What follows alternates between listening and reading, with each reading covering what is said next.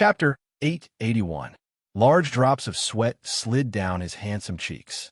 He was having a hard time holding it in. His eyes were dark and gloomy, and his sexy lips were pressed against her neck. He uttered a few broken syllables from the depths of his chest. "Oh, how can I help?" Stupid. Did he need a girl to teach him this kind of thing?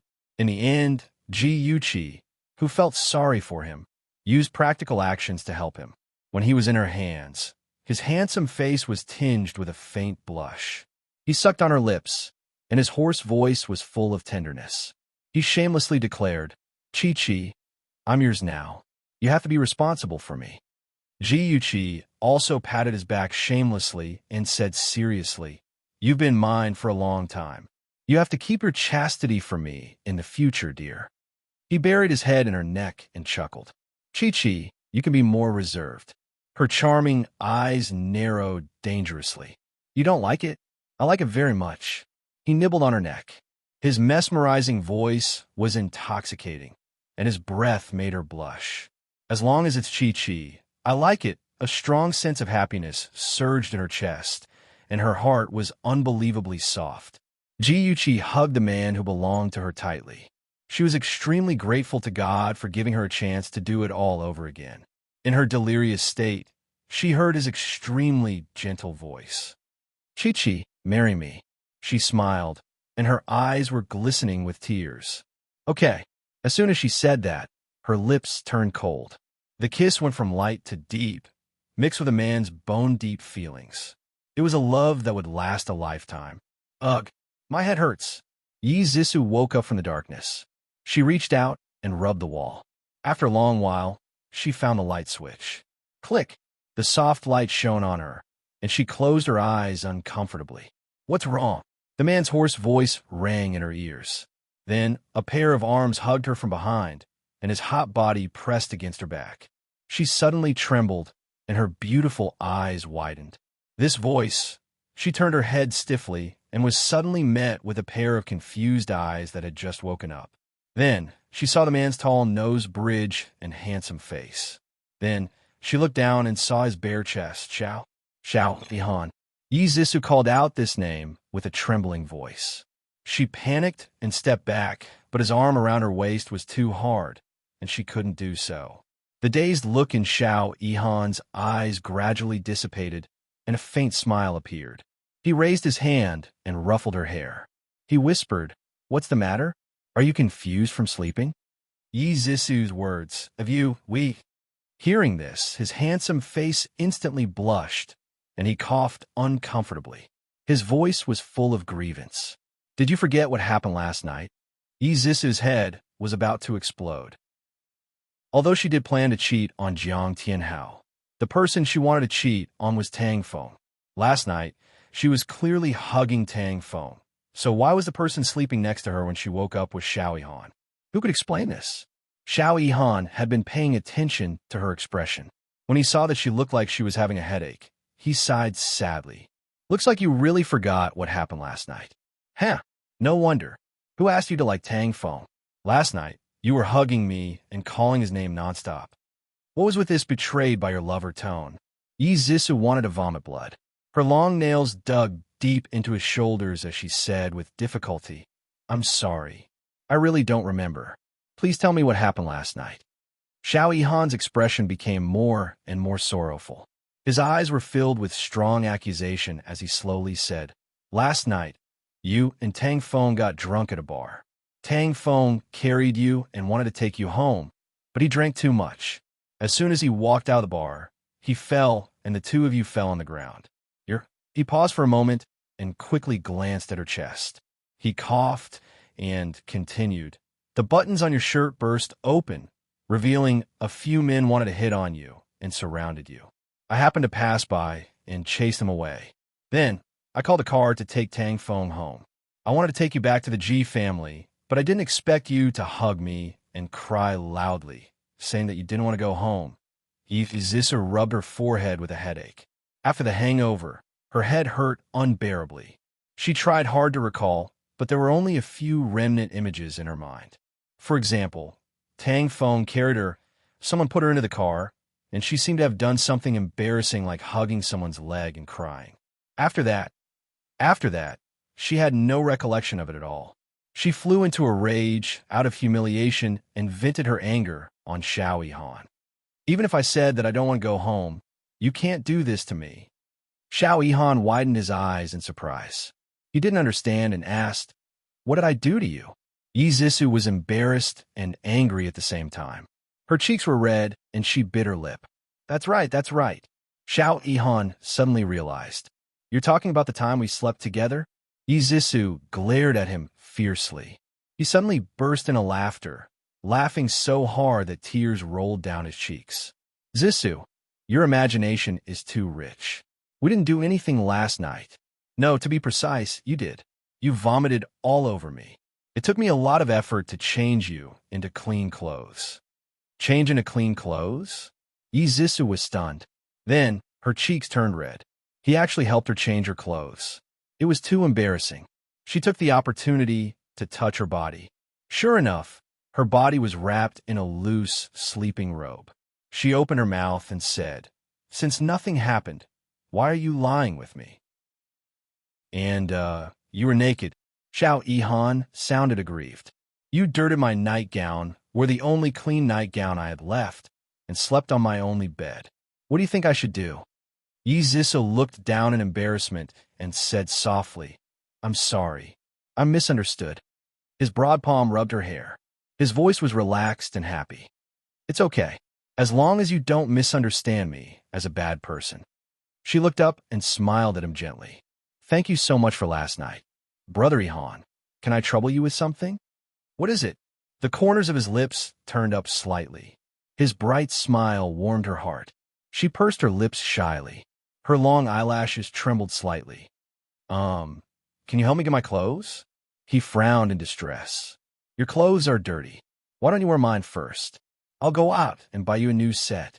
Thank you very much. Xiao Yihan brought her a white shirt and a pair of beach shorts. After she changed, she saw herself in the mirror and was too embarrassed to go out. She dawdled in the bathroom for a long time. Xiao Yihan finished making breakfast and knocked on the door to call her. She bit her lip and walked out boldly. The woman in front of him had a slender figure. Her hair was tied up high, revealing her exquisite collarbone. The white shirt covered her legs and beach shorts. At first glance, one could only see her slender legs, which made one's imagination run wild. He couldn't help but want to explore the scenery under the shirt. Her exquisite and graceful figure was faintly discernible, revealing a different kind of charm. Xiao Yihan didn't hide the amazement in his eyes. He chuckled. A beauty is a beauty. Even if you're wearing a simple white shirt, you're still beautiful beyond compare. Which woman didn't like to be praised for being beautiful? Yi Zissou's heart was sweet, but she was also a little embarrassed. She stroked the hair by her ear and pursed her lips into a smile. Don't joke around. Yihan Gij is experienced and knowledgeable. What kind of beauty haven't you seen? Xiao Yihan's eyes gradually deepened, and the smile on his lips became gentler. I've seen many, but you're the only one who has entered my heart. These words sounded a little ambiguous. Yi Zissou couldn't help but be startled. Just as she was about to probe, he quickly looked away. His cheeks seemed to be stained with a faint blush. He coughed and said, "Eat breakfast. Otherwise, it'll get cold later." Cheese and jam sandwiches, fried eggs, fried sausages, and warm milk. They all looked delicious. Yi Zissou's movements were elegant and didn't make a single sound. The man opposite her had even more standard dining etiquette. He was like a European aristocrat. His simple eating movements made people feel as if they were looking at a piece of art. She took a sip of milk and wiped the corner of her mouth with a napkin. She smiled and said, I didn't expect Yihan Gij to be so good at cooking. Xiao Yihan smiled meaningfully. This is the first time I've cooked for a girl. This is the first time I've taken in a drunk girl.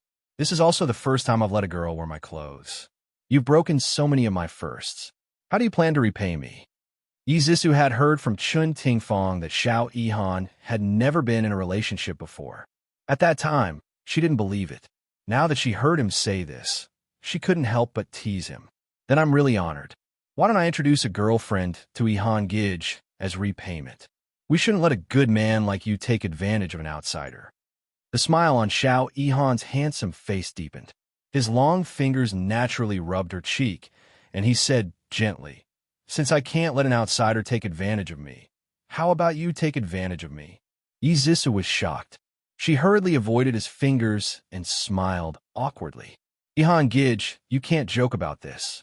I'm already married. If other people hear this, it will cause misunderstandings." Xiao Yihan's smile froze. His eyes dimmed. He stiffly withdrew his hand and said in a bleak voice, "It's just a joke. Don't take it to heart." He got up and pushed the chair away. "Rest here for a while. I'll go out and buy some clothes for you. I'll be back soon." His tall figure walked towards the door. His back looked a little lonely. Yi Zissou stared at his back in a daze.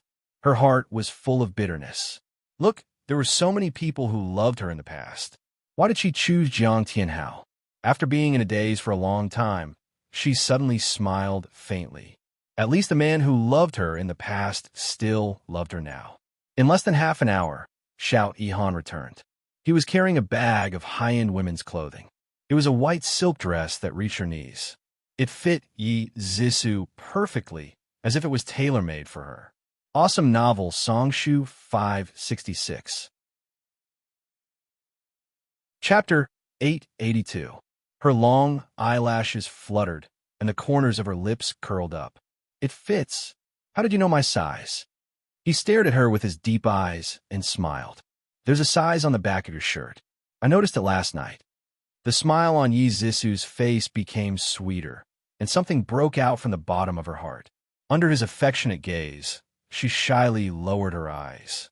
The space between the two of them was filled with pink bubbles, and the room was filled with an ambiguous atmosphere. Xiao Yihan used his right hand to lift her chin, lowered his head, and slowly moved closer to her cheek. Her clear black and white eyes were wide open, and her gaze was confused, as if she didn't know what he wanted to do. He chuckled softly, and suddenly used his left hand to cover her eyes, and his cold lips covered her. A numb feeling spread from where the two of them were pressed against each other. Yi Zissou couldn't help but tremble. She hurriedly placed her hands on his waist and wanted to push him away, but he held her tightly in his arms. His soft lips tossed and turned affectionately. Slowly, she sank into his gentleness. In a quiet room, it was warm and ambiguous. The sweet atmosphere lingered between the two of them. Their heartbeats quickened, and their breathing became erratic. In a daze, the two of them caressed each other without any rhyme or reason. Suddenly, a melodious ringtone sounded. Yi Zissou seemed to wake up from a dream, and she suddenly pushed Xiao Yihan away. Her cheeks were flushed, and her eyes were watery with a layer of spring. Her slightly swollen red lips parted slightly, and it was indescribably charming. Xiao Yihan's dark eyes were filled with lust. His slightly rough fingers gently brushed against her lips, and his actions were extremely seductive. Yi Zissou's heart suddenly shrank, and she only felt her whole body heat up. She hurriedly avoided his scorching gaze and rushed to the coffee table.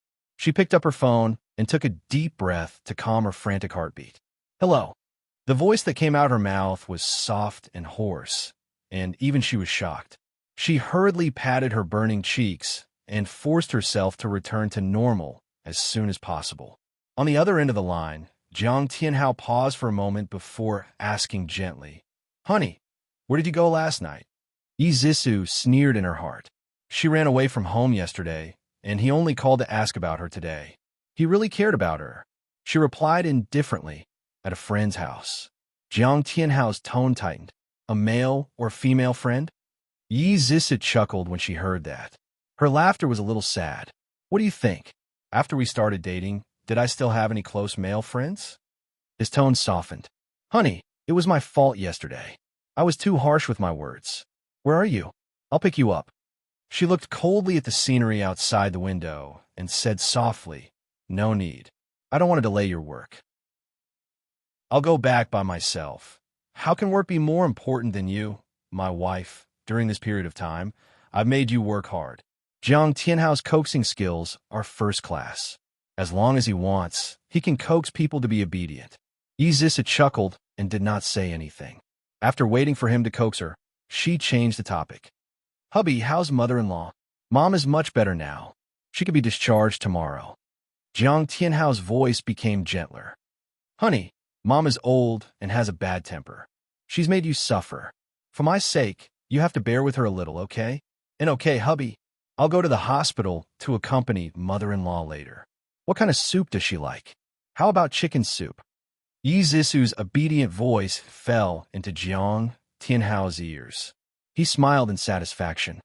Chicken soup, then. Su-er, it's my fortune to be able to marry such an understanding wife like you. Yi Zisu pouted coquettishly. You're so annoying. You only know how to smooth talk. Oh, honey, I love you. Hubby, I love you too. The husband and wife each had their own ulterior motives. When Yi Zisu hung up the phone, she was the only one left in the room. She saw a note on the table. On the note, there was a handsome handwriting. I don't want to hear you talking to him lovingly. Lock the door when you leave. She held the thin piece of paper in her hand. Through the last word and the strength of the pen on the back of the paper, she seemed to see his frown. Suddenly, she felt a little empty in her heart. Ji Yuqi stared at the ring on her finger and giggled foolishly. Qing Sang threw her a look of disdain and said lightly, Boss, this is the 5th time you've been distracted. I beg of you, can you be more serious during the meeting? Ji Yuqi returned her a look that said, You know what I mean. The happy smile on her face was too bright. Qing Sang, shouldn't propose to me? Qing Sang held her forehead with one hand. She had a headache. Boss, you've said this to me 3 times. I beg of you, quickly go back to normal, okay? Qing Sang really couldn't understand this. I can't wait for the whole world to see my happiness look. Was love really so magical? Could it make a rational person go insane? She silently guessed that young Master Shun must be in a state of madness at this moment. She guessed right. Young Master Shun had successfully become a psychopath. Whether it was a big meeting or a small one, this boss's mind wandering had become a common occurrence. Sometimes he would touch the ring on his finger and giggle foolishly. Sometimes he would frown and think about something important. Sometimes he would sigh and say, It's not time yet. As expected, I still have to wait. Sometimes he would smile and mutter to himself, Chi-Chi has finally become my woman. Aze and the others were speechless. Boss, we seem to have heard something incredible. In the end, they couldn't stand it anymore. They sent Aze as a representative to tactfully advise the boss. Young master, you seem to have been too emotional recently. It has attracted the attention of Shun Yu and Shun Jianhao. Shunji's expression turned cold. He finally pulled himself out of the state of madness. His handsome face was as cold as ice. This was why he hadn't announced his relationship with Yuqi to the public. Shun Jianhao and his son wouldn't let go of any evidence that could be used to threaten him. A cold aura erupted from his body. He said in a deep voice, Keep an eye on them. If they dare to harm Chi-Chi, I don't mind putting righteousness before family.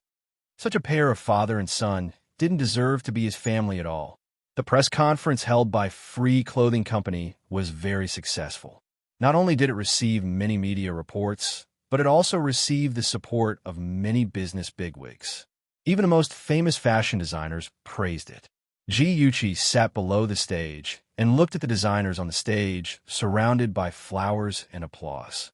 She couldn't help but smile. After this promotion, their company, Free, had finally entered the market and would definitely shine. Free Clothing Company quickly set up counters in major shopping malls. Advertisements and posters filled every corner of the city. The trend of promoting comfort and freedom swept through. On the first day of the launch, there was a situation of out of stock. In just a short month, Free had gained a firm foothold in the clothing industry and faintly led the trend of fashion trends. The designers in the company were also in high demand and became the target of other companies poaching. Ji Yuqi didn't mind. Instead, she told the designers frankly, If you feel that other companies can give you better development opportunities, I won't force you to stay. But for those who stay, you will realize your value in Free, including economic and social value. Ji Yuqi didn't lie to them. She gave them a salary that was 10% higher than their peers, not to mention a generous bonus. As for social value, Free had set up a charity fund. For every piece of clothing sold, they would donate 1 yuan to the poor mountainous areas. When they donated, the designers had the right to sign their names. This greatly stimulated their enthusiasm for work. Moreover, none of the designers were poached by other companies. As a new company, Free attracted the attention of many people, including the leader of the clothing industry, G Group.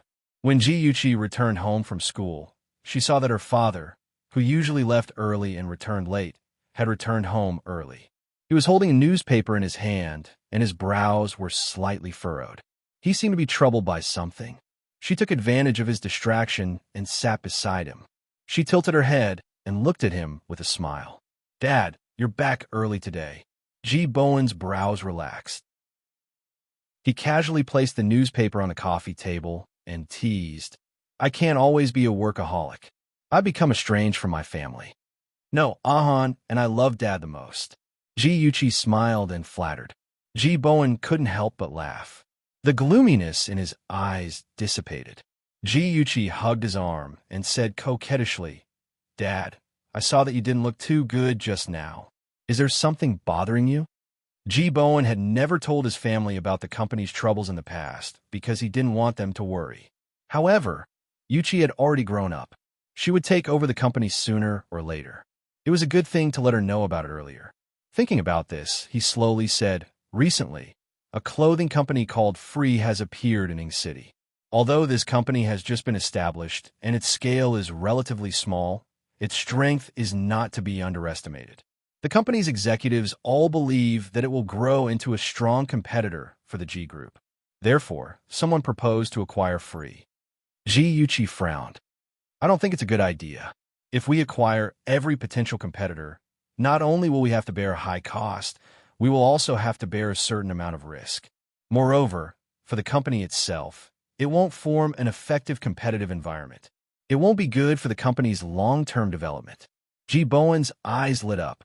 He smiled and said, "I didn't expect my daughter to have the same thoughts as me. I don't agree with the acquisition plan either. The clothing brands under the G Group have been the #1 for more than 10 years. Without the stimulation of competition, their designs are also not very innovative. I'm afraid that they won't be able to adapt to the trend soon." Yes. Ji Yuqi nodded vigorously. "Dad, I think that the G Group should inject more fresh blood. Also, other than the traditional market, e-commerce is also a fat piece of meat. We can't ignore it." At this time, e-commerce was already on the rise. However, just like other high-end brands, the G Group didn't pay much attention to online sales.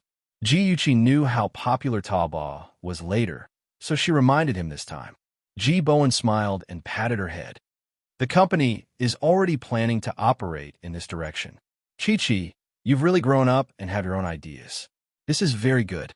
When you graduate, come to the company and help Dad." "Okay." Ji Yuqi blinked. "Dad, I'll let you see that your daughter is very amazing." She didn't want to tell her father that she was the boss behind Free. When the time was right, she would give him a surprise. Ji Bowen was amused by her playful appearance and laughed heartily. Awesome novel, Shinwoo 799. Chapter 883. His laughter stopped abruptly. His dark gaze fell on Yuqi's middle finger. A beautiful diamond ring was sparkling. His expression turned ugly and his voice was stern. "Yuqi, what's with that ring?" Ji Yuqi retracted her finger uncomfortably and said softly, "Dad, I wanted to tell you, but I couldn't find the right opportunity." She raised her head and met his gaze with determination.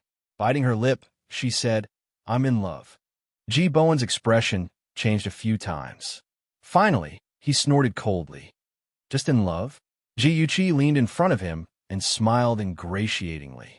Her eyes curved into crescents as she said carefully, "I agreed to his proposal." Ji Bowen's heart was burning with anger. His daughter had been abducted by that brat, and he didn't even know about it. He opened his mouth and was about to fly into a rage when Yuqi hurriedly begged for mercy. "Dad, if you want to teach me a lesson, why don't you go to the study?" Looking at his daughter's pitiful little face, Ji Bowen's heart softened. He suppressed the anger in his heart and sighed. "Tell me, which family's brat is it?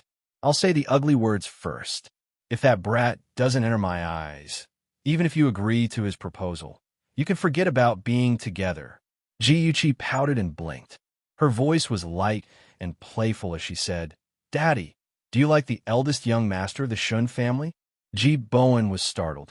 When Shunja disregarded his own safety and blocked the sulfuric acid for Chi-Chi, he felt that something was wrong.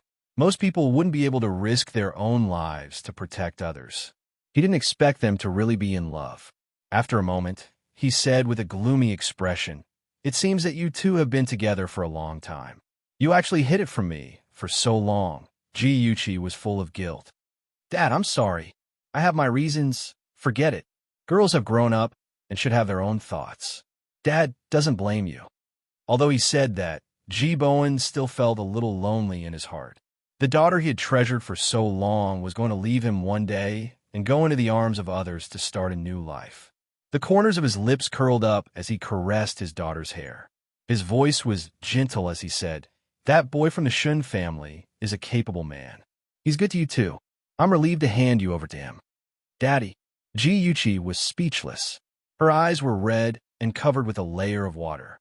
She blinked back her tears and threw herself into his embrace. Daddy, thank you. Ji Bowen patted her back. At this point, as a father-in-law, he had to meet his future son-in-law.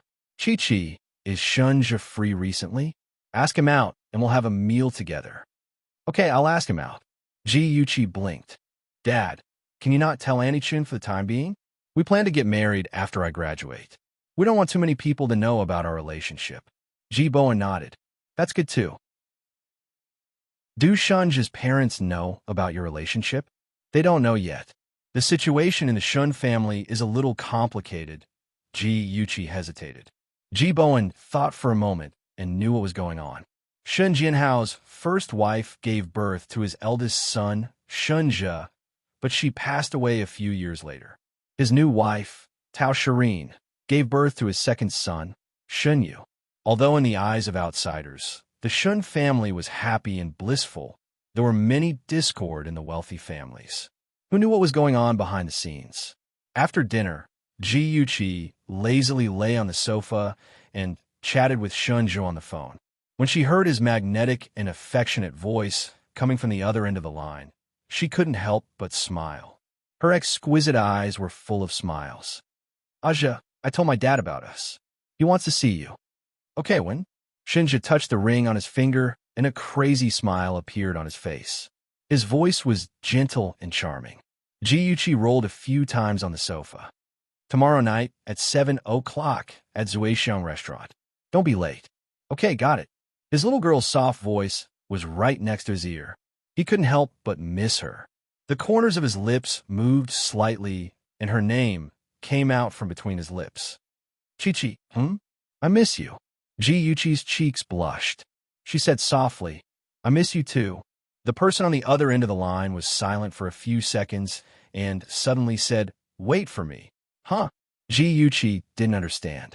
She blinked and was about to ask again when the phone beeped. Oh, that jerk Shinja. He actually hung up the phone without knowing why. Ouch, she punched the cushion in frustration. After venting her anger, she ran into the bathroom to take a shower. Half an hour later, she walked out of the bathroom with wet hair and a towel wrapped around her body. In the blink of an eye, she saw a dark figure jump in from outside the window. She was so shocked that she almost screamed. When she took a closer look, her eyes almost popped out of their sockets. She opened her mouth in disbelief. Aja, why are you here? The little girl in front of him had just taken a shower. Her wet hair was wrapped in a towel, and her entire body was wrapped in only a towel. Her fair skin was slightly red from the steam rising from the shower. Her exquisite collarbones, beautiful neck, and slender legs were breathtakingly beautiful. Her charming almond-shaped eyes widened in surprise. Her pink lips were slightly parted, and her dazed expression was so adorable that it made people want to pinch her cheeks. Shunja walked closer to her with his long legs.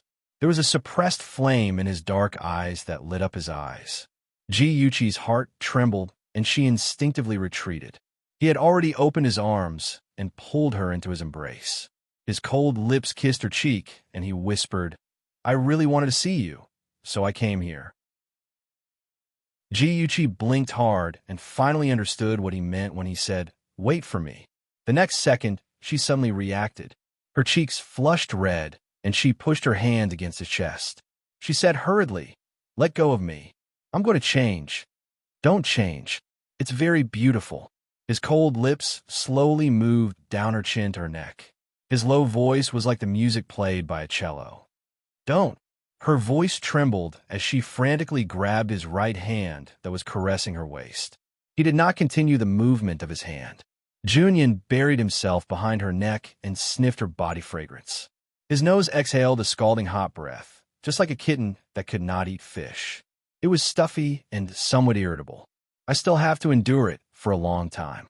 How long would it take to endure until the two of them got married? She could clearly feel the hard thing that was pressed against her. She leaned into his embrace and did not dare to move. She gritted her teeth and braced herself to answer. "Actually, you can try using your hands." After saying that, she wanted to bite off her own tongue. Why did she have to be his teacher and teach him such things? Ji was so embarrassed that she was about to cry. "Help me." His voice was hoarse, and all the muscles in his body were stiff. He held her hand and covered the uncomfortable part of his body. Her palm was hot, and her head buzzed as if it was about to explode. She could hear his low and sexy moans in her ears. It was like a demon in the dark night, singing in a low voice.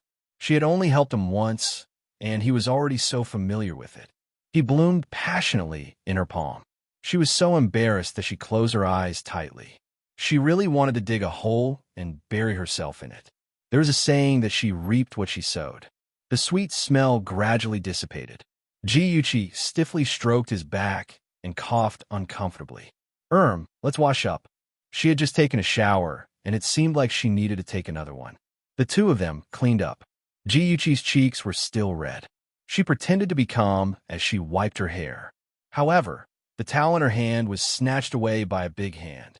Shunjin naturally pulled her to sit on his lap and wiped her hair with the towel. Then, he dried her hair with a hairdryer.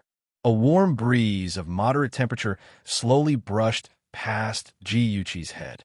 His slender fingers weaved through her hair, stirring up a tingling sensation at the roots of her hair, causing ripples in her heart. She lowered her head in embarrassment. Her flushed cheeks looked even more charming under the soft light. "Chi, will you be angry that I didn't introduce you to the Shin family?" Unknowingly, the hairdryer had been replaced with a comb and was gently combing her hair. She raised her head. Her eyes were bright and full of smiles. "Silly, do you think I'll be angry?" The traditional marriage of meeting the parents and receiving their blessings was not suitable for them at all. She smiled. "As long as the people we care about give us their blessings, that's enough." Bits of resplendent light blossomed in his obsidian-like eyes and then spread to his lips. He lovingly kissed her hair, and his heart was filled with warmth. It was getting late.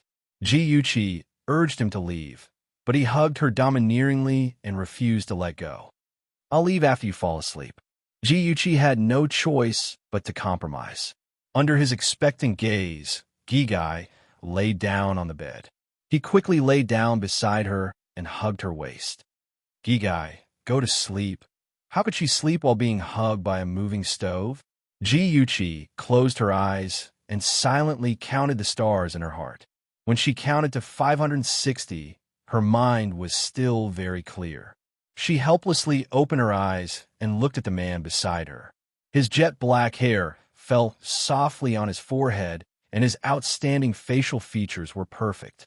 His deep eyes were slightly closed, and his high nose bridge was exquisite like a sculpture. His fair face was tainted with a layer of holy light under the soft light. "He's obviously a man, but he's even better looking than me," Ji murmured softly. Her fingers landed on his high nose bridge and gently tapped it. "Hey, your eyelashes are so long, too." Those curly eyelashes were like a small brush. How could they grow on a man's eyes? Ji sighed softly. Her fingers touched it gently and quickly retracted, afraid that she would wake him up. "Do you like it?" It was a low, intoxicated voice.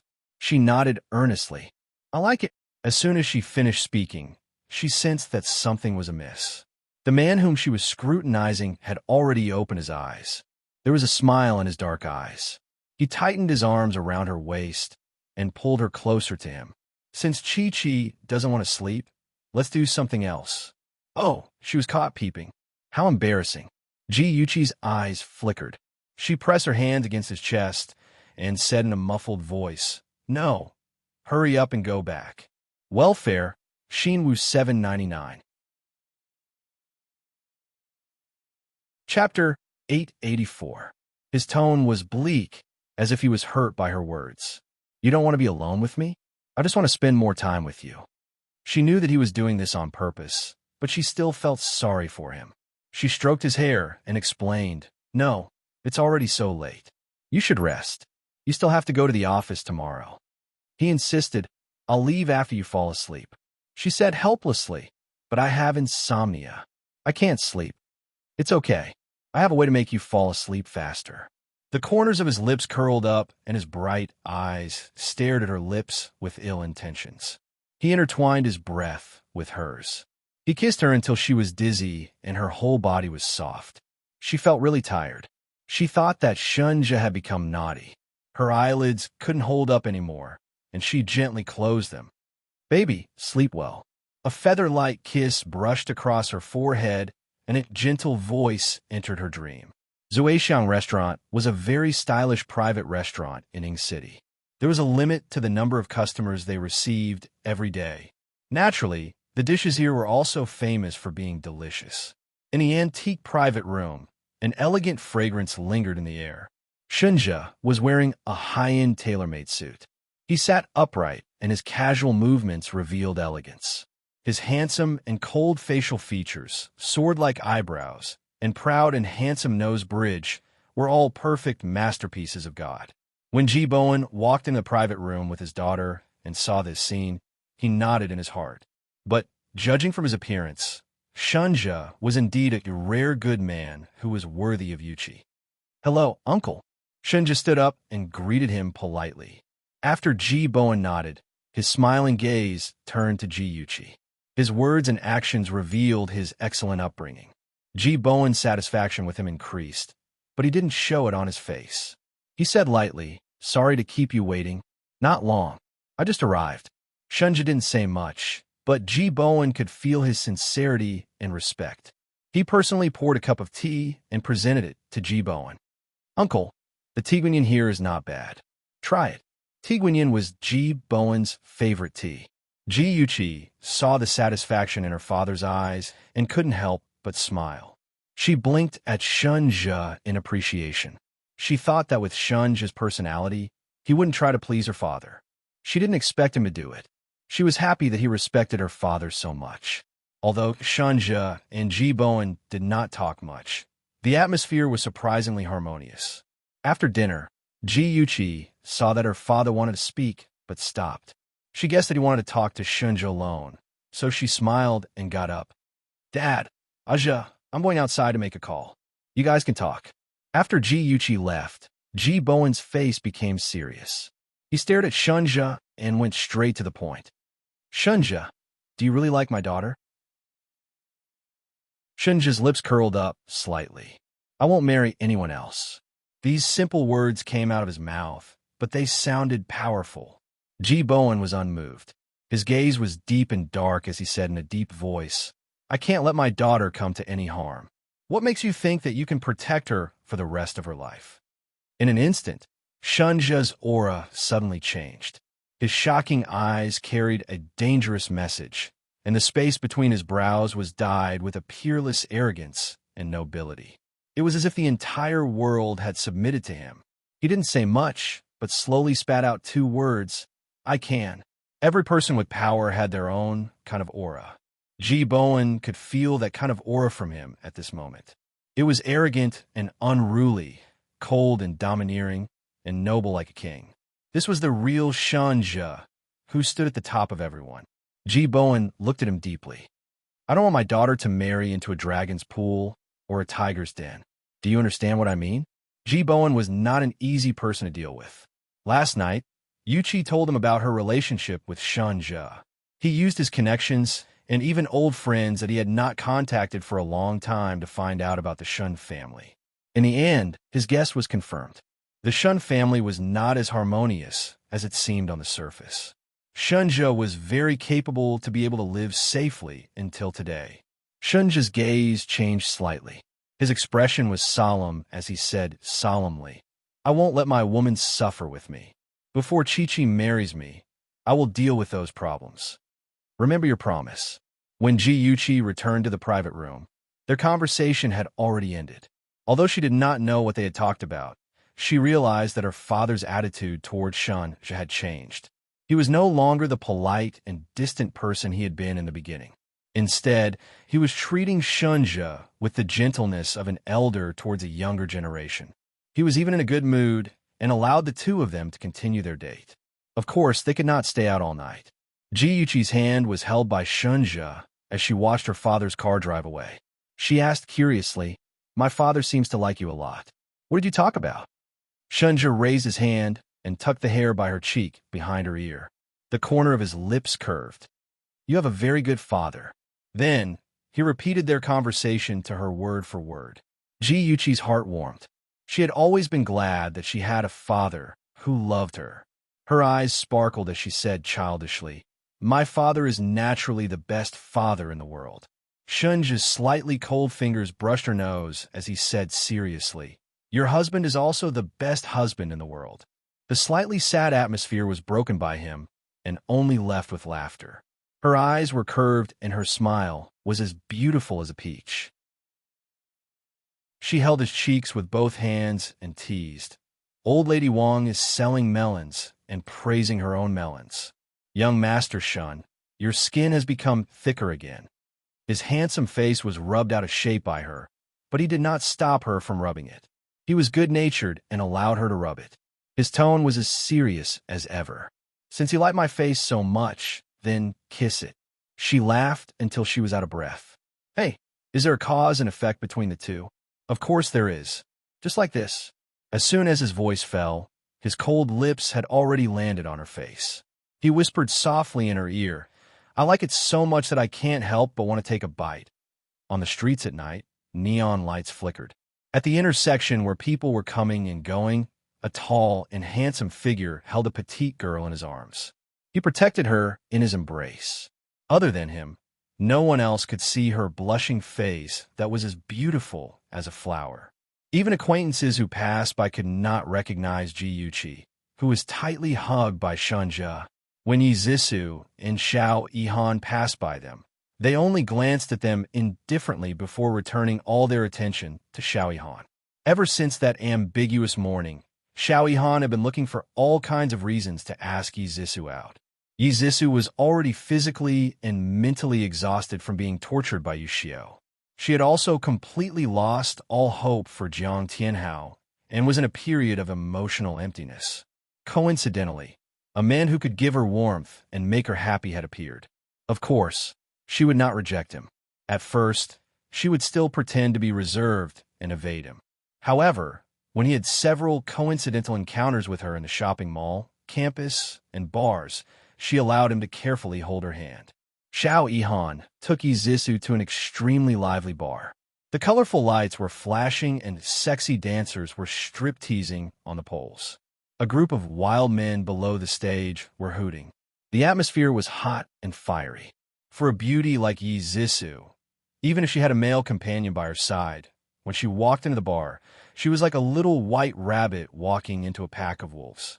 She attracted a lot of hot gazes. The naked desire in their eyes almost tore her apart. Yizisu had never been to such a daring place.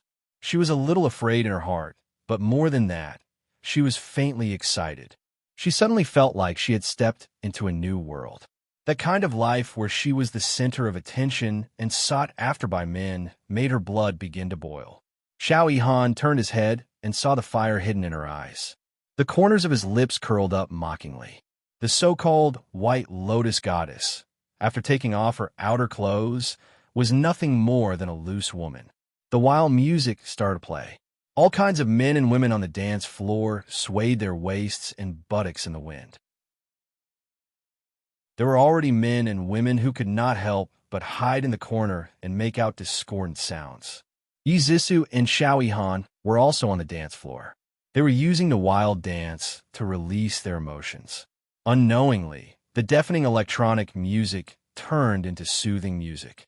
Xiao Yihan stretched out his long arm and pulled Yi Zissou into his embrace. She was still in a state of excitement. Her beautiful eyes were sparkling and her cheeks were rosy, just like a cute apple. Xiao Yihan's eyes darkened. He slowly leaned over and kissed her lips. She subconsciously wanted to push him away, but he held her hand tightly and deepened the kiss. At this moment, Yi Zissou's hearing became more sensitive. She could clearly hear the sound of her heart beating faster. She could also hear the sounds of couples kissing around her. Her heart trembled. The feeling of her blood boiling came back. She no longer resisted. She slowly closed her eyes and gave in to him. The ambiguous sounds in her ears became clearer and clearer. It was as if she was in heaven.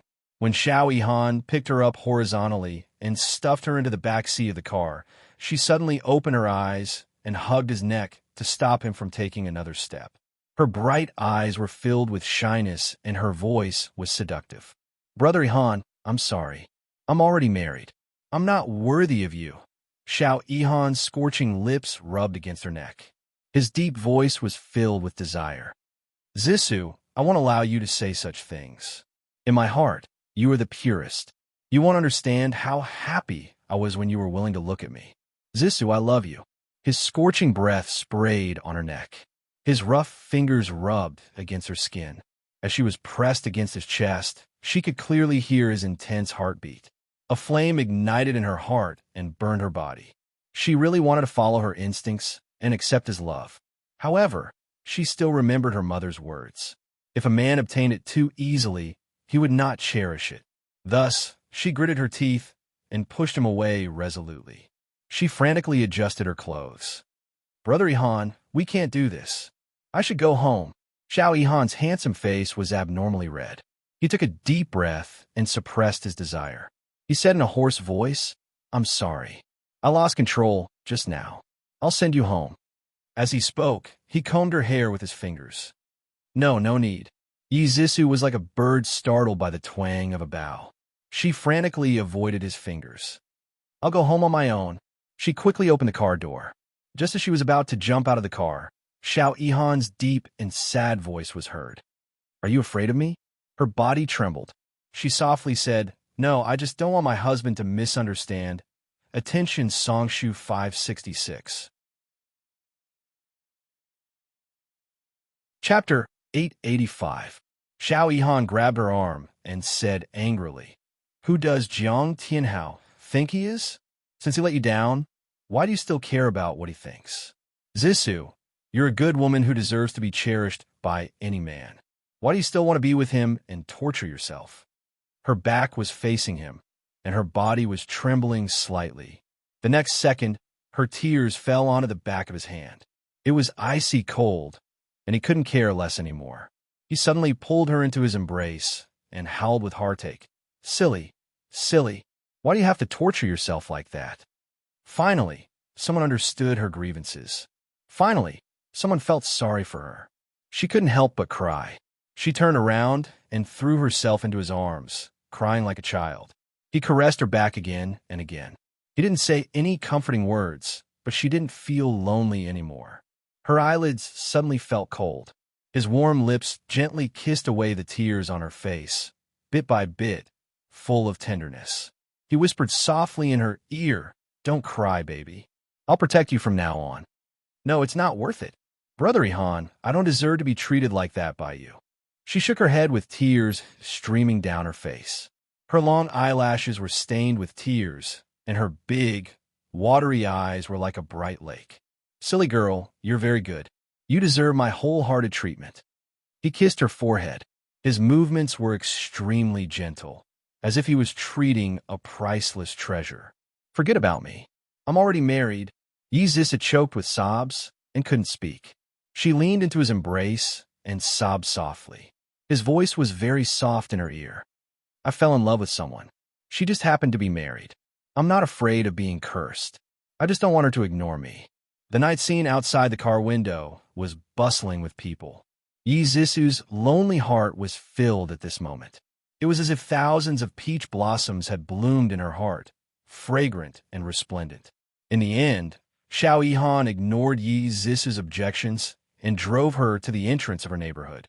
Before she got out of the car, Xiao Yihan gently kissed her on the cheek. Fortunately, it was late at night and there was no one around.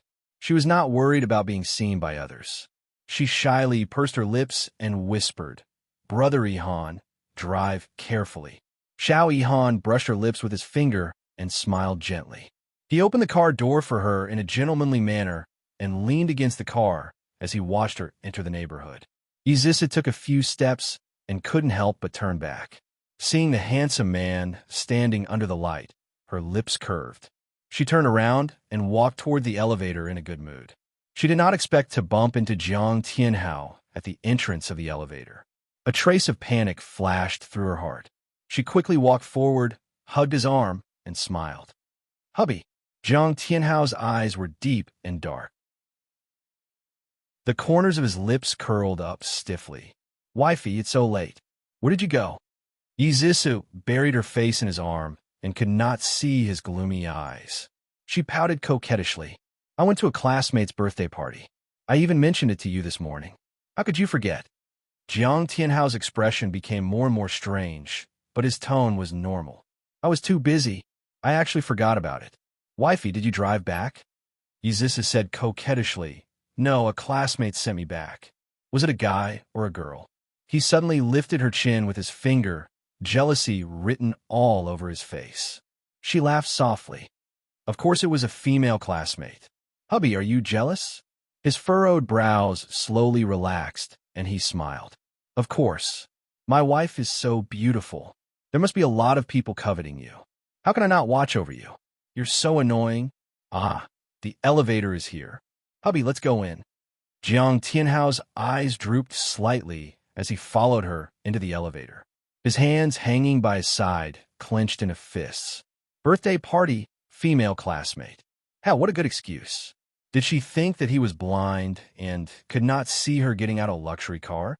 That man was so attentive to her. Even from a distance, he could tell that their relationship was not ordinary. If she was not guilty, why would she lie? That be asterisk TCH actually dared to betray him. He would let her know the price of betraying him. That night, Jiang Tianhao was so passionate that it was scary. He did not wait for her to prepare and forcefully entered her. She was in so much pain that she almost cried. She begged him to be gentler. Although he said comforting words, his movements became more intense. He was like a ferocious beast, devouring her over and over again. The tearing pain made her unable to feel the slightest bit of happiness. She curled up under him and sobbed. He roared, and after venting, he hugged her in his arms. His right arm wrapped around her neck with great strength. His pitch-black eyes were cold, but his voice was low and gentle. "I'm sorry, wife. I lost control just now. Does it hurt a lot?" Yi Zisu cried like a tearful person. She never knew that being forced to do such a thing would be so painful. She hit his chest resentfully. "Woo-woo, I told you to be gentler. It hurts so much." All right. Baby, don't cry. Let me see."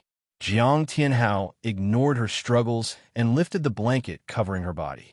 Sure enough, that place was already muddy, torn, and swollen.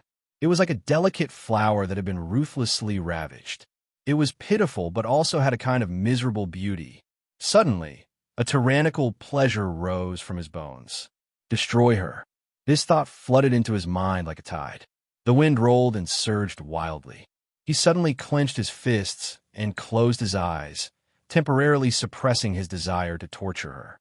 He took out a tube of ointment from the drawer and carefully applied it on her. There was no nitpicking about the feelings of guilt and pity. It was as perfect as the 24 filial piety husband in the past. On this night, Jiang Tianhao seemed to have discovered a new world and stepped into a new world. He released the violent and bloodthirsty in his bones and tried new things on Yi Zisu. He began to be passionate about cross-dressing games and would even use sex toys to liven things up. Yi Zisu was tortured to death by him every time. She couldn't believe how cruel this well-dressed man in front of her was. In just a few days, she lost a lot of weight. Every night, the thing she was most afraid of was Jiang Tianhao walking into the bedroom and taking out his latest game. She shivered and cried for mercy, but he was unmoved and still tortured her. After it was over, he was as gentle as before and sincerely begged for her forgiveness. Sex/violence. This word circled in Yi Zisu's mind. However, she was too embarrassed to say it out loud and didn't dare to tell anyone. She was glorious in front of others, but in private, she swallowed her bitterness into her stomach. She became more and more afraid and didn't want to persist anymore. The idea of divorcing Jiang Tianhao became stronger and stronger. Finally, she asked Xiao Yihan out. This was the first time the two of them met after Xiao Yihan expressed his feelings for her. The two of them agreed to meet at a high-class clubhouse. Yi Zisu was wearing a high-collared shirt and black high-waisted pants, wrapping herself up tightly. When Xiao Yihan saw her, he frowned and said with pity, "Zisu, why have you lost so much weight? Are you sick?" Yi Zisu forced a smile. "No, I'm fine. Brother Yihan, let me pour you a cup of tea." Under Xiao Yihan's suspicious gaze, her slender fingers grasped the purple clay teapot and slowly poured the tea. As she poured the tea, the red marks on her wrist naturally appeared. She didn't notice it and smiled slightly. "Brother Yihan, please have some tea." Xiao Yihan didn't take the teacup. He stared coldly at her wrist. In the next second, he grabbed her arm and, under her panicked gaze, quickly rolled up her sleeve. At that moment, it was a ghastly sight. Her fair arm was covered with red marks. His face was ashen. Ignoring her cries of alarm, he rolled up her other sleeve. The same red marks covered her entire arm. His eyes instantly burned with anger. He gritted his teeth and said, "Did Jiang Tianhao do this?" Yi Zisu's long eyelashes fluttered. Sparkling tears rolled down from the corners of her eyes. She hurriedly turned her head and wiped her tears. She said stubbornly, "It wasn't him. I accidentally fell. Brother Yihan, don't misunderstand." "Fell?" Xiao Yihan was so angry that he laughed and said sternly, "What a fall. I really couldn't tell that you were capable of such a thing. What's so good about that jerk Jiang Tianhao that makes you treat him like this? Don't say any more. I beg you, don't say any more." Yi Zisu covered her face with both hands. She broke down and cried. She cried very sadly, as if she wanted to pour out all the sadness she had been feeling for the past few days. His slender arms pulled her into his broad chest. Xiao Yihan pressed her head against his chest. His heart ached as he said, "You silly girl. He hurt you so badly, but you still don't want to leave him. Do you have to humiliate yourself like this and make my heart ache?" The person in his arms shook her head vigorously. She sobbed sadly. Her tears wet his clothes. He sighed and gently stroked her hair. "Zisu, marry me. I'll protect you. I won't let you get hurt again." Yi Zisu buried her head in his arms and sobbed. "I've already been married. Don't say things like you're not worthy of me." He hurriedly interrupted her. He lifted her head and held her tear-stained face. He said seriously, "I don't care what you were like in the past. I just want to have your future." The man in front of her was extraordinarily handsome. His expression was serious, and every word he said was powerful. Her heart couldn't help but tremble. Her tears fell even harder. Her lips trembled slightly. She asked in a deceitful and apprehensive manner, "You really don't dislike me? How could I dislike you?" Xiao Yihan sounded helpless. It was as if he was facing an unreasonable child. He stroked her hair and said dotingly, "I can't wait to love you, Brother Yihan." Yi Zisu was touched and threw herself into his arms. She hugged his waist tightly as if she was hugging her last life-saving straw. The two of them expressed their feelings to each other. In a moment of excitement, they couldn't help but be intimate for a while. When Xiao Yihan saw the scars on her body, his eyes were filled with anger. He couldn't wait to fight with Jiang Tianhao. He was seething with anger. Yi Zisu naturally enjoyed it. She hugged him tightly and comforted him with soft words. The two of them confessed their feelings to each other. Xiao Yihan took pity on the scars on her body and didn't go any further. This made her fall in love with him even more. She felt that he was sincerely treating her well. It was already past 9 o'clock. Jiang Tianhao was working overtime at the company and hadn't returned yet. Yi Zissou leaned against the headboard. Her eyes were slightly downcast as she thought about the divorce. Jiang Tianhao used her to climb up the social ladder and caused her to be so miserable. She wouldn't let him off. Before the divorce, she wanted to take revenge and take back everything he had. These things originally belonged to her. Attention, Xinwu 799. Chapter 886. Honey, I'm back. Jiang Tianhao pushed open the door and came in. He was holding his coat with one hand and tugging at his tie with the other. There was a hint of tiredness between his brows. Yi Zissou hurriedly got off the bed and helped him untie his tie. She smiled gently. Hubby, you've worked hard. Have you eaten? Yes, I've eaten. I'm going to take a shower first. You should sleep early. Jiang Tianhao hugged her and kissed her on the cheek. This meant that he was going to let her go tonight. Yi Zissou secretly breathed a sigh of relief. Her smile became even gentler. I'm not sleepy yet. I'll wait for you.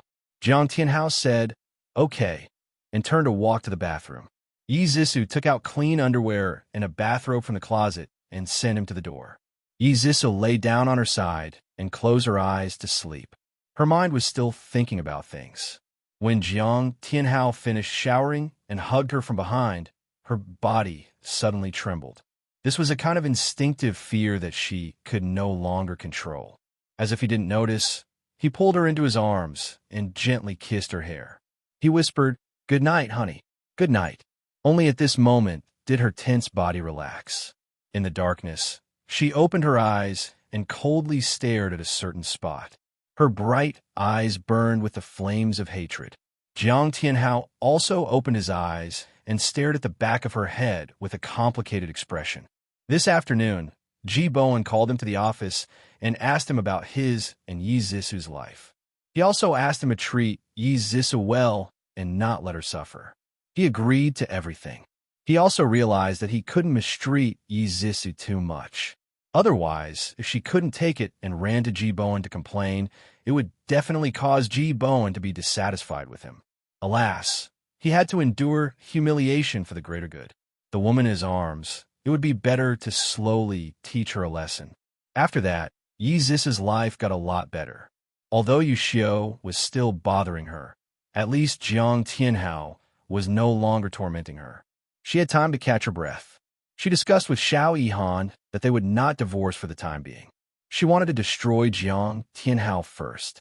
Although Jiang Tianhao was a black-hearted person, he still had real talent and knowledge. Therefore, in just a few months, he was able to shine in the marketing department. As the company's key training target, the task of negotiating between G Group and Global Department Store Group naturally fell on his head. For this reason, Ji Bowen specially called him to the office and told him that he must prepare well and complete the task well. The board of directors attached great importance to this negotiation. If he did well, he would soon be promoted to deputy director of the marketing department. With such a good opportunity to climb up the ranks, Jiang Tianhao naturally would not give up. Global Department Store was the largest department store group in the United Kingdom. They had department stores in all the developed countries. Almost all the clothing brands that could enter Global Department Store were world famous. Global Department Store had an unwritten rule that every year they would remove the clothing brands with the worst sales in the mall and replace them with brands that they liked.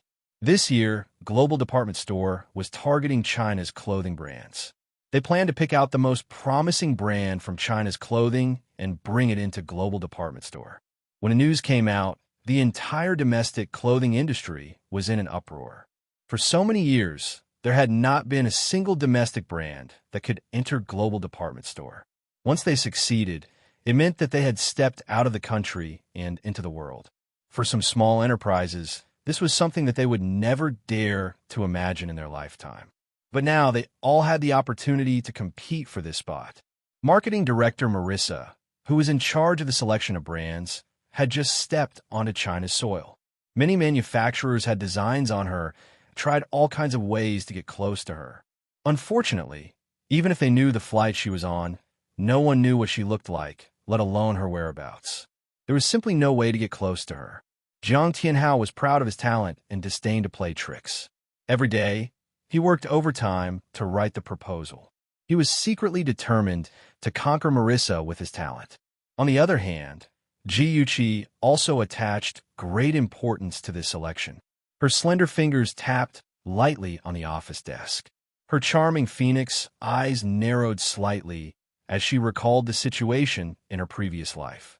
This election was held a year earlier than in her previous life. Perhaps it was because of her rebirth that some things had changed due to the butterfly effect. In her previous life, the person who won this election was Jiang Tianhao.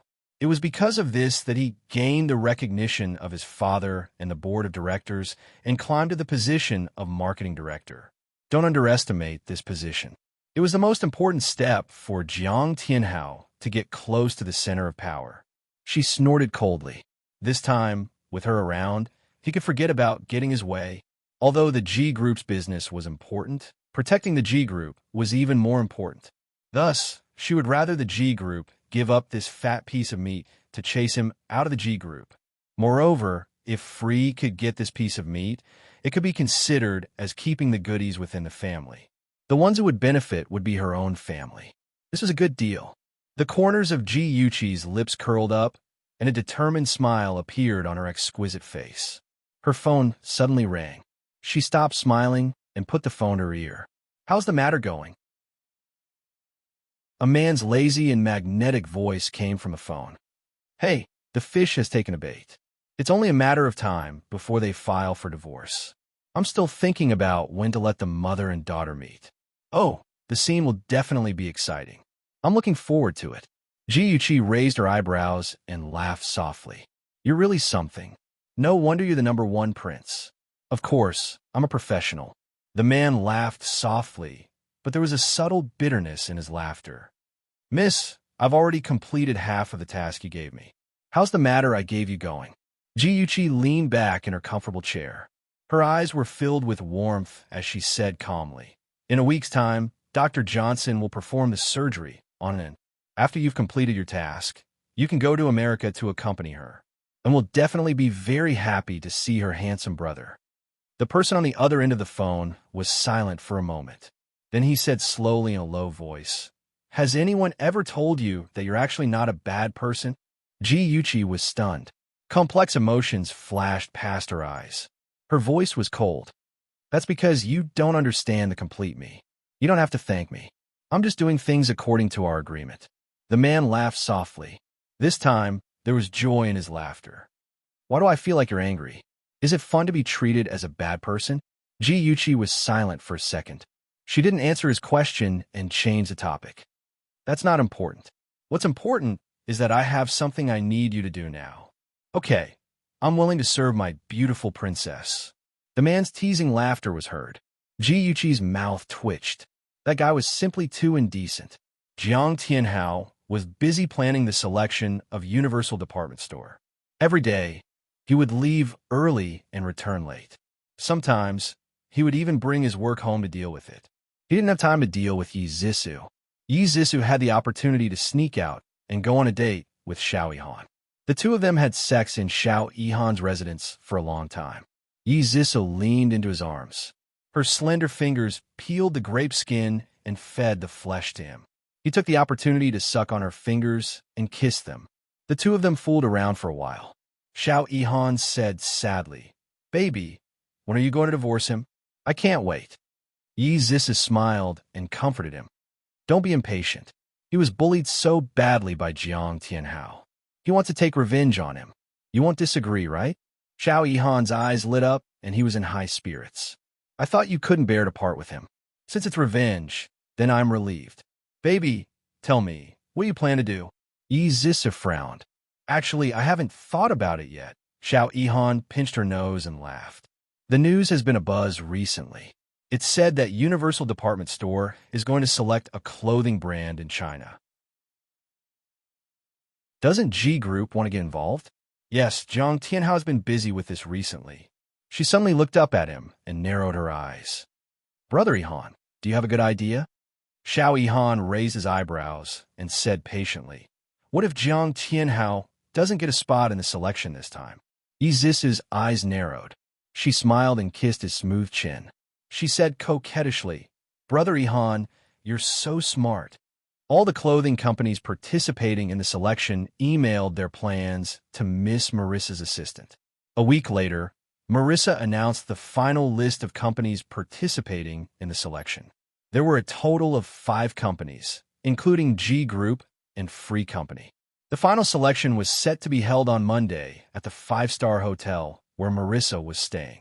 Jiang Tianhao had organized the information the night before and put it in his briefcase. Just in case, he even locked his briefcase in the drawer of his desk. At 8:30 a.m. on Monday, Jiang Tianhao walked into the conference room of the 5-star hotel with his briefcase and 2 colleagues.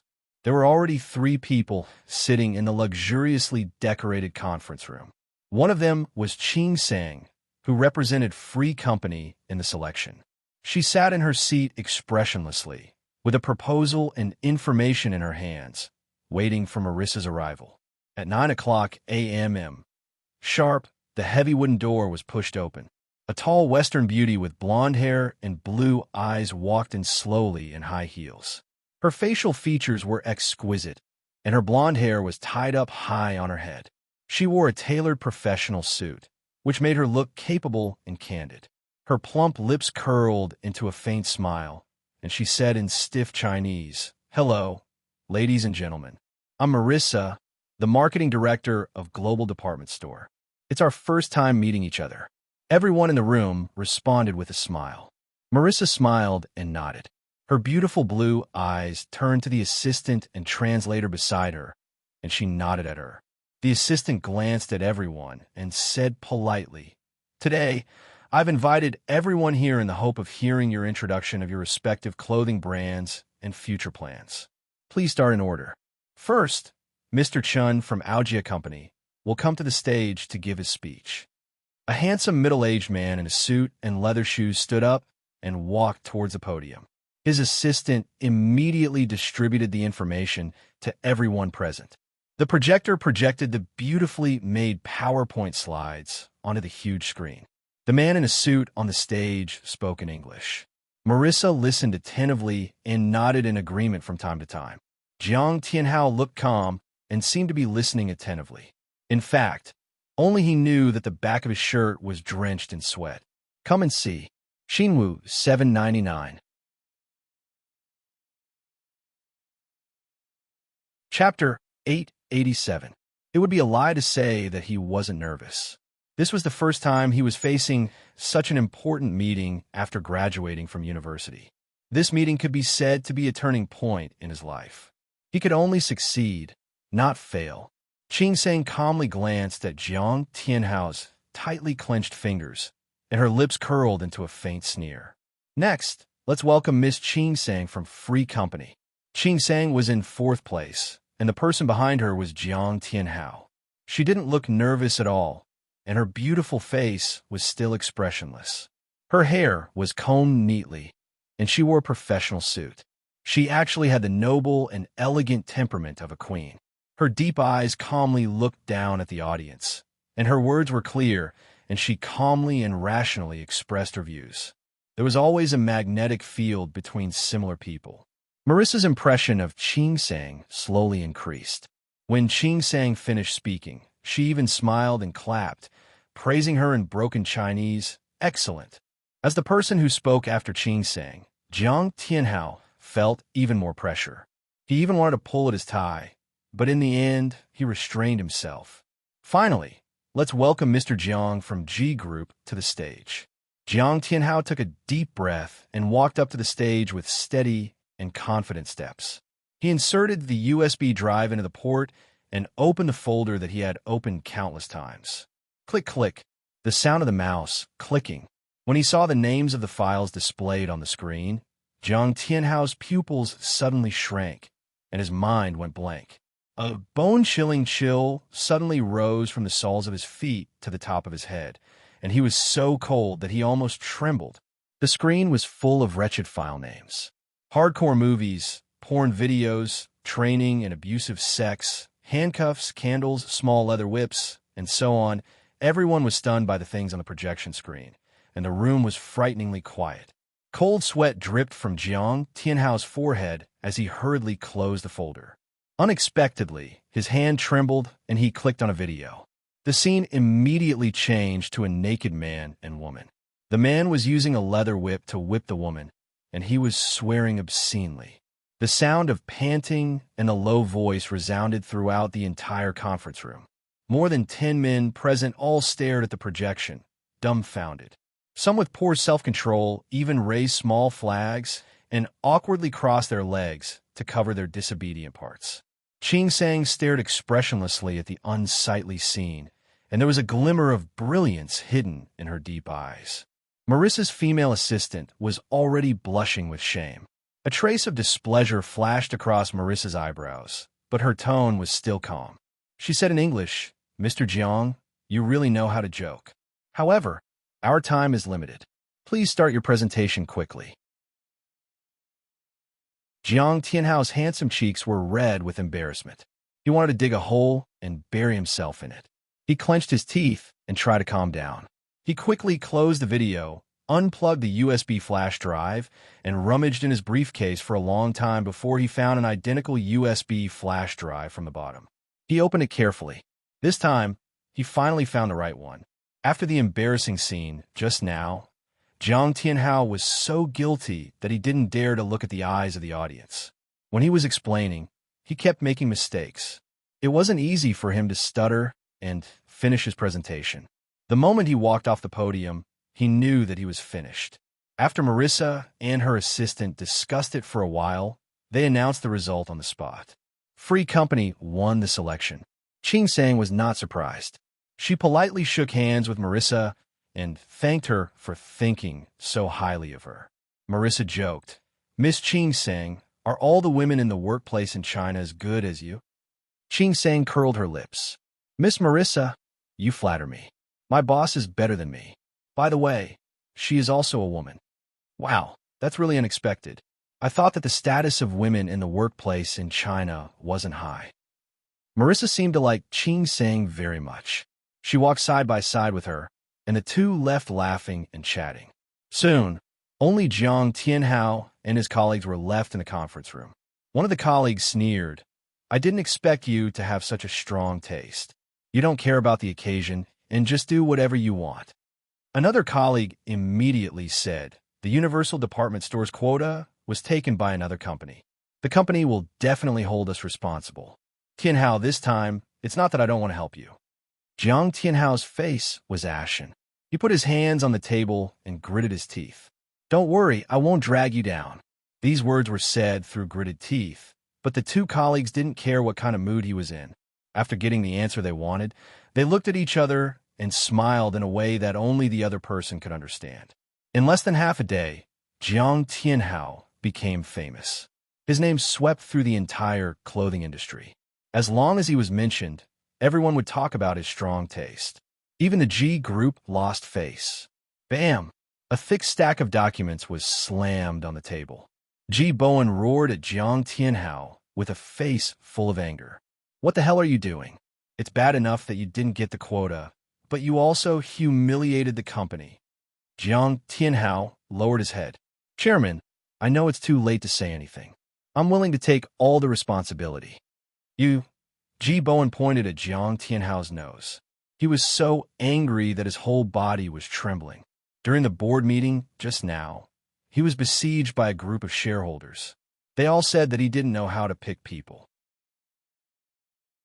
They also said that he was nepotistic and put people who didn't have the ability to commit crimes into the company. The shareholder who often went against him even used this to threaten him to give up the position of chairman. And all of this was because of Jiang Tianhao. He shouldn't have been soft-hearted and let Jiang Tianhao enter the G group. Jiang Tianhao saw that he was angry, but he did not try to defend himself. He only lowered his head respectfully, as if he was admitting his mistake. His slightly downcast eyes were filled with hatred, and his fingers hanging by his legs were tightly clenched into fists. Ji Bowen was so angry that his blood rushed to his head. He felt a metallic taste in his throat. His chest felt uncomfortable. He supported himself with one hand on the desk and said with difficulty, "Get out." Jiang Tianhao raised his head to look at him. His face was pale. He opened his mouth and gasped for breath. He pressed one hand on his chest, and the other hand rubbed the drawer, as if he was looking for something. "Father-in-law, are you okay?" Ji Bowen had already taken out a medicine bottle. He poured out 2 pills and swallowed them. When his chest felt better, he said sternly, "Get out. I don't want to talk to you right now." Jiang Tianhao didn't say anything. He obediently left the room. His eyes, which were covered by his fringe, were filled with hostility. When he came out of the chairman's office, he was greeted by all kinds of colorful gazes. Some were mocking, some were watching a good show, some were indifferent, and some were adding insult to injury. The only thing missing was sympathy. He didn't need sympathy. He looked around coldly and walked away expressionlessly. "Tisk, what's there to be proud of? He just married a good wife. I didn't expect him to be an honest man. He's actually a gentle beast. You can never judge a book by its cover. Shoo, keep your voice down. But I do sympathize with his wife. Do you think he'll use those methods on his wife? Ugh, so perverted." The voices of those discussions weren't loud or soft, but it was just enough to reach Jiang Tianhao's ears. He walked past them expressionlessly, as if he didn't hear them. Before he walked out of the office, he slowly turned his head. His cold eyes were filled with hatred. It was like the fire of hell. He slowly swept his gaze over each and every one of them, as if he wanted to engrave their faces into his heart. That malicious gaze made people shudder, and everyone subconsciously shut their mouths. That afternoon, the Human Resources Department issued a punishment. Jiang Tianhao's 1-month bonus was deducted. It seemed like a light punishment, but only he knew that his dream of being promoted was shattered. It was extremely difficult to regain Ji Bowen's recognition. "Hubby, you're back. How was it? Did the selection go smoothly?" The moment Jiang Tianhao rang the doorbell, Yi Zissou immediately opened the door and considerately took the briefcase from his hands. Jiang Tianhao stared at her coldly without saying a word. The smile on Yi Zissou's face froze. She said softly, "Hubby, what's wrong? Did it not go well? Don't take it to heart. You'll have another chance next time." She wanted to continue speaking, but Jiang Tianhao grabbed her wrist and strode into the bedroom. "Ah, it hurts. Hubby, be gentler." Her wrist was gripped tightly by him. It hurt so much that she frowned, but he didn't seem to hear it.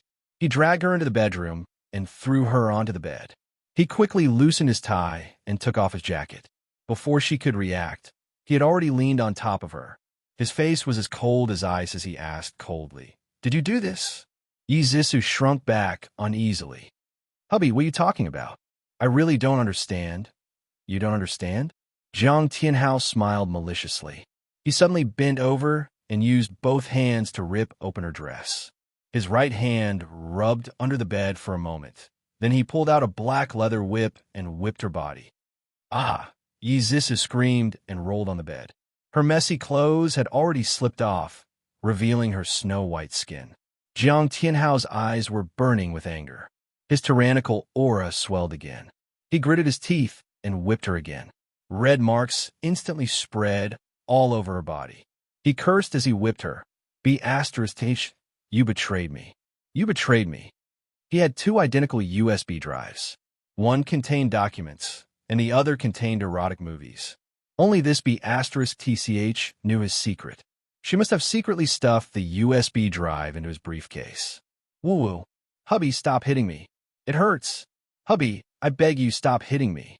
Even though her body was used to this kind of pain, Yi Zissou still couldn't bear this kind of humiliation. She cried and begged for mercy. She trembled and curled into a ball, but it was no use. It only stimulated Jiang Tianhao's tyrannical nature. The demon that had been imprisoned in the bottom of his heart for a long time was released. He was so excited that his eyes turned red. He simply threw away the whip and pulled out his belt. The whip was a sex toy, so it was relatively safe. Even if he whipped it hard, it wouldn't cause too much harm to the abused person. But the belt was different. It could whip a person to death. So, when he raised the belt, Yi Zisu's eyes were full of fear. She rolled on the ground in horror and stumbled toward the door. He kicked her leg, and she immediately fell to the ground. She didn't have time to get up, but the belt had already hit her face. She wailed in pain and rolled around on the cold floor. There was no intact skin on her back. There were crisscrossing scars and bloodstains. She cried for Yushio, praying that this nominal mother-in-law could save her life. Come and see. Songshu 566. Chapter 888. Yushio stood outside the master bedroom, hesitating. She knew that her son was abusing Yi Zisu. She had thought of persuading him to stop, but she gave up in the end because of the hatred between the Jiang and Ji families. Mother-in-law, save me. Please save me. Hubby, spare me. I won't do it again. Hubby. Yi Zisu's cries were more miserable than before. They penetrated the door and pierced Yushio's eardrums. She was afraid that someone would die, so she finally reached out and knocked on the door. Tianhao, forget it. Don't hit her. Be careful not to kill her. The sound of slapping and crying continued. Yushio couldn't take it anymore. She opened the door with the key and saw a mess. Yi Zisu was lying on the ground like a dead dog. Her back was a bloody mess, and Jiang Tianhao was half naked. His eyes were terrifyingly red, and his face was as ferocious as a demon. He had no rationality and only knew how to whip her over and over again. Yushio was scared out of her wits. She quickly grabbed his wrist and said incoherently, Son, look at me. I'm your mother. Don't hit her anymore. She'll die if you hit her again. Son, Tianhao, what's wrong? Don't scare your mother. Tianhao. Jiang Tianhao's mind was in a mess. A familiar female voice kept ringing in his ears. He turned stiffly and looked at the worried face of the woman in front of him. His red eyes gradually regained their clarity. He let go of his hand, and the belt fell to the ground. He saw Yi Zisu lying lifelessly on the floor. Her body was a bloody mess. He suddenly panicked. He threw himself on her and checked her breathing. If she was dead, he was done for. Fortunately, she was still breathing. He suddenly raised his head and shouted at the panicked Yushio, Mom, call an ambulance. Yushio picked up the phone and was about to make a call when Jiang Tianhao suddenly thought of something and shouted, No, Mom, don't call. You can't send her to the hospital. If he sent her to the hospital, the doctor would be able to tell at a glance how she got her injuries and might call the police. Yushio was stunned. Then what should we do? Don't you care about her? Jiang Tianhao frowned and thought for a moment. He quickly walked into the bedroom, took out a clean blanket, and wrapped it around her from head to toe. He then carried her and said quickly, Mom, I'll take her to the clinic. You stay at home and don't tell anyone about her injury. Okay. I got it. Hurry up and go. Jiang Tianhao pursed his lips and carried Yi Zisu downstairs. After stuffing her into the back seat of the car, he drove the car around the brightly lit streets. Finally, he saw a small clinic with its lights on in an alley. He stopped the car without hesitation and carried her out. The night shift was a man in his 40s. He had a round face and a chubby body. When he smiled, his eyes narrowed into slits, and he gave off a sly vibe. Jiang Tianhao stuffed a thick stack of money into his hands and said in a low voice, My wife accidentally fell and hurt herself. Could you please treat her well, doctor? Don't worry. With me here, your wife will be fine. The doctor smiled and put away the red packet as if nothing had happened. He lifted the blanket and his pupils shrank. However, his expression didn't change, and he said calmly, Wait outside for a moment. I'm going to treat the patient's wound. Jiang Tianhao retreated out of the room. The doctor carefully examined Yi Zisu's wound and shook his head. It was obvious that she was beaten by her husband. She was really pitiful.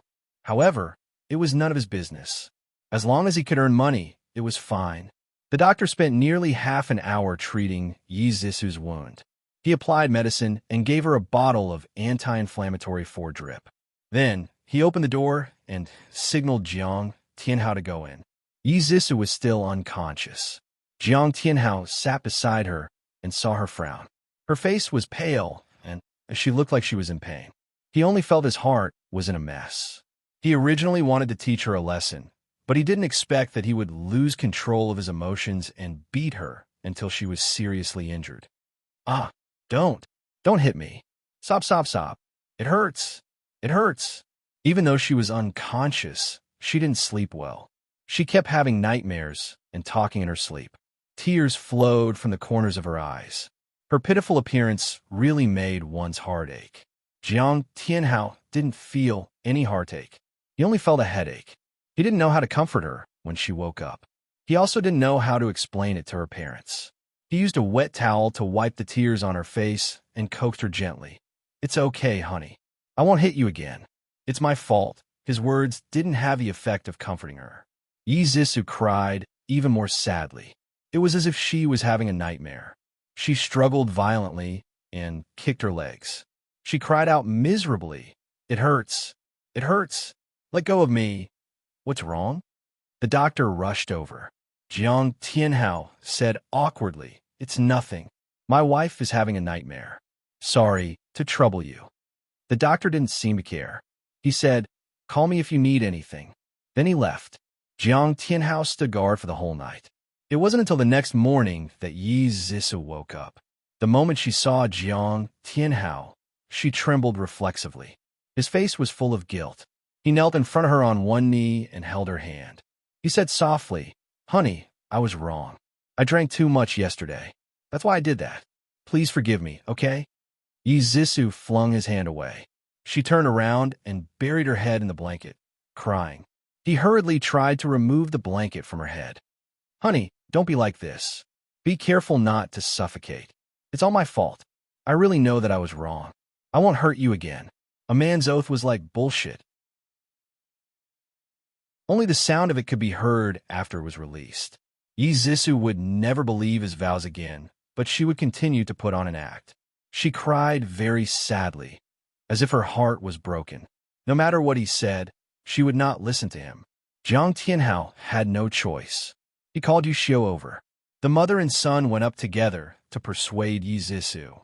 Yi Zissou still didn't listen. She cried until her voice was hoarse.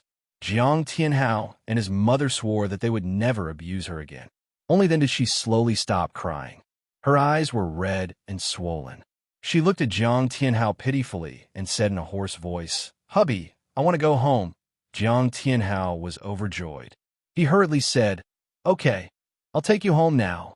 Yi Zissou shook her head and said softly, "I want to go back to the Ji family." Jiang Tianhao's expression changed. He was pained and guilty. "Wife, are you still not willing to forgive me?" Her eyelashes fluttered and her tears fell again. She seemed to feel that it was inappropriate, so she quickly wiped them away and explained softly, "Hubby, don't let your imagination run wild. I just miss my mother."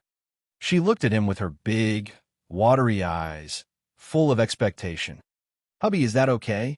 Can I go home?" If he didn't agree to such a small request, then wouldn't his oath be insincere? Thinking about this, Jiang Tianhao did not reject her immediately. He stroked her hair and said softly, "You haven't recovered yet. Go home and stay for 2 days. When you've recovered, I'll accompany you back to your parents' home to visit mother-in-law." Yi Zissou nodded weakly.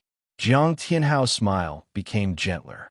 His hanging heart fell back into his chest. He thought it would be difficult to deal with her, but he didn't expect it to be so easy. He was a little smug. It seemed that she still loved him a lot. She could even forgive him for being treated violently. That joy only lasted for a day. The next day, Jiang Tianhao was furious. It turned out that it was all a trap set by Yi Zissou. Yi Zissou agreed to go home with him because she had hidden a pinhole camera in her bedroom. It recorded the entire process of her being abused by Jiang Tianhao. She had to go back and take the memory card in the camera. After removing the memory card, she took advantage of the time when Jiang Tianhao went to work and Yu Xiu went grocery shopping to pack her luggage. Then, she drove her car back to her parents' home. "Mom, you have to help me." Yi Zissou immediately threw herself on Chen Tingfang when she returned to the Ji family. She cried miserably and listed Jiang Tianhao's crimes. She even took off her coat to show the evidence, which made Chen Tingfang's heart ache. She called Jiang Tianhao a bastard and scolded him. Yi Zisi used the scars all over her body to make Chen Tingfang feel sorry for her. She hugged her mother's arm and said sadly, "Mom, I don't want to live with him anymore. Otherwise, I'll be killed by him sooner or later." Divorce decisively. Even if my daughter can't get married, she can't be ruined by that kind of scum. Yi Zisi took out the memory card and said with tears in her eyes, "Mom, this is evidence of him abusing me. You can't let him go." "Good, as expected of my daughter. I'll make sure he never has a chance to rise again." Chen Tingfang immediately called the Ji family's lawyer and asked him to handle the divorce between Yi Zisi and Jiang Tianhao. Ji Bowen was furious when he found out about Jiang Tianhao's actions. Even if Zisi wasn't his biological daughter, he still had fatherly feelings for her. He couldn't allow outsiders to bully her like this. He approved of Yi Zisi and Jiang Tianhao's divorce and informed the HR department to fire Jiang Tianhao. Jiang Tianhao was dumbfounded when he received the lawyer's letter. He couldn't believe that Yi Zisi would divorce him. Was she crazy? Before he could come back to his senses, the HR manager called him to the office and handed him a dismissal letter. Jiang Tianhao said emotionally, "Manager, what does this mean? Didn't the previous punishment already come out?" The HR manager said expressionlessly, "This is a personal message from the chairman. You have to hand over your work today. You don't have to come to work tomorrow." Ji Bowen's message? It must have something to do with Yi Zisi. That be *TCH. Didn't she just get beaten up? She actually dared to divorce him and kick him out of the G group. How despicable. Jiang Tianhao's handsome face was twisted with anger. He crumpled the dismissal letter into a ball and held it tightly in his hand. He didn't care about handing over his work and drove his car to the Ji family's house at the speed of an airplane. He angrily rushed into the villa. He stood in the empty living room and roared at the second floor, "Yi Zisi, come out. You got guts. You actually dare to come here." Chen Tingfang's figure appeared in the corridor on the second floor. She stared at the crazy Jiang Tianhao with disgust and cursed, "You be *starred. I handed my daughter over to you, and you actually dare to abuse her. Do you think the Ji family is easy to bully?" Jiang Tianhao gritted his teeth and said angrily, "Don't think that your daughter is a good person. If she didn't seduce other people outside, why would I hit her? All of this was caused by her. Call Yi Zisi out. I want to talk to her face to face." Beauty novel Hongcha 866.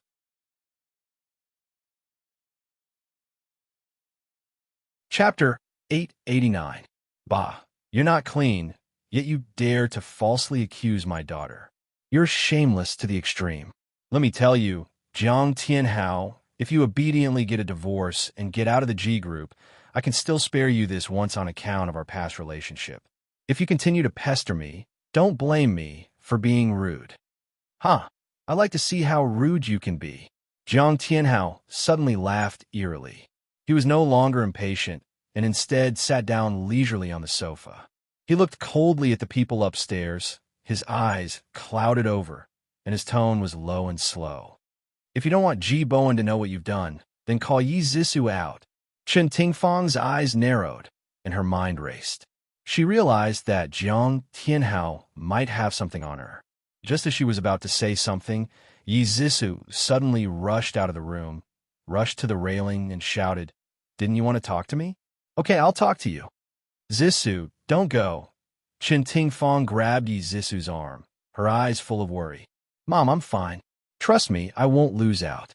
Yi Zisi took her hand away and smiled at her. The room was very quiet, and they could almost hear each other's breathing. Yi Zisi poured a glass of water for Jiang Tianhao and said indifferently, "Okay, what do you want to talk to me about? Let's talk." Jiang Tianhao looked at the porcelain cup in front of him. His face was printed on the cup, and their names were engraved on the side. The corners of his lips curled up slightly. "You made this yourself on my birthday. The cup you gave me has your face printed on it. I put it in my office and drink from it every day. It's like I'm with you every moment." His tone was a little sad. Yi Zisi couldn't help but recall how they loved each other in the past. She felt a little disappointed, a little regretful, and even more hatred. She loved him so wholeheartedly, but he pretended to love her in order to use her. Her lips curled into a mocking smile, and she said indifferently, "So you still remember. I thought you'd forgotten everything. Jiang Tianhao, touch your conscience and answer me. Have you ever loved me?" Jiang Tianhao was slightly stunned. His face darkened, and he said, "Even now, are you still doubting my love for you? Zissou, even though I've done some wrong, it's all because I love you too much. I thought you betrayed me, so I was so impulsive." "Oh, is that so?" Yi Zissou didn't comment as she stroked the hair by her ear. She looked straight at him with a calm gaze and said indifferently, "Jiang Tianhao, aren't you tired of pretending to be so affectionate all day long? You really don't have to put on an act in front of me. I know that everything you've done is for revenge. From the beginning to the end, I've only been a chess piece in your hands." Jiang Tianhao's pupils shrank suddenly, and a storm surged in his eyes. How did she know? No wonder she suddenly wanted a divorce. The wall that Jiang Tianhao had built in his heart suddenly collapsed. He no longer had the confidence that he could use true love to move her, but he didn't hide his true self anymore. He suddenly reached out his right hand and pinched her chin. He stared at her with a dark gaze. His tone was gentle, but the words that came out of his mouth made her shudder.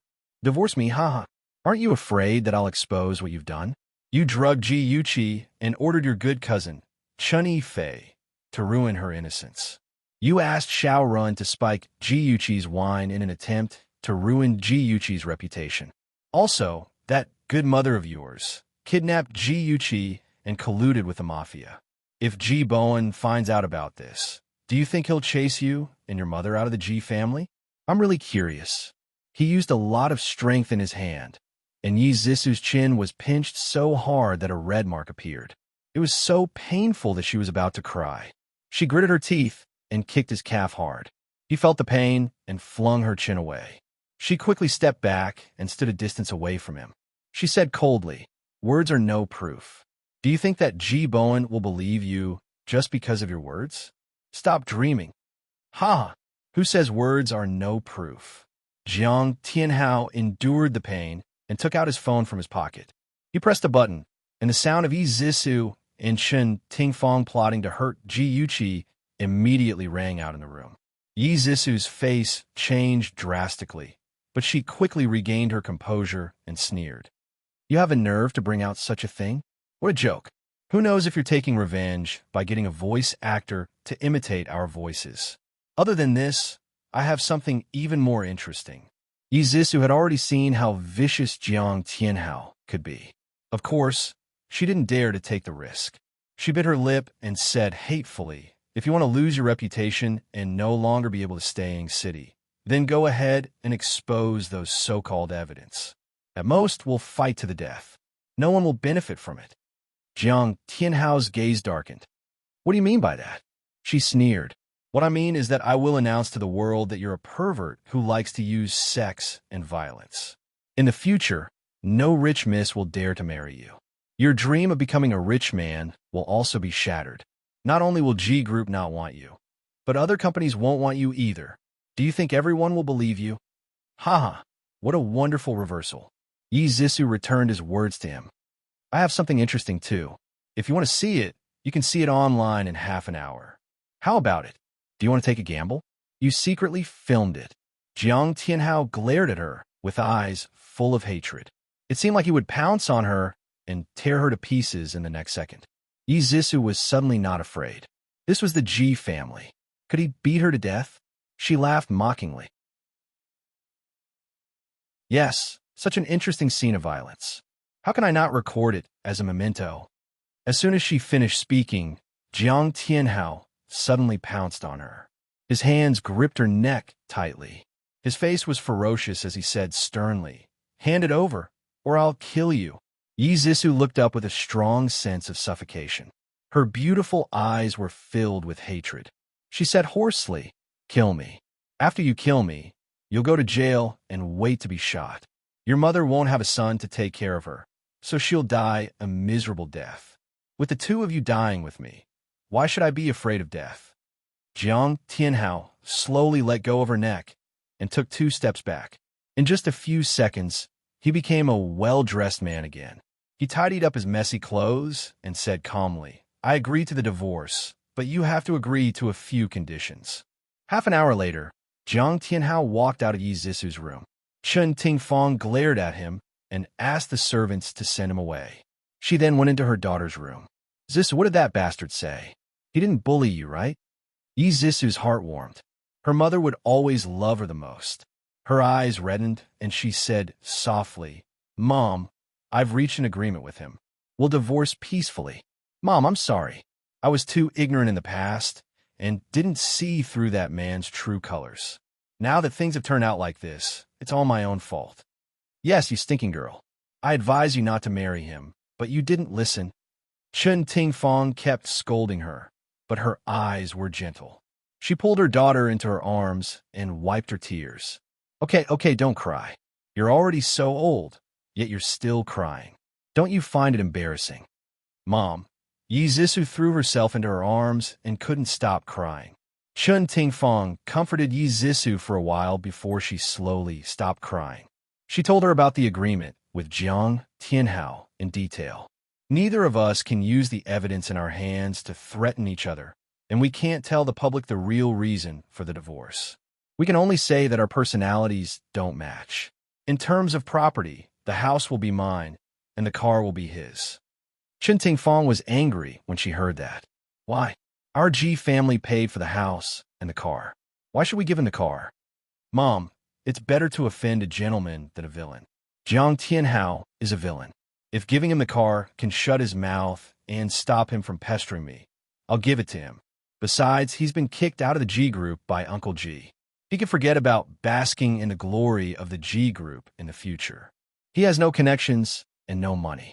It's not impossible for us to deal with him secretly in the future." Chen Tingfang smiled approvingly. "You're right, Zisu. You're much more mature than before. Mom can finally rest assured." After Yi Zisu and Jiang Tianhao reached an agreement, they divorced quietly. Yi Zisu gave them 3 days to move out of her house. Yushio cursed and scolded everyone in the Ji family. Jiang Tianhao quickly accepted reality.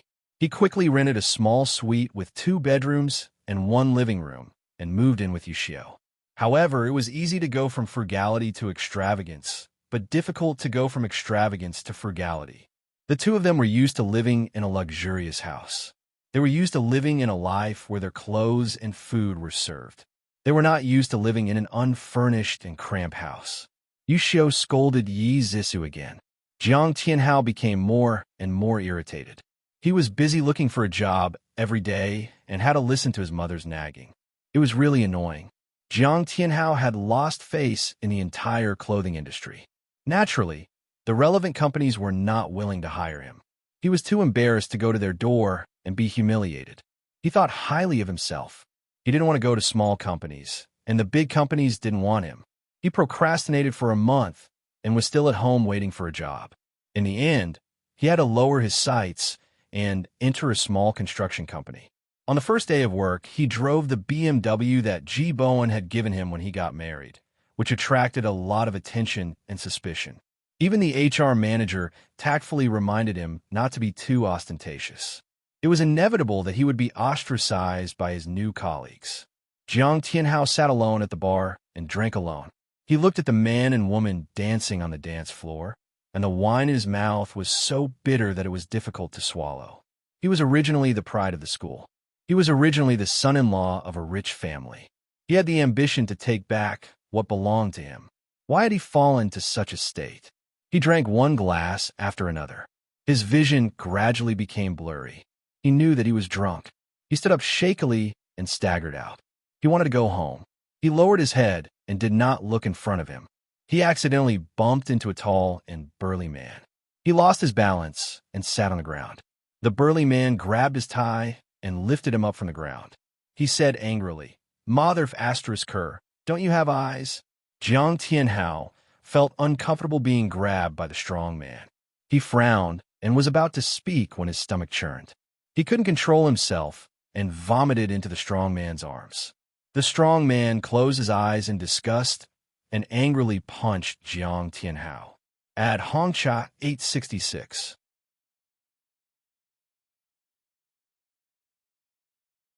Chapter 890. F***CK, that's disgusting. I'll beat you to death today. The burly man quickly took off his clothes.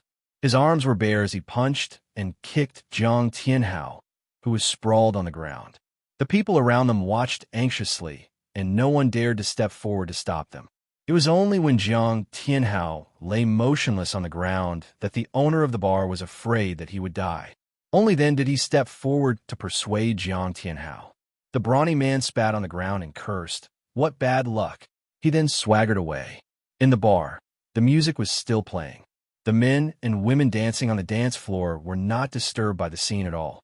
Yi Zissou was in Xiao Yihan's arms. Her sarcastic gaze fell on Jiang Tianhao, who was sprawled on the ground like a dead dog.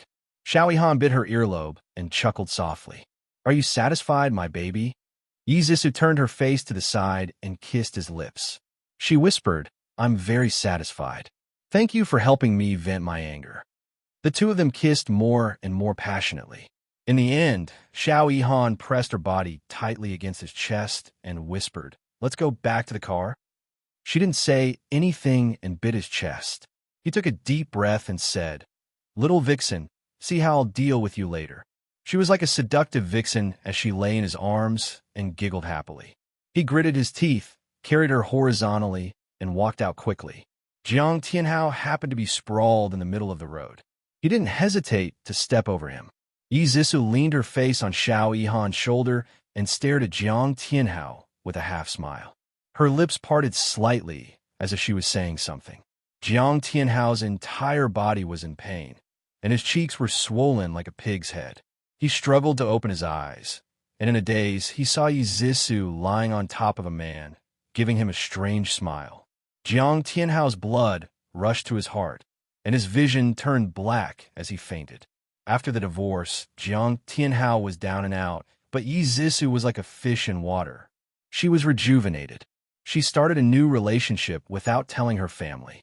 She had a romantic relationship with Xiao Yihan and finally crossed the last line of defense.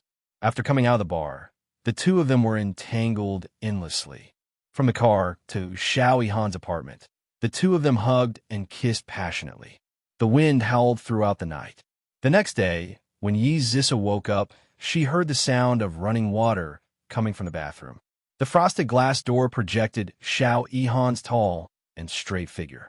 She couldn't help but think of the wind from last night, and her cheeks burned. She got up weakly. Her clothes were torn, and she couldn't wear them anymore. She casually picked up Xiao Yihan's shirt and put it on. Beep beep. Xiao Yihan's phone suddenly rang. It was the sound of a text message. She hesitated whether she should peek, but in the end, curiosity won out. She quietly picked up the phone. The sender was Sister Chun. She knew that Xiao Yihan used to call her mother Sister Chun. Why would her mother send Yihan a text message?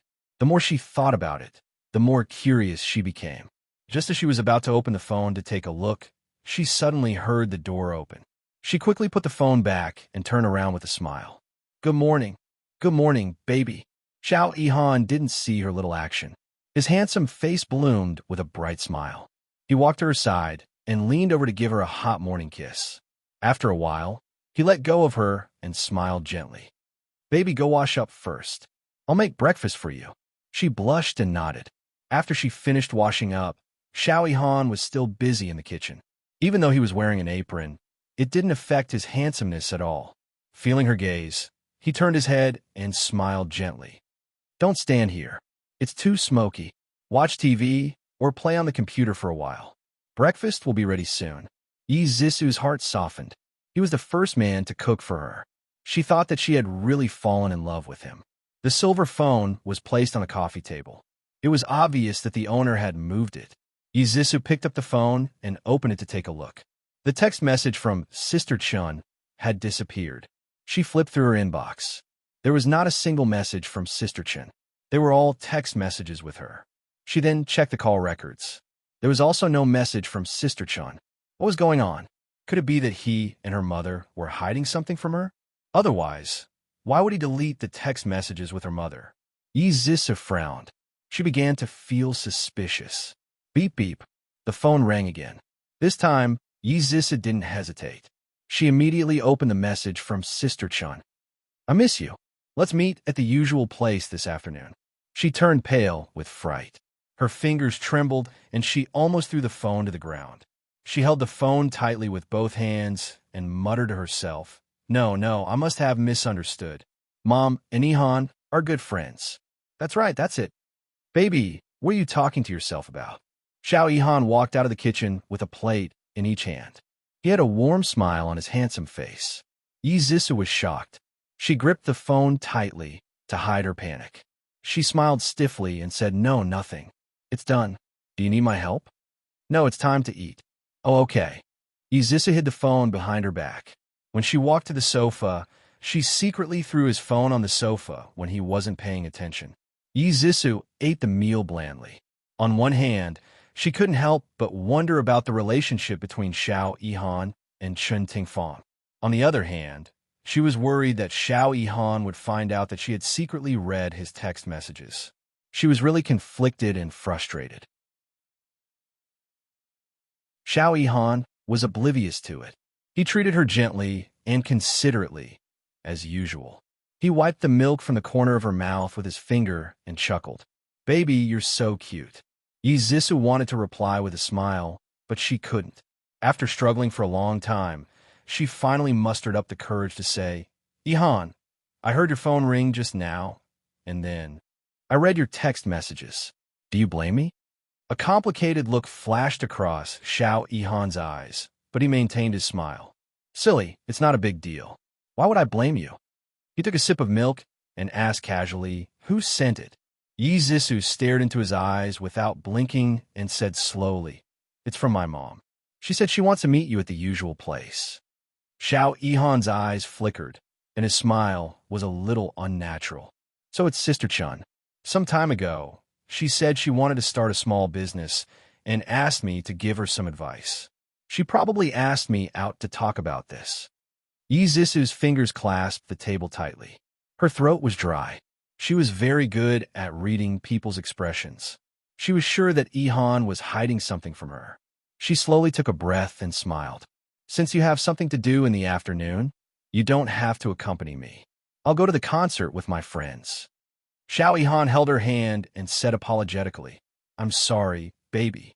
When I'm done, I'll make it up to you. It's okay. Business is more important. Yizisu's smile was very beautiful, but her heart was very uncomfortable. A chill actually stood her up for her mother. Between them, she couldn't think about it anymore. If she continued to think about it, she would go crazy. In the Grand Hotel lobby, a handsome man and a fashionably dressed woman wearing sunglasses walked side by side. When they stepped into the elevator, Yizisu immediately came out from behind a pillar in the lobby and quickly chased after them. The elevator stopped on the 12th floor. Yizisu watched as her mom, Chun Tingfang, held Xiao Yihan's arm and walked into room 1205. Why couldn't they talk in a cafe or a restaurant? Why did they have to talk face-to-face in a hotel room? Yizisu couldn't control her imagination anymore. She gritted her teeth and went downstairs to book the room next to theirs. Like a gecko, she stuck her whole body to the wall and tried to eavesdrop on what was going on in the room next door. However, the soundproofing of the hotel room was quite good, so she couldn't hear anything. She stomped her feet in frustration and picked up her phone to call the front desk. A few minutes later, the sound of knocking echoed in the empty corridor. Then, a sweet female voice said, "Hello, I'm the hotel's waitress." The waitress waited at the door for about half a minute before the person in the room opened the door. A handsome and tall figure stood in front of her. His upper body was bare, and there was a towel wrapped around his waist. His firm chest muscles were well-defined, and there was no excess fat. His figure was simply amazing. The waitress's cheeks flushed red. She looked down in panic and said softly, "Sir, the champagne and steak you ordered are here." Xiao Yihan glanced at the food cart behind her and frowned unhappily. "I think you're mistaken. I didn't order these things." "Ah." The waitress looked up in shock. "You didn't order them?" Xiao Yihan frowned even more. No, I am sorry to disturb you. The waitress hurriedly bowed apologetically. When she looked up again, the man in front of her had already retreated into the room and slammed the door shut. She let out a long sigh and muttered to herself, "How could this be? It's clearly room 1205. After the waitress pushed the food cart away, Yi Zisu walked out from behind the huge vase. She clenched her fists and bit her lip so hard that it almost broke. She saw clearly that Xiao Yihan had come out with only a towel wrapped around him. Did he need to take a shower to talk business? There must be something going on between him and Chun Tingfang. She slammed the door shut and roared angrily in the empty room. She punched the pillow with both fists and gritted her teeth as she roared. Why? Why are you stealing my man when you're my mother? Ah, I hate you, Chun Tingfang. I hate you to death. Chun Tingfang was an old woman. Xiao Yihan couldn't possibly like her. She must have seduced him and forced him. Despicable. This was too despicable. Yi Zisu flew into a rage. She grabbed the vase on the coffee table with both hands and slammed it against the wall. Bang! The broken pieces scattered all over the floor. She was still angry, so she picked up the ashtray and threw it against the wall as if she was hitting someone's head. Then she stared at the scratched wall and laughed hysterically. Her beautiful eyes were filled with a frightening viciousness and resentment. She whispered word by word, "Even if you're my mother, don't even think about stealing my man." Clang! A faint sound came from next door. Chun Tingfang was pressed under Xiao Yihan's body. She suddenly felt uneasy and avoided his intense kiss. She frowned and said, "Yihan, I think I heard something." Xiao Yihan bit her neck and said in a muffled voice, "Don't worry about it. Focus." Ah, As he teased her skillfully, she threw her worries to the back of her mind. She wrapped her arms tightly around his neck and pressed him closer to her. She indulged herself and sank into a sea of desire with him. The door to the next room finally opened. Seeing Chun Tingfang nestled in Xiao Yihan's arms like a little bird, Yi Zisu's hatred for Chun Tingfang deepened as she watched their backs disappear at the end of the corridor. Awesome novel, Xinwu 799.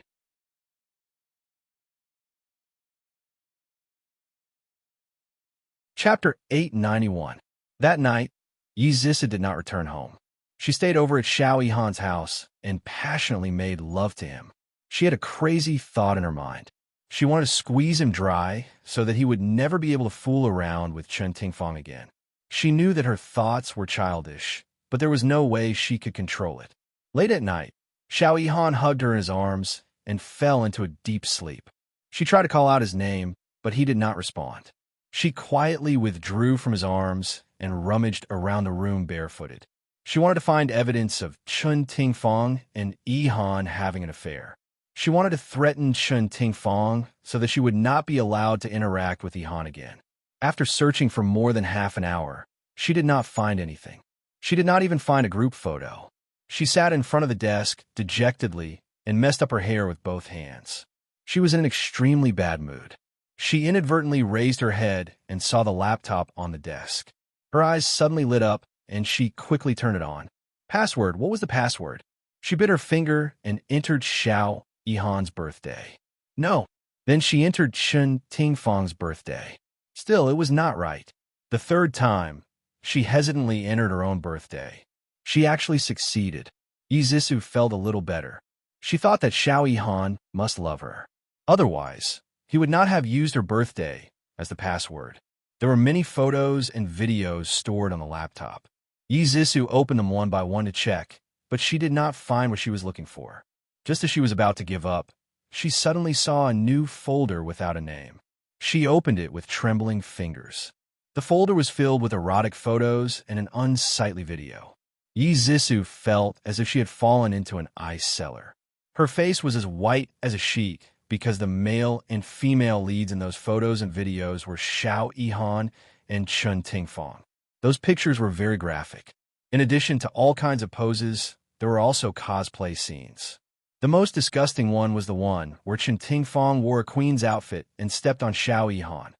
Yi Zisu couldn't believe what she was seeing. She couldn't wait to smash the computer and destroy the evidence. She wrapped her arms around her shoulders and felt extremely cold. The mother and daughter actually fell in love with the same man and even had sex with the same man. How ironic. You saw everything. A low and hoarse voice came from behind. Yi Zissou turned around stiffly. Xiao Yihan was standing in front of her with his upper body bare. His dark eyes were as deep as the sea, and his handsome face was expressionless. He was like a stone statue, lifeless. His tone was stiff and mechanical. Very good. You finally realized. You definitely can't accept it. Let's break up. Why? Yi Zissou was like a cat whose tail had been stepped on. She suddenly jumped up from the chair and shouted in a sharp voice, "Why are you with her? You know very well that she's my mother." "I'm sorry." He looked down and stared at his feet coldly, as if none of this had anything to do with him. "I don't need you to be sorry. I need an explanation." Yi Zissou threw herself into his arms and grabbed his arm emotionally. She screamed hysterically, "Explain? Hurry up and explain to me." Xiao Yihan still looked down and clenched her fists. Her lips curled into a bitter smile as she said, "There's nothing to explain. I'm dirty. I'm not good enough for you. Let's break up." Slap. The crisp sound shocked the two of them. Yi Zissou's right hand was frozen in midair. She stared blankly at the palm print on his face. Tears rolled down her cheeks, and she suddenly covered her face. She cried heartbreakingly. "How could you do this to me? I love you so much. Why did you lie to me? Have you never loved me? You're a liar, a liar." Xiao Yihan's body trembled. He finally looked up slowly and stared at Yi Zissou. At that moment, Yi Zissou finally saw his eyes clearly. His dark eyes were filled with pain. He didn't say a word and just looked at her sadly. It made her heart ache. In the silent night, only her sorrowful cries could be heard. After some time, he spoke again. His voice was hoarse like sandpaper. It's not what?" She stared at him with tears in her eyes. Her heart was filled with anticipation. He took a few steps forward with difficulty and hugged her tightly. He said painfully, "It's not that I've never loved you. I like you. I like you a lot." He said the last few words very softly, but Yi Zissou heard them clearly. She couldn't help but bawl and hit his chest. "Liar, liar. Since you like me, why did you sleep with her?" "I'm sorry." Her head was pressed against his chest. She couldn't see his expression, but from his deep voice, she could hear his sadness. Since he was sad, why did he do such a thing? Her tears fell like rain. "Why? Tell me why. Why did you save me from the darkness and then push me into the abyss with your own hands?" "No, I can't say." Xiao Yihan cupped her face and kissed her gently. His dark eyes were filled with love and pain. "Just pretend that nothing happened between us. Forget about me." After saying that, he let go of her resolutely and turned around. He didn't look at her again. His voice was cold and indifferent. "I'm going to sleep in the guest room. You can leave early tomorrow morning. Don't come looking for me again. Xiao Yihan, I won't allow you to leave. If you don't make things clear today, I'll..." Yi Zissou shouted anxiously at his back. Suddenly, she saw a small craft knife in the pen holder on the desk. She quickly took it out and pressed it against her chest. She said anxiously, "If you don't make things clear, I'll die in front of you." Xiao Yihan turned around abruptly and saw that she was holding a small knife in her hand. His expression changed drastically and his eyes flashed with panic. He quickly reached out to stop her. "Zissou, put the knife down. Don't do anything stupid." "No, I won't put it down. If you don't make things clear, I'll die in front of you. Anyway, you don't want me anymore. What's the point of me living?" Her eyes were hazy with tears. His face was pale, and he shook his head sadly. "Why do you have to force me?" "Because I love you." Yi Zissou tightened her grip on the knife. The tip of the knife pierced her skin, and dark red beads of blood flowed out. It was especially glaring on her snow-white skin. She endured the pain and said, "If you don't tell me, I'll really stab myself in the heart." "Stop. Don't continue." Xiao Yihan suddenly roared. His eyes were about to split open, and his handsome face was contorted in pain. "I'm not worth it for you to do that. You're right. I'm a liar. The reason why I got close to you and Sister Chun was to seduce you and cheat you of your feelings." Although his words were heartless, there was sadness hidden in his eyes. Yi Zissou shook her head, refusing to believe his words. What do you want to know? I've already told you. If you insist on seeking death, I won't stop you. But for a dirty man like me, is it worth it? He looked at her deeply, suddenly turned around, and walked away in large strides, ignoring her. Yi Zissou's tense body suddenly relaxed. She slumped onto the chair, and the knife in her hand fell to the ground. She hugged her knees with both hands and curled up under the blanket. She cried silently. Even when she divorced Jiang Tianhao, she didn't feel so bad. After crying silently for a long time, she raised her head and wiped her tears. Her expression was firm. She didn't believe Xiao Yihan's words.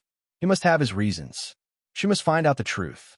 When she woke up the next day, Xiao Yihan was no longer in the room. He left a post-it note on the table and wrote, "There's breakfast in the kitchen. Don't go hungry." He left the key on the coffee table when he left. That key was personally handed to her by Xiao Yihan when they were dating. Now that he wanted to go back, he really wanted to cut all ties with her.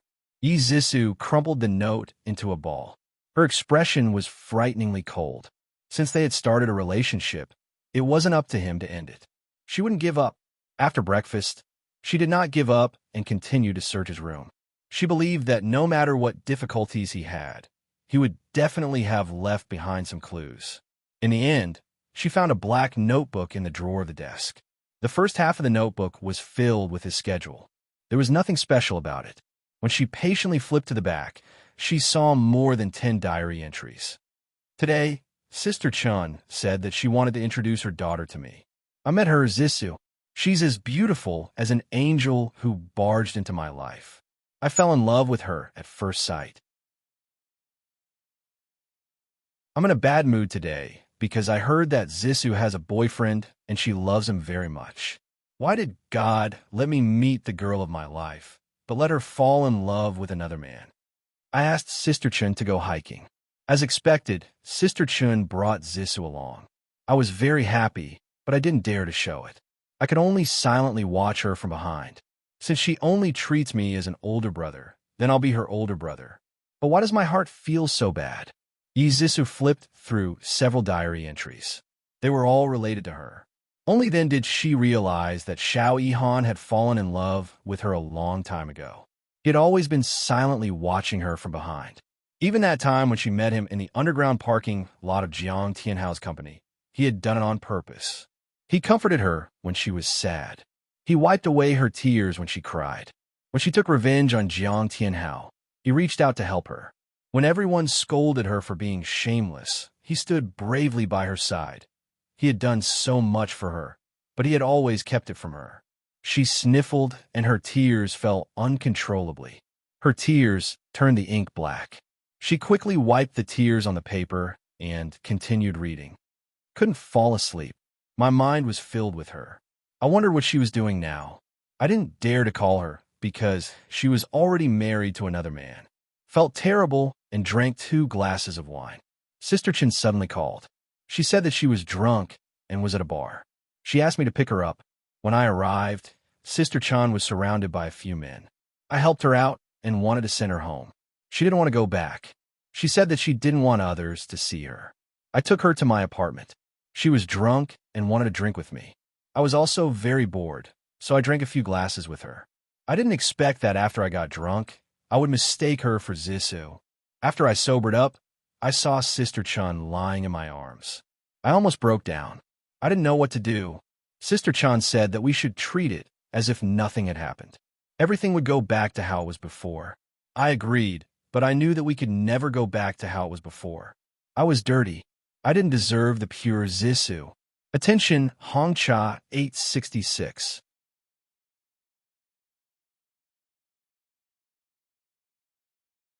Chapter 892. I thought that night was just a nightmare, but I didn't expect Sister Chun to come looking for me again. She said she was very lonely and wanted someone to keep her company. She said she liked the young and energetic me. I wanted to reject her, but she threatened me and said she would tell Zissou about what happened that night. In the end, I compromised.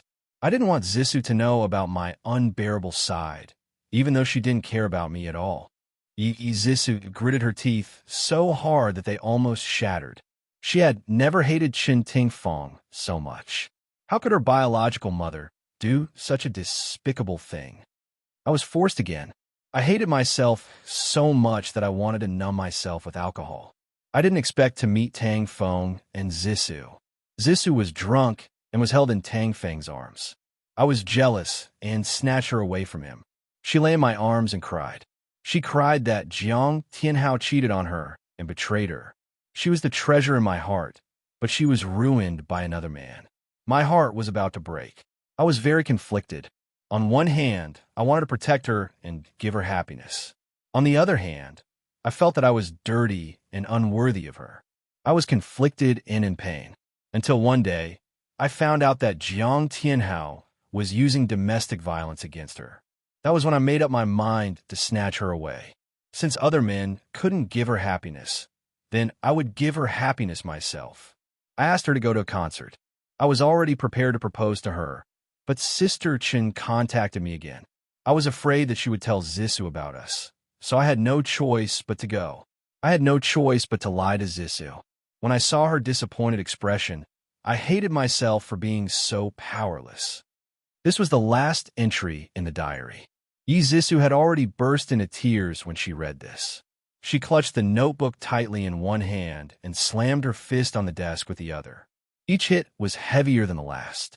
She didn't stop until the back of her hand was red and swollen. She tried to vent her emotions in this way, but it was useless. She was so miserable that she felt like dying. She no longer wanted to call that woman mother. What kind of mother was she to a lover who forced her daughter to marry? Yi Zissou waved her arms and pushed everything around her to the floor. Then, she only took a key and ran out of the room agitatedly. She wanted to go home immediately and confront Qin Tingfang face to face. Running to the underground parking lot, Yi Zissou's head, which had been clouded by anger, slowly cleared up. She remembered that she should have brought the notebook with her. Otherwise, Qin Tingfang would definitely deny it. She turned around and went upstairs. When she returned to Xiao Yihan's apartment, the study room was in a mess. The notebook that she had thrown away earlier was nowhere to be found.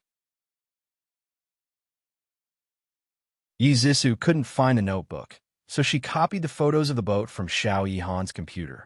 At the G residence, Qin Tingfang was wearing sunglasses and lying on a hanging bed in the garden, comfortably sunbathing. When she heard footsteps, she opened her eyes and saw Yi Zissou standing beside her. She said unhappily, "Mom, I have something to tell you." Qin Tingfang took off her sunglasses and looked at her curiously. "What's wrong? Who provoked you?" Yi Zissou gritted her teeth and tried hard to control her emotions. She forced a smile. "Let's go back to the room and talk." The room was very quiet. The mother and daughter sat facing each other, and neither of them spoke first. After a while, Qin Tingfang's patience ran out. She frowned and said, "Zissou, what's wrong with you today? If you have something to say it quickly." Yi Zissou lowered her eyes and stared at the teacup in her hand to hide the deep anger in her eyes. She said softly, "Mom, I want to be with Xiao Yihan. What do you think?" "Xiao Yihan?" Qin Tingfang's voice suddenly rose, and she almost jumped up from the sofa. She immediately realized that she had overreacted, so she lowered her voice and said gently, "Zissou, I thought you didn't like Xiao Yihan. Why did you suddenly mention him?" Yi Zissou pursed her lips. "I think he's quite good. He's handsome, capable, and has a good personality. He doesn't mind that I was divorced before and—" She paused and suddenly looked up. Her dark eyes stared straight at Qin Tingfang, and she smiled. "And I like him." Qin Tingfang was shocked. The mother and daughter actually fell in love with the same man. Oh my God, just thinking about it made her feel ridiculous. Her nails dug deep into her palms. She forced herself to calm down and said slowly, "Zissou, are you serious? You've fallen in love with Xiao Yihan?" Yi Zissou's smile became brighter. She nodded and said sweetly, "Yes, Mom. Yihan likes me too. We're even planning to get married." "No, that's impossible. I mean, even if you two like each other, you should ask for the opinion of your family." Qin Tingfang's expression was extremely ugly. Her heart was in a mess. How could this be? Could it be that Yihan really fell in love with Zissou? This thought was about to drive her crazy. She stood up and held her forehead with one hand. She said frantically, "I'm not feeling well. I'll go back to my room first. Let's talk about you and Xiao Yihan in 2 days." She walked to the door in a flustered and helpless manner. Yi Zisa looked at her back and sneered. She said softly, "Mom, Yihan and I are truly in love. You'll definitely give us your blessings, right?" Chen Tingfang's body stiffened, and she stopped in her tracks. Her throat was dry and uncomfortable. She wanted to say yes, but her heart felt like it was being cut into pieces. She couldn't say it, so she ran out of the door in a flustered manner. "Oomph, you're trying to steal your own daughter's man. You're really shameless." Yi Zissou clenched her fist and held a USB drive in her palm. If Chen Tingfang wanted to fight to the end, she would no longer care about their mother-daughter relationship and fight to the death. In short, Xiao Yihan was hers. He was definitely hers. Chen Tingfang called Xiao Yihan's phone again and again, but all she got was, "The number you have dialed is switched off." She anxiously and angrily threw her phone on the floor. She paced around the room in frustration. What should she do? If Zissou and Yihan were truly in love, should she give them her blessings? However, when she thought about how she could no longer have anything to do with Yihan, she felt so miserable that she wanted to cry. Yihan, where are you? Why aren't you picking up the phone?" Chen Tingfang had completely lost the rationality that a woman her age should have. She held a lady's cigarette between her fingers. As she smoked, she grabbed her hair in frustration. She looked like she had aged a few years in an instant. Before she knew it, the sky had turned dark. It was not until the servant knocked on the door and invited her downstairs for dinner that she snapped out of her daze. She said tiredly, "I'm not feeling well. I won't be going downstairs." She sighed deeply and opened the window to ventilate the room. She wanted to get rid of the smell of smoke as soon as possible. She said that she was not feeling well and that Ji Bowen would definitely come upstairs to see her later. Sure enough, as soon as she laid down in bed, Ji Bowen opened the door and came in. "I heard that you're not feeling well. Do you want me to call the doctor?" She coughed weakly. "It's okay. I just have a slight cold. I'll be fine after a nap. Bowen, you can sleep in the guest room tonight. I'm worried that you'll be infected." Ji Bowen said, "Okay, I'll get the servants to make you a bowl of porridge." "Okay, sorry to trouble you. Hurry down and eat. Don't let the children wait too long." "Okay, rest well." After the soft sound of the door closing, the room returned to a dead silence. Chen Tingfang's eyes welled up and tears rolled down her cheeks. Ever since she got together with Yihan, her relationship with Ji Bowen had become even colder. Even if the two of them were lying on the same bed, they had never done anything like husband and wife. The phrase bedfellows was used to describe the two of them. She quickly wiped away her tears and picked up her phone. Unwilling to give up, she dialed Xiao Yihan's number again. She did not expect that the call would go through this time. The moment she heard Xiao Yihan's voice, her tears almost fell again. Her voice was thick and nasal as she asked anxiously, "Yihan, where are you? I want to see you." "Tingfang, I told my parents about us. I thought that they would support us, but I didn't expect them to send bodyguards to tie me up." His magnetic voice was filled with loneliness as he said, "Tingfang, I told my parents about us. I thought that they would support us, but I didn't expect them to send bodyguards to tie me up." Chen Tingfang was so anxious that she stomped her feet. "What? Why are you so silly? Your parents definitely won't agree to our relationship. How are you now? Are you okay? Are you hurt?" "I'm fine. The bodyguard stole my phone. I stole it while they were asleep. Tingfang, they're going to bring me back to America tomorrow. However, I won't let them succeed. I'll definitely escape. Wait for my news. Yihan, you must be careful. Between you and Zissou." Beep beep. The call was suddenly cut off. Chen Tingfang called again, but the phone was turned off. She was in a terrible mood. The bodyguards must have woken up and realized that Xiao Yihan was on the phone, so they took his phone away again. She was so annoyed that she stomped her feet. She was so anxious, but there was nothing she could do to help Xiao Yihan. Chen Tingfang suffered for the whole night, waiting for Xiao Yihan's news. However, after that phone call, the two of them did not contact each other again. The next morning, She went downstairs for breakfast with 2 dark circles under her eyes. Ji Yuchi and Ji Yunhan had already finished eating and went to school. Ji Bowen had also gone to the office. Only Yi Zissou was left at the dining table. Yi Zissou looked up at her. "Good morning, Mom." "Good morning."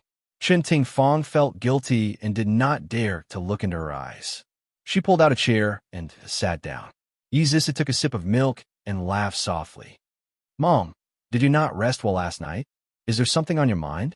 "No, I'm just a little uncomfortable." "Is that so? I thought you were still thinking about me and Brother Ihan."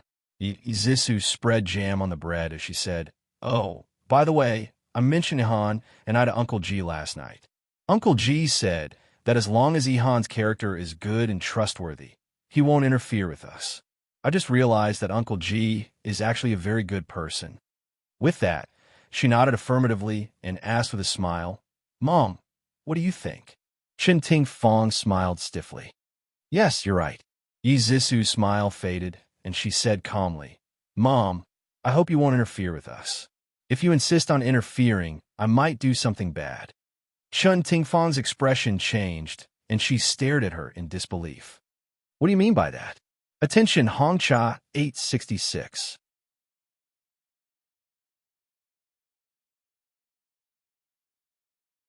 Chapter 893. Yi Zissou said calmly, "Nothing much. I just want to protect my happiness. Mom, I call you Mom, and I hope you're worthy of this title. Isn't it your responsibility as a mother to make your daughter happy?" Chen Tingfang's heart thumped wildly. She seemed to understand something from her daughter's indifferent expression. Her throat tightened and her voice was dry.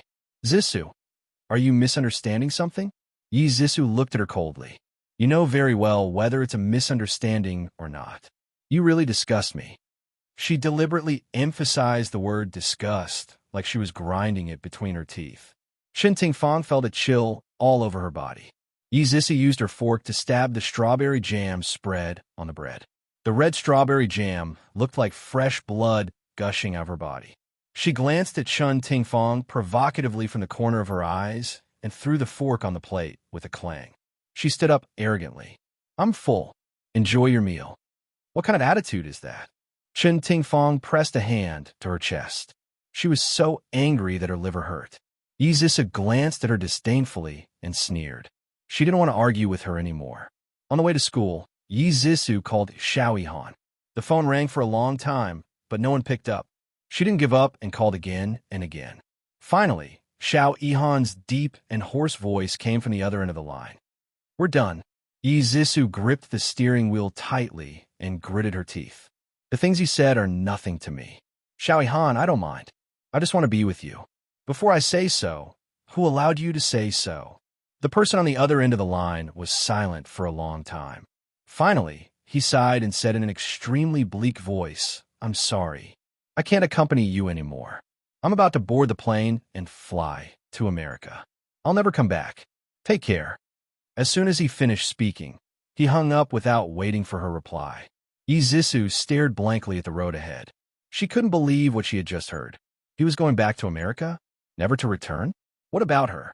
She slammed on the brakes and stopped the car by the side of the road. She frantically dialed his number. The cold female voice on the other end of the phone reminded her that the other party had turned off the phone. Yi Zissou angrily punched the steering wheel and kicked the car. He clearly loved her. Why did he have to leave? Why? She suddenly thought of someone. Chen Tingfang. It was her. She must be the one who threatened Ihan. In a fit of rage, she threw all thoughts of school and classes to the back of her mind. She turned the car around and slammed on the accelerator, heading back to the G residence. Chen Tingfang finished her breakfast and faced the empty room unhappily. She couldn't wait for Xiao Ihan's news and was very anxious. She didn't know if he had successfully escaped. The door was suddenly slammed open. Chen Tingfang was shocked. She quickly looked up and saw Yi Zissou standing at the door with a livid face. Her eyes, which were similar to hers, were filled with resentment. Chen Tingfang felt Ihan's heart when she saw her venomous glare. She immediately stood up and asked with concern, "Zissou, why are you back?" Yi Zissou clenched her teeth and stared at the woman who gave birth to her. She walked towards her step by step and finally stopped 3 steps away. She squeezed a few words out of her teeth. Ihan is going back to America. Did you force him? Chen Tingfang's eyes widened. She quickly reacted and forced a smile. His parents are in America. It's only right for him to go back. What does it have to do with me? Don't pretend anymore. Yizisa broke down emotionally and shouted hysterically. I know everything. It's about you and him. You must have forced him to leave. We were so in love. Why did you have to interfere? Tell me. Chen Tingfang's face was pale. Her fingers trembled slightly. She turned her face slightly and pursed her lips. She didn't know what to say. Yi Zissou threw herself at her. She grabbed her arm and shook it vigorously. She cried and screamed, "Give it back to me. Hurry up and give him back to me." Zissou, calm down. I really didn't force him to leave. When Chen Tingfang saw her daughter's grief-stricken appearance, she didn't feel good either. She tried to persuade her, but her daughter didn't appreciate it. She raised her tear-stained face and questioned sternly, "If you didn't force him, why did he leave? He said that he loved me and wanted to marry me. If you didn't interfere, we would have been married." Chen Tingfang's head was spinning from Yi Zissou's shaking, and her ears were suffering from the noise. In a moment of frustration, she wanted to push Yi Zissou away, but Yi Zissou held on tightly. She didn't know why, but she raised her hand and slapped Yi Zissou. Following that, she shouted angrily, "Enough! Stop making noise!" Chen Tingfang suddenly flipped out. Yi Zissou was shocked and let go of her shoulder. She sighed and said earnestly, "Zissou, do you really think that everything is Mom's fault? If it's not your fault, then is it my fault? He's about to propose to me. I really love him." Yi Zissou's tears flowed down again as she thought of the sad part. "Mom, if you still treat me as your daughter, then call him back. I can't leave him." Chen Tingfang had a headache, and her eyes flickered. "How many times do I have to say it before you understand? I really didn't ask him to leave." She found it hard to explain the real reason Xiao Ihan left. Yi Zissou didn't let it go. Then why did he leave? Chen Tingfang flew into a rage out of humiliation and said angrily, "That's enough. I said I don't know, so I don't know. Even if you ask me 100 times or 1,000 times, I still don't know." Yi Zissou stared at her as if she was looking at a stranger for a long time. Suddenly, she laughed out loud. Her laughter was strange and eerie, and her eyes flashed with a wild light. Her lips parted slightly, like a venomous snake, and she said eerily, "Chen Tingfang, from today onwards, we're no longer mother and daughter. In the future, I don't have a shameless mother like you anymore." Every word that came out of her mouth was like a sharp arrow that fiercely pierced Chen Tingfang's chest. She clenched her fists tightly, and her voice was sharp because of urgency and anger. "You're crazy. I'll give you one more chance. Take back what you just said." Yi Zissou sneered. "Words that have been spoken are like spilled water. They can't be taken back. I don't want to be your daughter anymore." Chen Tingfang's face was as pale as a sheet. Her voice trembled as she said, "Are you really going to abandon our mother-daughter relationship for a man?" "That's right." Yi Zissou was 2 centimeters taller than Chen Tingfang. She lifted her chin slightly and stared disdainfully at Chen Tingfang. She said coldly, "You're even stealing your daughter's man. What kind of mother are you?" After saying those words, she didn't bother to look at Chen Tingfang anymore. She turned around arrogantly and left, leaving Chen Tingfang standing there like a soulless puppet. The man she loved the most had left her hometown and would never come back because of her mother. That kind of heart-wrenching pain made Yi Zissou feel almost hopeless. She had been sitting in front of the bay window for the whole morning. She called Xiao Yihan's phone countless times, but it was always turned off. In the end, she stiffly sent a text message. "Yihan, I really love you. Just take it as me begging you. Come back, okay? If you don't want to come back, tell me your address. I'll go find you. I miss you so much. I really miss you." After waiting for the whole afternoon, and then the whole night, she finally received a call from an unknown number in the wee hours of the morning. It was Xiao Yihan's voice. "Zissou, I've arrived in America." Yi Zissou excitedly got up and said anxiously, "Yihan, did you see my text message?" If you don't want to come back, I'll go to America to find you. Can you tell me your address? The sound of heavy traffic could be heard on the other end of the phone. She could tell that he was driving. Have you really thought it through? Give up everything in China and come to America? I've thought it through. As long as I can be with you, I don't mind anywhere. Ihan, I miss you so much. I miss you too, baby. His voice was much gentler. It's early in the morning in China. Did I disturb your rest? No. Actually, I've been waiting for your news. Yi Zisu's heart was filled with sweetness as if she had eaten honey. After acting coquettishly for a while, she said, Ihan, quickly tell me your address. I'll get a visa as soon as possible and come find you. His voice was unbelievably gentle. Okay, my address is... A loud bang interrupted his voice. Yi Zisu heard the loud bang from the phone, and her heart almost stopped. Her voice trembled as she called out, Ihan, what's wrong? Ihan. There was no response. Ihan. Ihan. Yi Zisu screamed at the top of her lungs. Each scream was more mournful than the last. She realized that something bad had happened, and a huge panic engulfed her. Her whole body trembled uncontrollably. Ihan, hurry up and answer me. Nothing can happen to you. Nothing can happen to you. After a long, long time, almost as long as a century, Yi Zisu finally heard Xiao Ihan's weak voice intermittently. Cough, cough. Zisu, I'm sorry. I love you.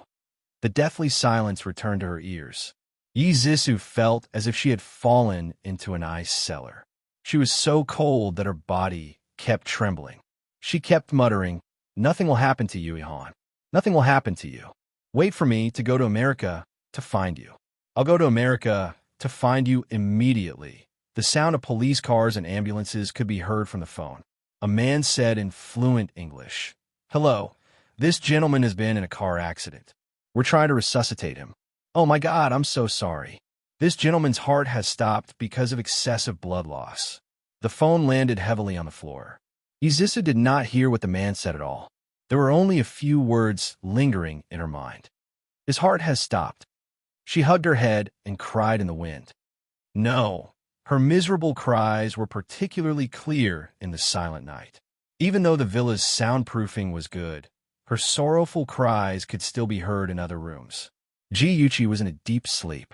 When she heard the cries in a daze, she turned over and continued to sleep soundly. Ji Yunhan was woken up. He scratched his hair in frustration and covered his head with the quilt.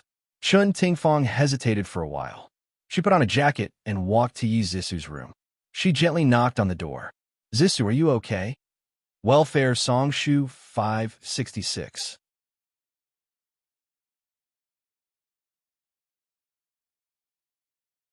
Chapter 894. There was no other response in the room except for waves of miserable cries. Perhaps she still couldn't accept the fact that Xiao Ihan had left. Chun Tingfang sighed sadly and silently turned to leave. At a time like this, Zisu definitely didn't want to see her. Yi Zisu locked herself in her room for an entire day. She didn't eat or drink, and no matter who came to persuade her, she wouldn't open the door. When she came out of her room the next day, everyone, including Ji Yuchi, was shocked. She was thinner than before. She was wearing a long white dress. Her face was pale, and her long hair hung down to her shoulders. She had a dark and gloomy aura around her as she floated down from upstairs like a female ghost. Everyone who was eating stared at her in a daze. Ji Yunhan almost choked on his milk and mumbled, Second sister, what's wrong with you? Ji Bowen coughed and said, Zisu, you must be hungry. Come and have breakfast. As the head of the family, he was also very curious as to why Zisu had become like this. However, it was obvious that she had suffered a huge blow, so it was better not to remind her of her sad past. Yi Zisu's indifferent gaze swept across everyone and finally landed on Chun Tingfang. A hint of hatred flashed in her eyes as she said indifferently, No need. You guys eat. I want to go out for a walk. Her thin figure disappeared from everyone's sight, and the atmosphere froze for a moment. Chun Tingfang forced a smile and said to Ji Bowen, It's okay. She's just in a bad mood. Let her go out for a walk. Ji lowered her eyes and quietly cut the fried sausages. The sharp blade of the knife cut the sausages again, and the corners of her lips curved into a faint smile. Yi Zissou drove to the apartment where Xiao Yihan used to live. She opened the door with the key she left behind. The room still had its original decorations. They used to spend many happy times here. In the empty room, she could still hear his laughter and smell the faint fragrance of grass and wood on his body. Her tears fell once again. She covered her mouth and cried silently. Yihan, why are you so cruel? After I fell in love with you, you left me alone. She didn't know how long she had been crying. Her eyes were red and swollen, and she almost couldn't open them. She hadn't eaten for a long time, which caused her blood sugar to be low. Her vision turned black. She leaned against the wall and closed her eyes to rest for a while before she felt slightly better. The study was still as messy as it had been the other day.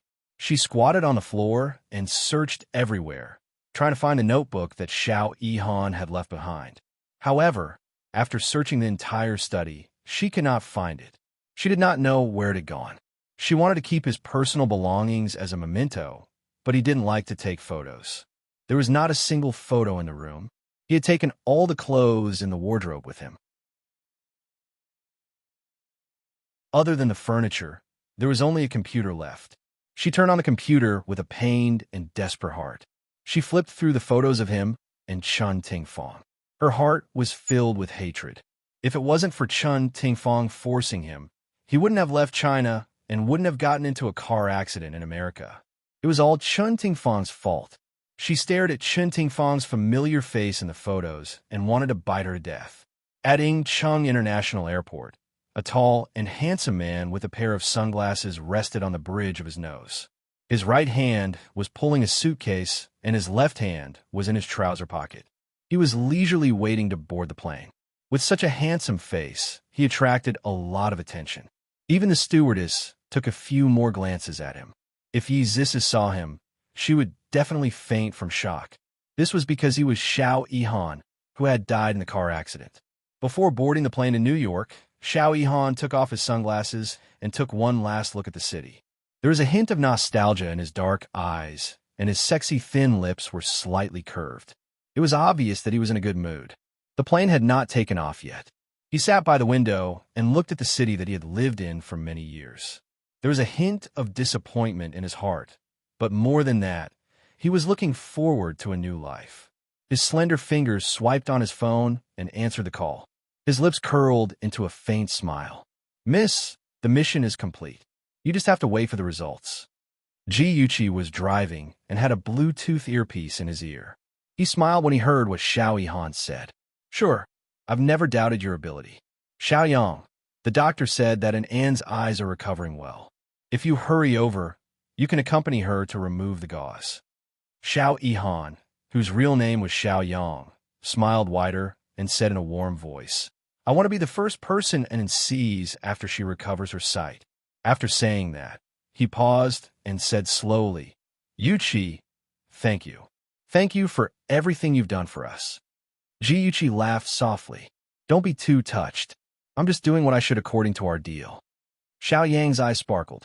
He knew that she did not need his gratitude, but he would never forget her kindness. When Xiao Yang was in junior high school, Father Xiao drove a car borrowed from a friend and took the whole family out to play. Unexpectedly, he was so tired that he drove and got into a car accident. Father Xiao and Mother Xiao were seriously injured and died. His sister, Xiao Anin, was only 8 years old when she lost her eyes and could no longer see this colorful world. Since then, Xiao Yang and his sister relied on each other. Their relatives helped them, but as they grew older and their expenses increased, their relatives gradually stopped visiting.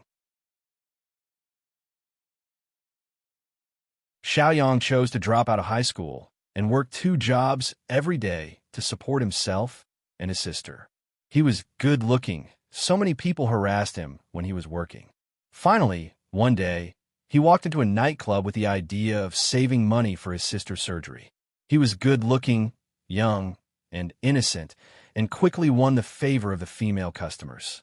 The store also spent a lot of effort to cultivate him into a graceful, elegant, and well-spoken young master, causing the customers to flock to him like a flock of ducks.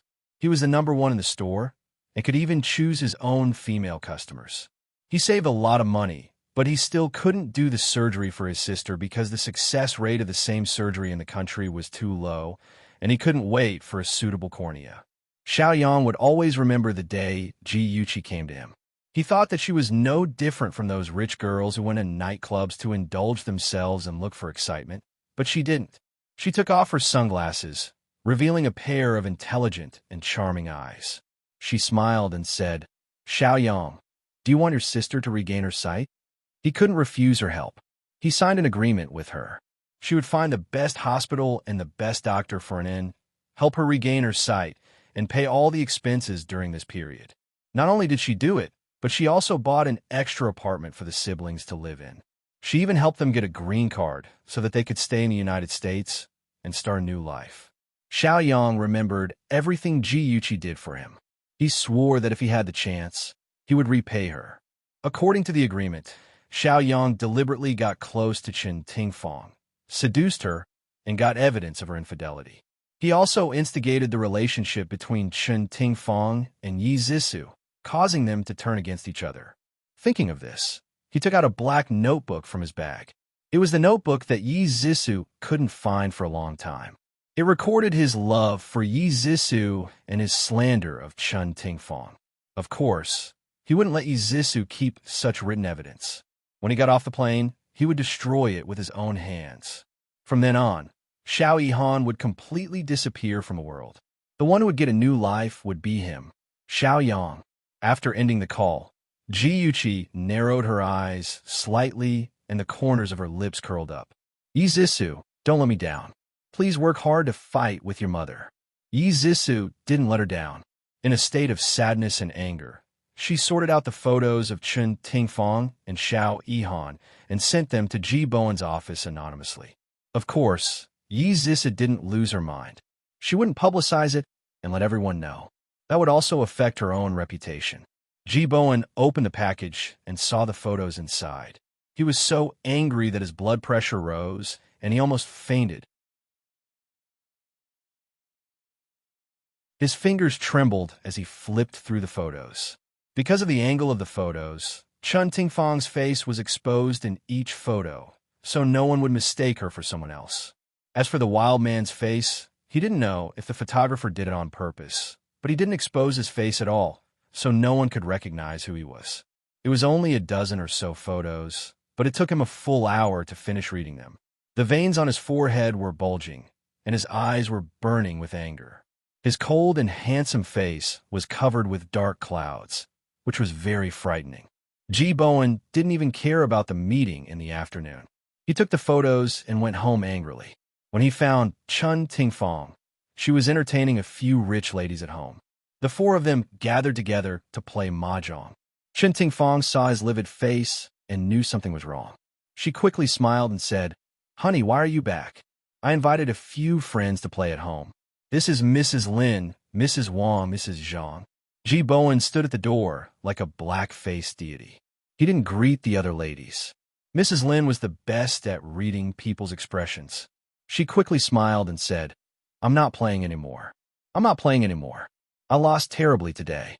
"Good, I'm tired too. Sister Chun, Mr. Ji, we'll take our leave first." The three madams tactfully said their goodbyes and left. Ji Bowen let out a deep "eh," and didn't say any more pleasantries. Chen Tingfang hurriedly had the servants send the three of them off. The living room quickly returned to silence. Chen Tingfang knew that he didn't like her playing mahjong at home. She smiled awkwardly and said, "Hubby, I'm sorry. They said they wanted to come to our house to play, and I didn't want to refuse. Don't worry, I won't let them come over next time." Ji Bowen ignored her deliberate flattery. His face was so gloomy that water could be wrung out. He glanced at her coldly and said, "Come upstairs with me." Attention, Hongcha 866.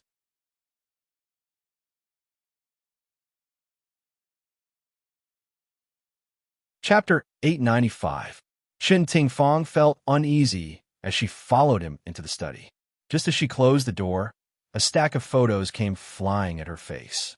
Her body trembled, and she instinctively stepped back, but her cheek was still scratched by the sharp edges of the photos. The photos scattered in the air like snowflakes and slowly drifted to the ground. One of them landed by her feet. She stared at the photos in shock, her heart filled with panic. Of course, she remembered them. Xiao Yihan had taken these photos and said that they were to be mementos. Why would they appear here? Ji Bowen pointed at her nose and scolded. Chun Tingfang, how shameless can you be? How could you do such a shameless thing? Are you worthy of me? Chun Tingfang stared at the photos in shock and said frantically, I didn't do it, Bowen. I really didn't do it. Those photos must have been photoshopped. Someone must be trying to frame me. Ji Bowen slammed the desk and roared. Chun Tingfang, do you think I'm a fool? Who would be so bored as to frame you again and again? Chun Tingfang's eyes reddened and tears fell.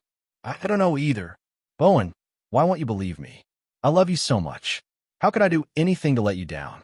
I really didn't do it. If you don't believe me, I can swear to God. She raised her hand and swore, if I did anything to let you down, I'll be struck by lightning and die a horrible death. All right, even if you say a lot of things this time, I won't believe you again. She was the one who had shattered his trust in her. As a man, he couldn't tolerate being cuckolded by his wife. Bowen, Jeeves Bowen interrupted her and said sternly, I warned you last time that if you dare to have any ill intentions, I'll divorce you. It seems like you ignore my words. I'll inform the lawyer now to draft the divorce agreement. As he spoke, he reached for the phone. Chun Tingfang pounced on him agitatedly and held his right hand. She cried, No, Bowen. Please don't divorce me. I really love you. I can't leave you. Let go. I will never believe your words again. This marriage must be divorced. I don't want Yuchi and Ahan to be killed by a heartless woman like you. Ji Bowen's heart was already filled with anger, and he wished he could immediately kick this woman out of the house. Bowen, have you forgotten the promise you made 30 years ago? You said that you would love me forever and take care of me forever. Bowen, I haven't changed. I've always been the Tingfang who treated you as my sky, but you've changed. You only have your daughter and son in your heart.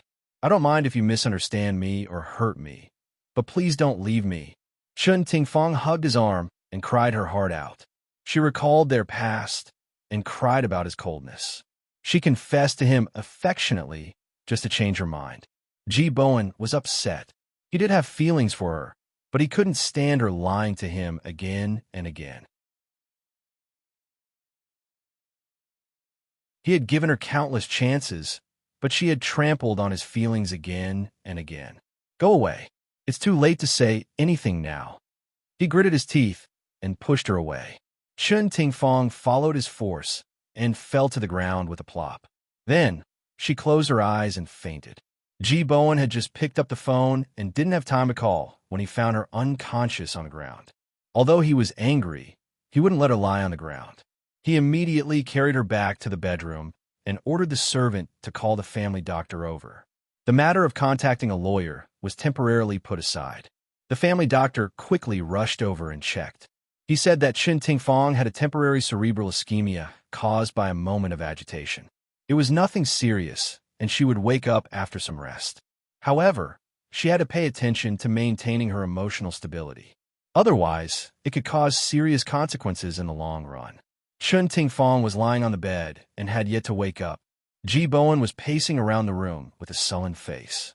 Ji Yuchi, who had heard the news, saw this scene and said softly, Dad, I heard from the doctor that Annie is fine. Don't worry. Ji Bowen was helpless. He wasn't worried at all. He was troubled. However, as a father, he couldn't tell his daughter about Chun Tingfang's affair. He could only nod his head. Dad, don't stay here. Let Annie have a good rest. Ji Yuchi held his arm. When she looked up at him, she saw that there were more white hairs on his head. Her heart felt as if it had been soaked in a bucket of vinegar. It was unbearably sour. Her eyes were hot, and tears were about to flow out. She quickly looked down and forced the tears back. Ji Bowen sighed. Okay, let's go out. The door slammed shut, and the room returned to silence. Chun Tingfang slowly opened her eyes. She let out a long sigh of relief. Fortunately, she had pretended to faint. Otherwise, Ji Bowen would already be discussing the divorce agreement with the lawyer. Then, she frowned again. Right now, she couldn't care less about who gave those photos to Ji Bowen. She had to think of a way to dispel Ji Bowen's thoughts of divorce. On the other side, Ji Yuqi held on to Ji Bowen's arm and accompanied him for a walk in the garden. The father and daughter walked quietly on the path. Ji Yuqi's eyes were slightly lowered. She was thinking about something. Originally, she wanted to borrow Yi Zisu's hand to make the whole city know about Chun Tingfang's affair so that she could no longer have a foothold in the upper-class society. However, she had changed her mind. If Chun Tingfang's scandal was made public, her father would also be implicated and would be laughed at by others. She couldn't let her father get hurt. She already felt guilty for letting Xiao Yihan seduce Chun Tingfang. Ji Bowen was still not used to his lively daughter snuggling up to him like an obedient little bunny. He pressed his right hand on the top of her head and said gently, "Chi-Chi, what are you thinking about?" Ji Yuqi looked up at him. Although he had a kind smile on his face, she could still see a faint gloominess between his brows. She felt sorry and guilty. She said softly, "Dad, I'm sorry." "Huh? Did you get into trouble again?" Ji Bowen deliberately put on a stern face. Ji Yuqi hurriedly shook her head. Thinking that something was wrong, she nodded again. Ji Bowen didn't know whether to laugh or cry. "Did you get into trouble or not?" She didn't answer his question.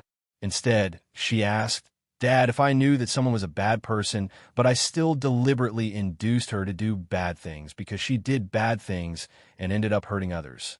Dad, am I wrong to do this?" Ji Bowen was startled as he looked at his daughter in front of him. Her eyes revealed a trace of confusion, as if she was a lost child. He naturally rubbed her hair and gently said, "Before I answer your question, answer me first. What is your purpose in doing this?" Ji Yuqi bit her lips. "I want to take revenge on that person and protect the people I care about. Only by completely destroying the relationship between Chun Tingfang and her father could she drive Chun Tingfang out of the Ji family. Moreover, she wanted Chun Tingfang and Yi Zisu to turn against each other and hurt each other. There was a kind of battle called killing with a borrowed knife, and there was also a kind of battle called killing without shedding a drop of blood." Ji Bowen's eyes moved slightly. He looked at her with a complicated expression and said meaningfully, "Since you want to protect the people you care about, I'm sure you'll be able to get through the harm. Chi-Chi, there's no such thing as right or wrong in this world. As long as you have a clear conscience, that's enough." Ji Yuqi's lips quivered a few times. She really wanted to tell him the truth, but when the words reached the tip of her tongue, she lost her courage. She avoided his deep gaze and said softly, "I understand, Dad." She didn't see that the moment she lowered her head, disappointment flashed across Ji Bowen's eyes. From Yuqi's words, he had already guessed who had sent those photos to him. However, since his daughter didn't want to say it, he wouldn't force her. At least, he knew that she had good intentions. In the master bedroom, "I heard that you're sick. I also heard that Uncle Ji wants to divorce you." The eerie and cold voice was right next to her ear. Chun Tingfang woke up abruptly. She opened her eyes and saw a magnified pale face. She was so frightened that she screamed and quickly moved back. He. Why are you hiding? I'm not going to eat you." Yi Zisu covered her mouth with one hand and laughed sinisterly. She moved back and sat on the chair next to the bed. You. Chun Tingfang was frightened by the pale makeup on her face. She didn't recover for a long time. She pointed at her face and said intermittently, "Wipe off the white powder on your face. You scare me to death. TCH, why do you care what makeup I put on?" Yi Zisu's cold gaze was glued to her. She curled her lips in disdain. "Pretending to be sick again? You're really something." Chun Tingfang's heart was filled with Yihan. She cried out involuntarily, "Zisu, I'm your mother. Do you really want to be enemies with me? I gave birth to you after carrying you for 10 months. I raised you painstakingly. Is this how you repay me? I've heard these words of yours for more than 20 years. My ears are getting calluses. You've always wanted to marry me off to a rich man. You just want to ride on my coattails. In your eyes, a daughter like me isn't as important as money. Don't make it sound like I've wronged you. You're the one who wronged me first." Chen Tingfang was so angry that her voice trembled. "I admit that Yihan and I used to be together. But at that time, there was nothing between the two of you. When you said that you loved him, I also thought of backing out. I really didn't know that he went back to America. Why won't you believe me? Touch your conscience and ask yourself, all these years, when have I ever mistreated you? I've treated you like a treasure since you were young. I held you in my hands and was afraid that you'd fall. I kept you in my mouth and was afraid that you'd melt. You, stop." Yi Zissou impatiently interrupted her incessant chatter. She stood up and looked down at her condescendingly. Her gaze was cold as she said, "What you've just said is what a mother should do. What's there to be proud of? You caused Yihan's death. You caused the death of the person I love the most. We can never go back to the past." Add. Hongsha 866.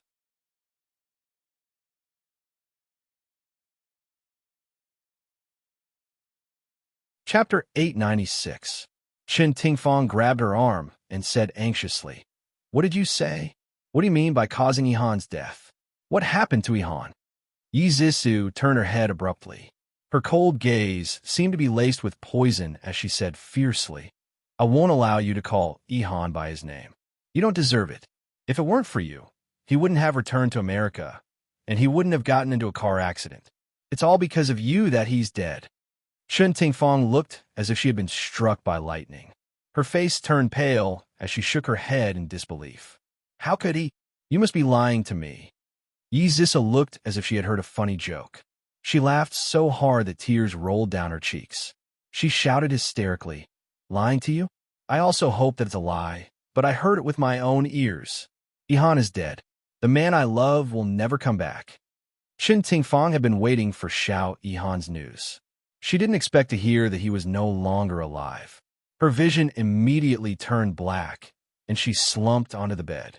Seeing her heartbroken expression, Yi Zissou was only moved for a second before she quickly regained her cold expression. From the moment Yihan passed away, there was no longer any mother-daughter relationship between her and Chen Tingfang. Chen Tingfang was disheartened at first. Later, she hugged the blanket and cried bitterly. She didn't even know when Yi Zissou left. In the evening, Ji Bowen came upstairs, intending to continue discussing the divorce with Chen Tingfang. Chen Tingfang was in low spirits. Her eyes were red and swollen. It was obvious that she had cried.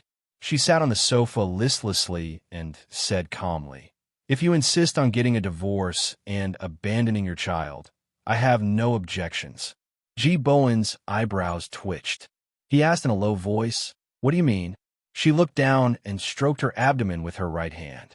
She smiled bitterly and said, "It's unbelievable, isn't it?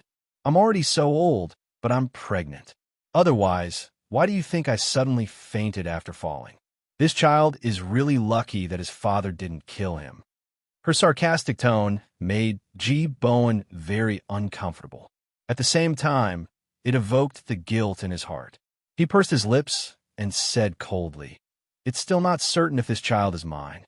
Do I need to remind you that we haven't slept together for more than a month?" Chen Tingfang seemed to be exhausted. She leaned on the soft cushion and said weakly, "It's your memory's bad. A month and a half ago, you went to a party and drank. And you drank too much and I forget what you did. If you don't believe me, you'll do a paternity test after the child's. Since you're pregnant, why did you only tell me now?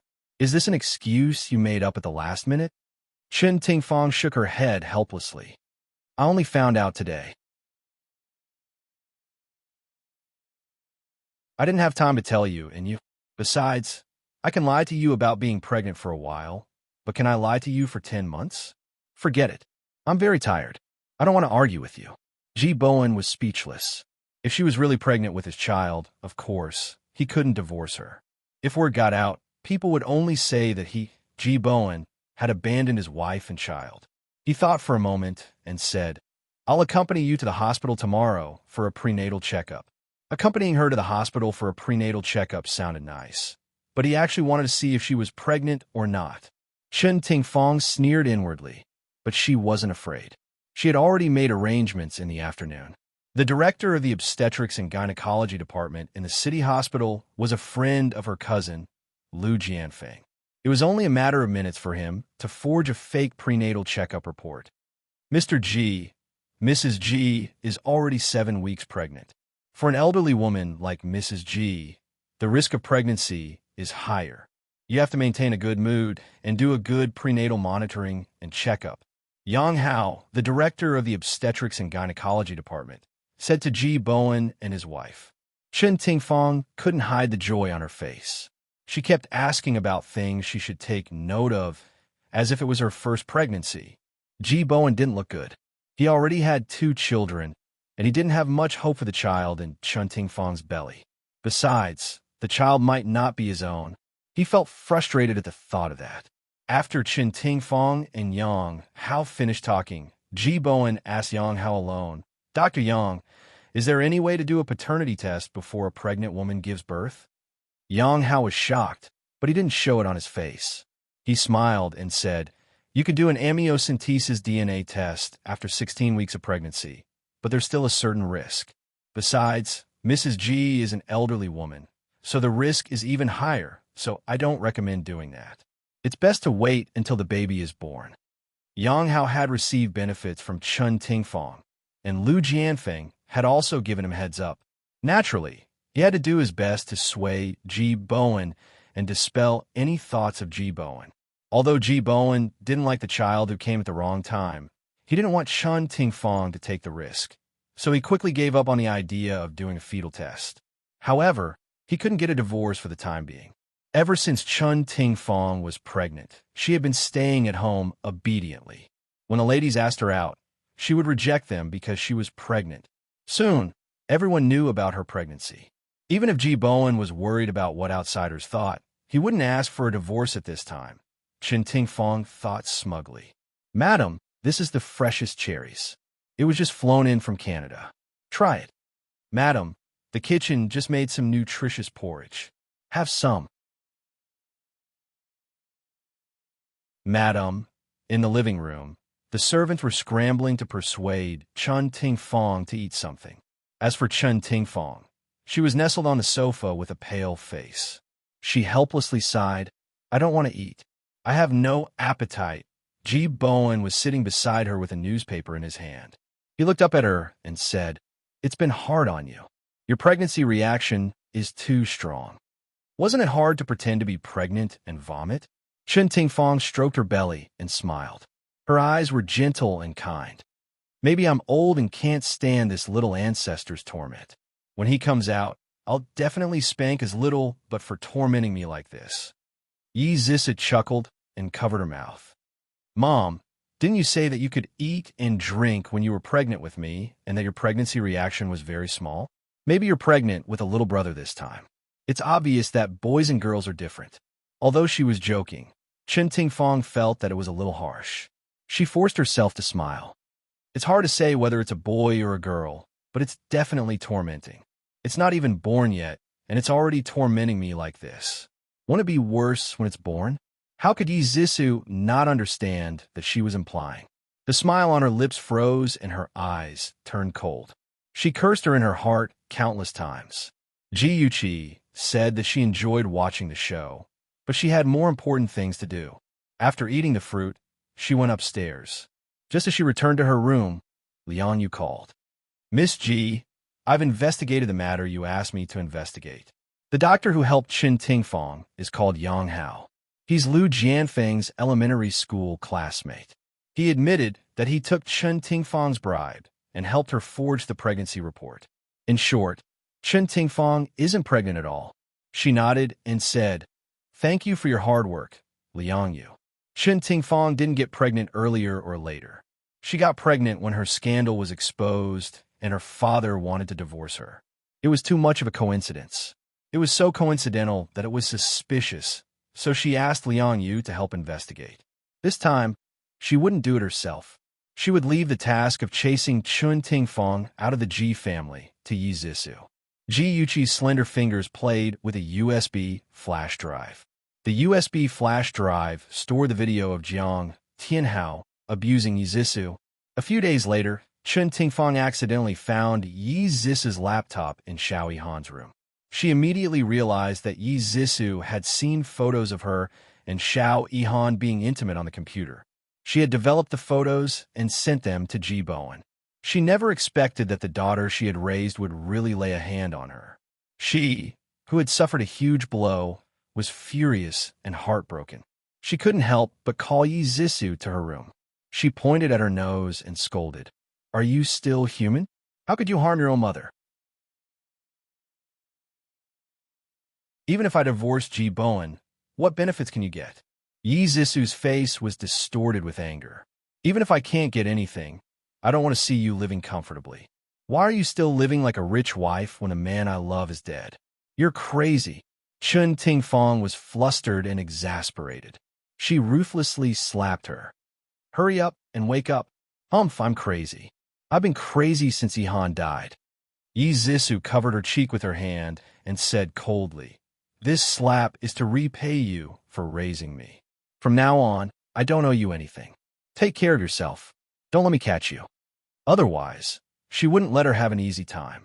Chun Tingfang was heartbroken by her daughter's heartlessness. 2 days after this incident, a video of Jiang Tianhao beating Yi Zisu appeared on the internet. Some people even posted that the second daughter of the Ji family, Miss Yi Zisu, had been sexually abused by her ex-husband ever since she got married. They also said that the reason they divorced was because Yi Zisu couldn't stand Jiang Tianhao's abuse. The love story between a rich girl and a rich man was just a joke. Yi Zisu and Jiang Tianhao had a low-key divorce. So many people didn't know about it. Now that their marriage was exposed, it immediately became a hot topic on the internet. Even some gossip media and magazines jumped in front of Yi Zisu to ask her for confirmation. Needless to say, at school, everyone looked at her with colored glasses. People who hated her even created all kinds of rumors, saying that Jiang Tianhao abused her because she had an affair. Some people even said that Jiang Tianhao married her because she seduced him. Attention Songshu 566.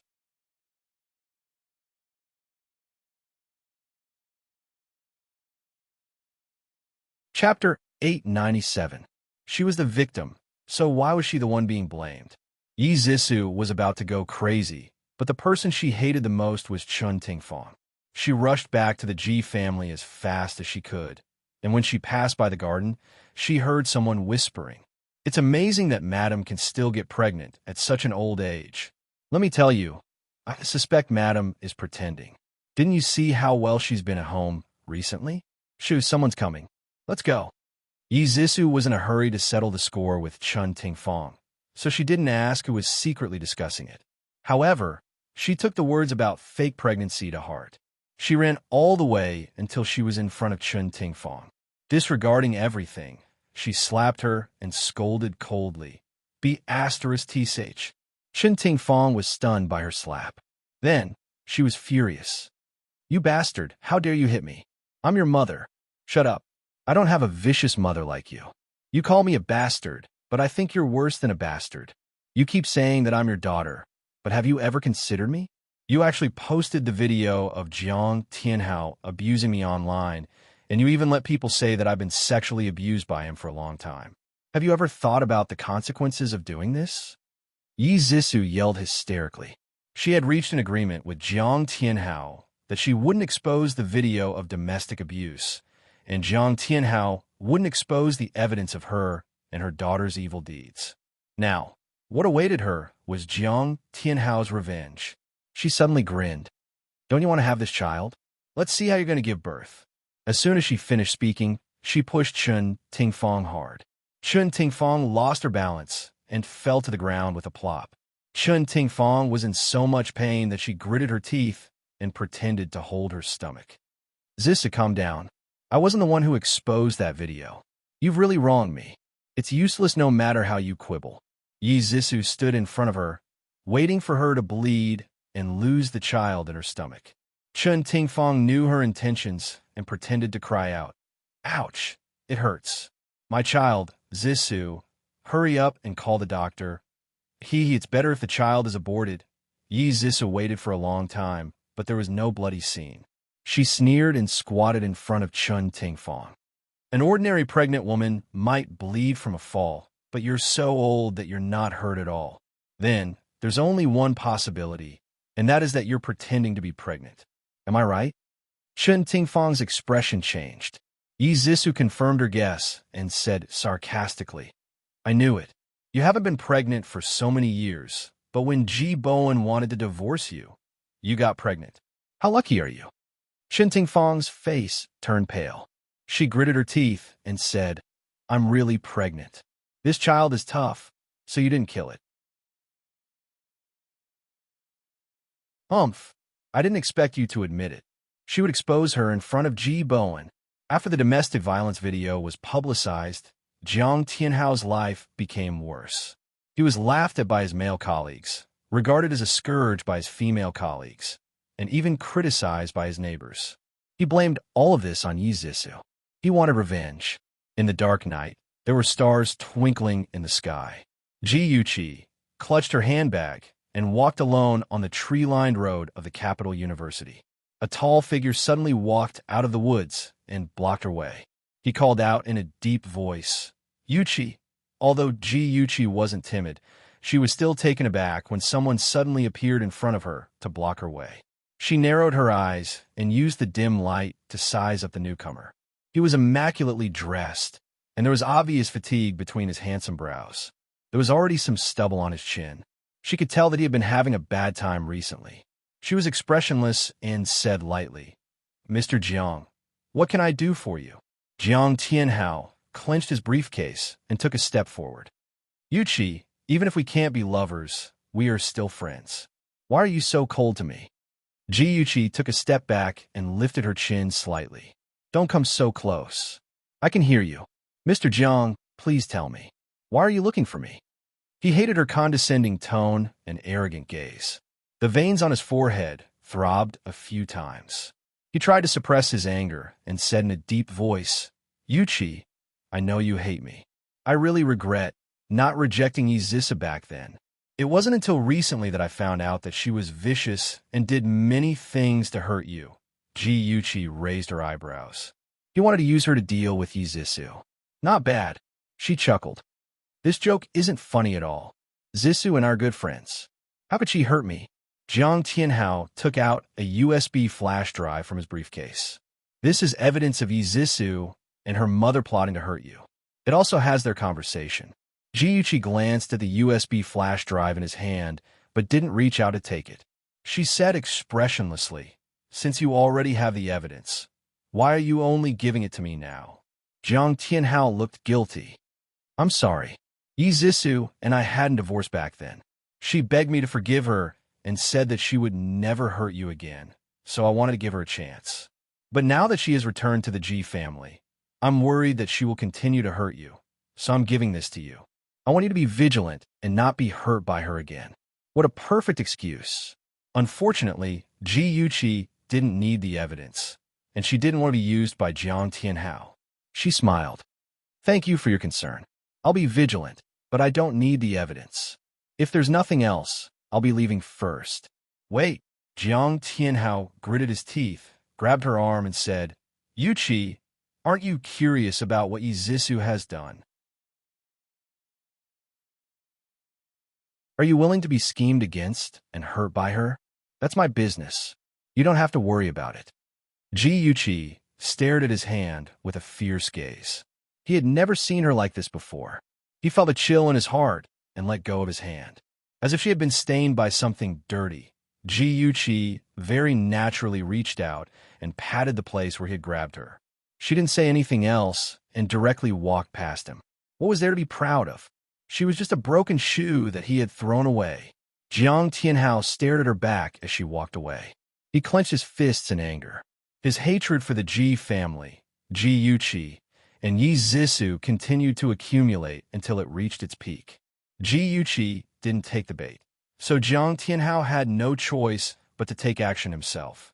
He presented the evidence of Chun Tingfang and her daughter's evil deeds to Ji Bowen. Ji Bowen's anger turned into forbearance. As long as Chun Tingfang's child was not his, he would immediately divorce her and chased the troublemaker mother and daughter out of the Ji family. Chen Tingfang and her daughter didn't know about it yet. They only cared about fighting and tearing each other down. It was very lively. Ji Bowen was too lazy to care about them. Ji Yuqi couldn't wait for someone to make trouble for Chen Tingfang. Of course, she wouldn't stop them. She could only secretly add fuel to the fire. It was the weekend. Other than Yi Zissou, everyone was there. Ji Yuqi was bathing the Samyed in the garden. Ji Bowen was sitting on the sofa, reading the newspaper. Chen Tingfang was sitting beside him, watching a Korean drama. She was holding a tissue and crying. Ji Yunhan was playing with his phone. When he heard Chen Tingfang sobbing softly, he curled his lips in disdain. He didn't know what was so good about those tear-jerking dramas. At this moment, Yi Zissou led a white-haired old doctor into the living room. Everyone looked up at her. She smiled and said, "Uncle Ji, Mom, this is Dr. Li. Dr. Li is the most famous Chinese doctor in Ning City. Mom, your pregnancy symptoms have been too severe recently. You can't eat anything. My heart aches when I see you like that. So, I specially invited Dr. Li to take a look at you." Chen Tingfang hurriedly wiped the tears off her face and smiled unnaturally. "Zissou, I'm very happy that you care so much about me. However, I'm much better now. I don't need to trouble Dr. Li anymore." "How can that be? Pregnancy is a big deal. Moreover, you're at an advanced stage. The risk is greater. Don't refuse anymore. Dr. Li, please take a look at my mom." Yi Zissou invited Dr. Li to sit opposite Chen Tingfang. Then, she said with a smile, "Mom, stretch out your right hand. Let Dr. Li take your pulse."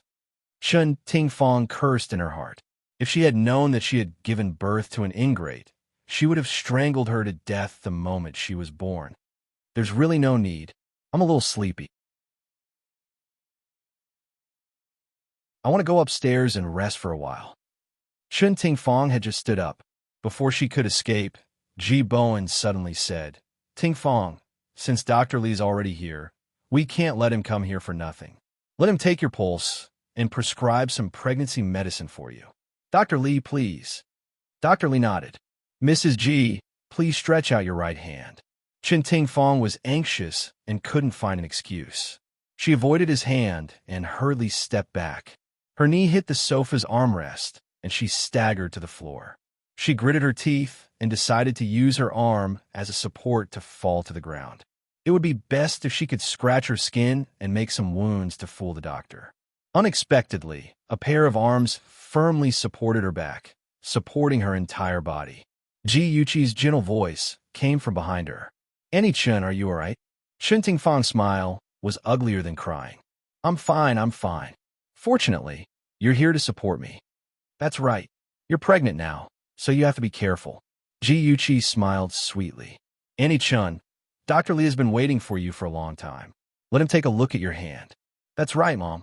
Don't let me down." Yi Zissou was smiling, but in Chen Tingfang's eyes, she was scarier than a venomous snake. Several pairs of eyes were on Chen Tingfang. Under everyone's gaze, she had no choice and no reason to refuse. She could only reach out her trembling hand. Attention Songshu 566.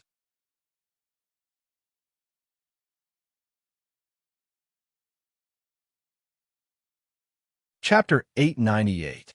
Dr. Li put his finger on her wrist and closed his eyes to feel it. He opened his eyes slowly and looked helpless. No wonder the lady didn't want to let him take her pulse. He shook his head and said, "Mr. G, Mrs. G isn't pregnant. I still have something to do, so I'll take my leave." Ji Bowen's expression changed a few times, but he finally calmed down and asked the butler to see the guests out. After Dr. Li left, the atmosphere in the living room froze. Chen Tingfang felt like she was sitting on pins and needles. She wanted to say something, but she swallowed her words when she saw Ji Bowen's dark face. Ji Bowen didn't fly into a rage, as Yi Zissou expected, nor did he say anything. Instead, he picked up the phone and called a lawyer to come to the Ji residence. The lawyer was naturally to draft the divorce agreement. Chen Tingfang's face was pale, and she screamed, "Bowen, listen to me. I really don't know what's going on." Ji Bowen looked tired. He waved his hand and said, "You don't have to say anything. We'll sit down and talk when the lawyer comes. Yi Zissou smiled in satisfaction. She knew that she wouldn't benefit from the divorce between Ji Bowen and Chun Tingfang, but it didn't matter. She just didn't want Chun Tingfang to be comfortable. Why should Xiao Yihan die because of her? Her reputation was ruined because of her. But she was still living comfortably? Ji Yuqi and Ji Yunhan looked at each other and found an excuse to leave. The siblings each rode a bicycle and walked side by side in the cool autumn wind. Ji Yunhan thought of something and smiled. Sister, you were the one who uploaded the video of Yi Zissou being abused by Jiang Tianhao, right? Where did you find it? Ji Yuqi's long hair fluttered in the wind. She blinked and said with a smile, Of course I stole it from Chun Tingfang. What do you think? I did a good job of framing her, didn't I? Ji Yunhan held onto the steering wheel with one hand and gave a thumbs up with the other as he smiled. Well done, as expected of my sister. The laughter of the two echoed on the mountain road. The golden leaves danced in the air. The two bicycles leisurely traveled in this fairy tale-like scenery towards the sunset. After the children left, Chun Tingfang followed Ji Bowen into the study. She wanted to save their marriage, but Ji Bowen was determined. He refused to listen to her explanation, and he didn't want to maintain the marriage. The lawyer quickly arrived and said that Chun Tingfang was the one at fault for having an affair. According to the law, the innocent party could ask the guilty party for less or no share of the property. Ji Bowen remembered their old friendship, so he was not so heartless. He proposed to give 30% of all the property to Chun Tingfang and her daughter. This 30% was enough for Chun Tingfang and Yi Zissou to live comfortably for the rest of their lives. However, Chun Tingfang was ambitious and was not satisfied with the division of property. Since both sides had fallen out, she no longer pretended to be gentle and magnanimous. She insisted on sharing the property equally. Of course, Ji Bowen didn't agree. He worked so hard to build the business and wanted to leave it to his daughter and son. How could he give half of it to Chun Tingfang? Chun Tingfang sneered. I've been married to you for so many years. I helped you with the housework, took care of the children, accompanied you to socialize, and helped you open up the business circle. Your achievements today are also due to me. I asked for half of the property. That's what I deserve. Ji Bowen was infuriated by her shameless words. He said angrily, There are so many servants in the house. Since when did you need to do the housework yourself? Take care of the children? You still have the nerve to mention it. You've framed Yuqi and Ahan time and time again. I haven't settled the score with you yet. You play mahjong every day, go shopping, and do beauty treatments. You call that socializing? Don't make people laugh their heads off. I won't give you 30% of the property, not a cent more. Chun Tingfang's face turned green and red after being scolded by him in front of the lawyer. Fortunately, she was thick-skinned and quickly calmed down. She said calmly, Okay, since we can't negotiate, let's meet in court. We'll see whose side the judge is on. Ji Bowen was furious. He slammed the table and said, Okay, let's meet in court. I'm not afraid of you. Because of the division of property, Ji Bowen and Chun Tingfang completely fell out. The two of them lived under the same roof and saw each other frequently, but they didn't speak more than 3 sentences a day. Yi Zissou was very self-aware. She kept a low profile and no longer hung around the two of them and annoyed them. She went to school during the day and went to nightclubs to pass the time at night. She indulged in a life of luxury and numbed her nerves. She wanted to use this opportunity to forget Xiao Yihan. The pure and innocent goddess of the past was already dead. The one who was alive now was an enchanting demoness who bloomed at night. She wore heavy makeup every day and shuttled through lively bars and nightclubs. She flirted with different people, went on a boat with different people, and woke up in different places. At first, this kind of life made her feel very excited. Slowly, she began to feel empty. It was like a boat that had lost its direction and was drifting in the sea. The man who had once pointed out the direction for her was no longer around. She was left alone in despair. During this period of time, Ji Yuqi's life was very relaxed. Chun Tingfang was busy fighting for property with Ji Bowen, and Yi Zissou was busy indulging in debauchery. For the time being, no one bothered her. Free Company was operating well. With Ching Sang in charge, she didn't need to spend too much energy. She couldn't be more relaxed. The cold December wind was biting cold. She wrapped herself in an apricot-colored windbreaker and walked to the parking lot. A familiar figure stood beside her car. He had a tall and straight figure, a handsome face, and sexy thin lips as he gazed deeply at her. Like a spring breeze, Ji Yuqi's cold face was immediately adorned with a smile. She quickly walked forward and stretched out her arms to hug him. She leaned her head against his chest. "Aja, I missed you so much." Shunja wrapped her in his arms and kissed her forehead. His magnetic voice was full of warmth. "I missed you too." During the 3 days of his business trip, his mind was filled with her. The work that would have taken him 5 days to complete was shortened by him and his subordinates staying up late. They rushed back to her side as quickly as possible. The wind was cold outside, but it was as warm as spring inside the car. Ji Yuqi sat in the front passenger seat. She leaned her right arm against the car window and tilted her head to look at Shunja. She couldn't hide the smile in her eyes. She secretly mocked herself in her heart. Was this what it meant to be apart for a day?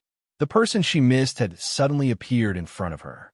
She couldn't help but want to take a few more glances at him. Shunja turned his head to look at her. His deep eyes were full of smiles. "I'm off tomorrow.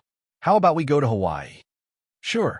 Ji Yuqi was mesmerized by his beauty and answered without hesitation. Shunja laughed softly. "Good girl." Ji Yuqi seemed to have woken up from a dream.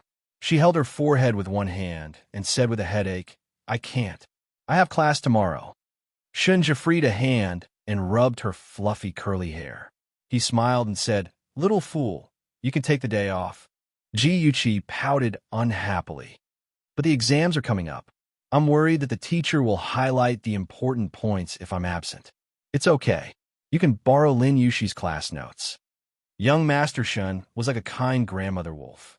He revealed an amiable smile and spared no effort to persuade her. "All right, young Master Shun. Seeing that you're so sincere, Miss, will accompany you overseas to relax. But when we're in Hawaii, you're not allowed to stare at other beautiful women, beach bikinis and whatnot. They're 2 nosebleeds." Ji Yuqi counted on her fingers and nagged at a certain someone before they even left the country. Okay. Shunja nodded good-naturedly and said seriously, "In my eyes, you're the most beautiful woman. I just have to look at you." Ji Yuqi smiled.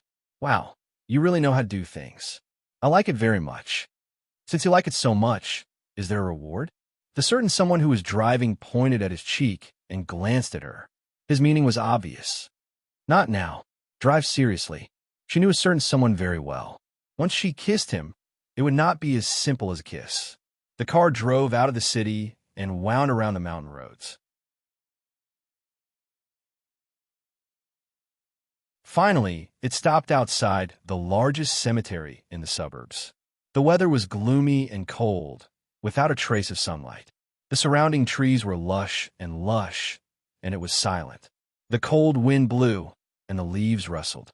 Looking into the distance, there were black tombstones standing neatly in the garden. They could not see the end of the tombstones in a radius of 100 meters. It was eerie and solemn. Shunja held the lilies in one hand and held Ji Yuqi's hand in the other as they walked on the tree-lined path. He held her hand tightly. His handsome face was cold, and his thin lips were pursed tightly. There was grief and indignation in his eyes. Ji Yuqi felt that something was wrong with him. She patted the back of his hand gently. He turned his head. Her lips were pursed gently. Even without any words, he could feel her comfort. His furrowed brows relaxed, and his tense body slowly relaxed. He held her hand tightly and explained gently, "Today is the anniversary of my mother's death." Ji Yuqi pursed her lips coquettishly. "You should have told me earlier. Hurry up and help me see if Annie will have me dressed up like this." With that said, she let go of his hand and twirled in front of him. She looked at him expectantly and even blinked her beautiful eyes, as if to say, "Hurry up and praise me." His heart warmed. He pulled her into his arms and kissed her forehead lovingly. He said softly, this is good. No matter how you dress up, Mom will like you. As long as it was something he liked, his mother would like it. Ji rubbed her cool cheek against his and said in a playful tone, "Hey, when you see Annie later, tell her that I bought the lilies. Otherwise, Annie will definitely think that I'm very immature, who would casually buy the lilies on their first meeting with their elders." Okay. Shunja's heart was unbelievably soft. This was the first time he had stepped into this cemetery. The hatred in his heart had disappeared, and only warmth was left. Add Songshu 566.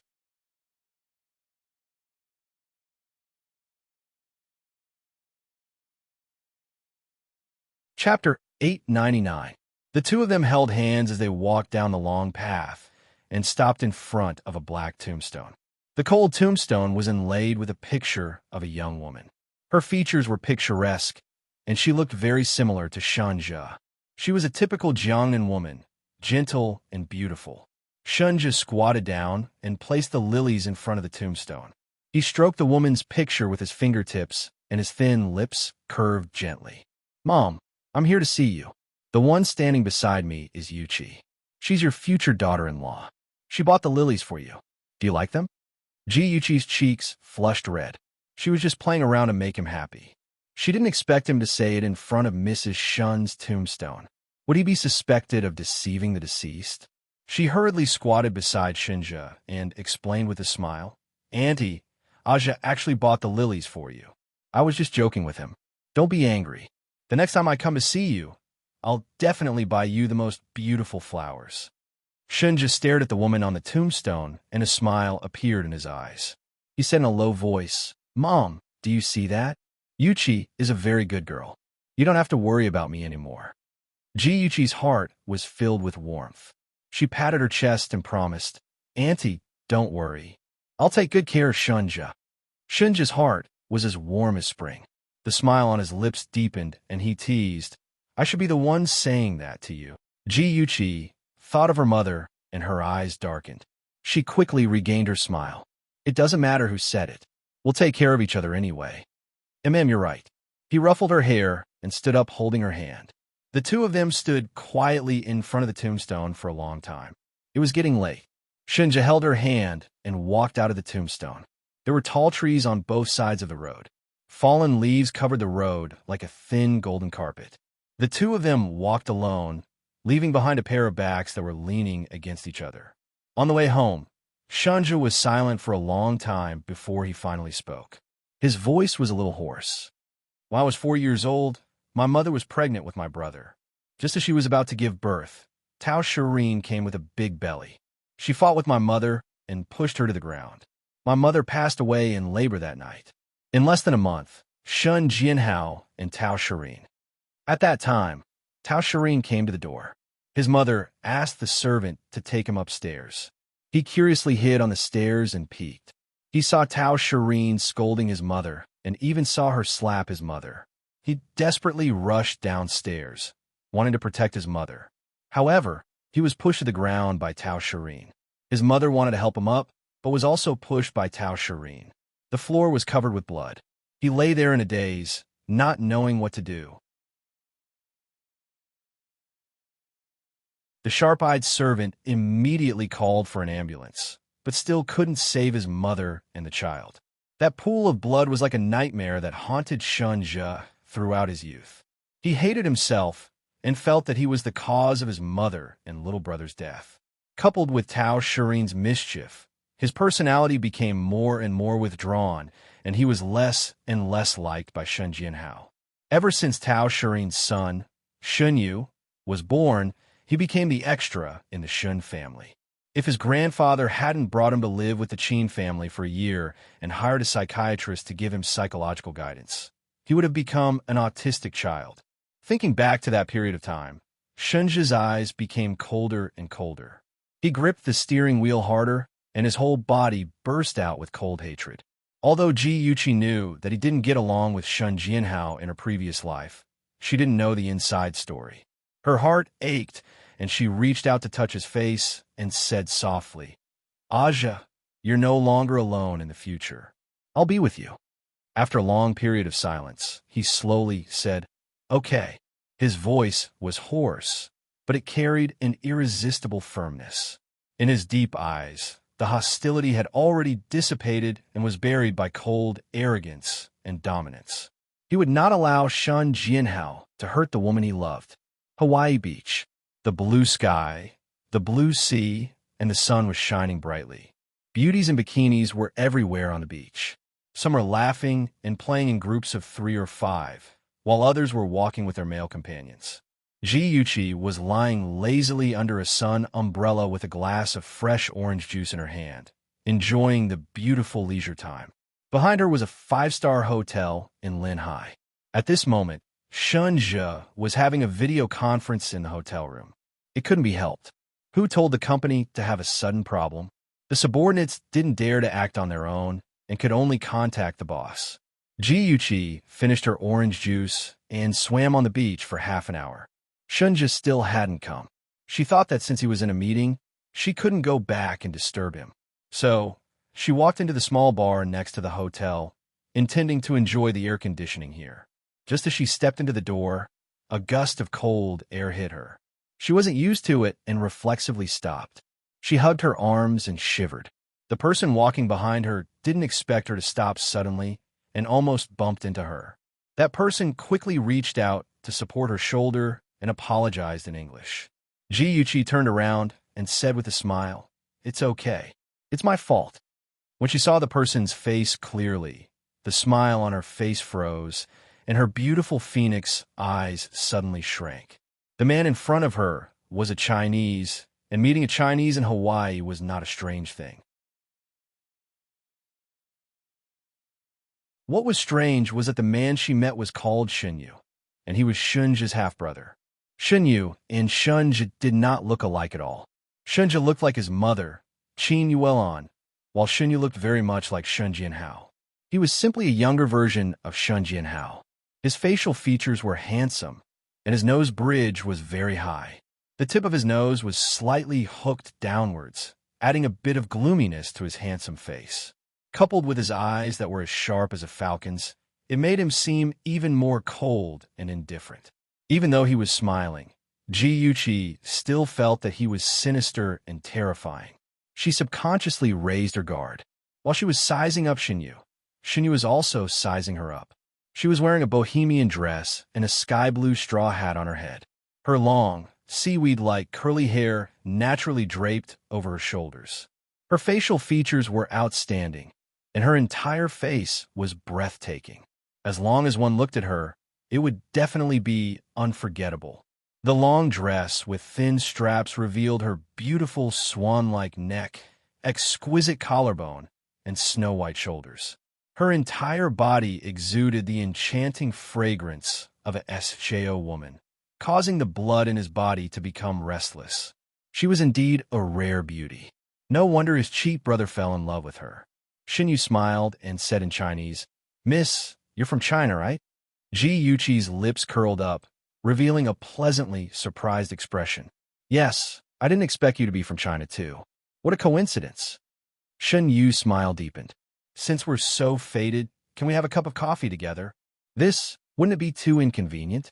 Ji Yuqi's gaze slid to the woman beside him. She was beautiful and sexy, with hot curves. She was wearing a short black skirt that just wrapped around her buttocks. Seeing Ji Yuqi looking at her, she even put on a show of force and hugged Yu's arm. The pair of breasts in front of her chest were tightly pressed against his arm. This scene was so hot that it could cause people to have a nosebleed. Yu pulled back his arm without a trace and said in a calm tone, "This is my secretary, Anna. Anna, you can go back to the hotel first." Anna pouted in dissatisfaction. She wanted to act coquettishly and hug his leg, but Yu coldly glanced at her.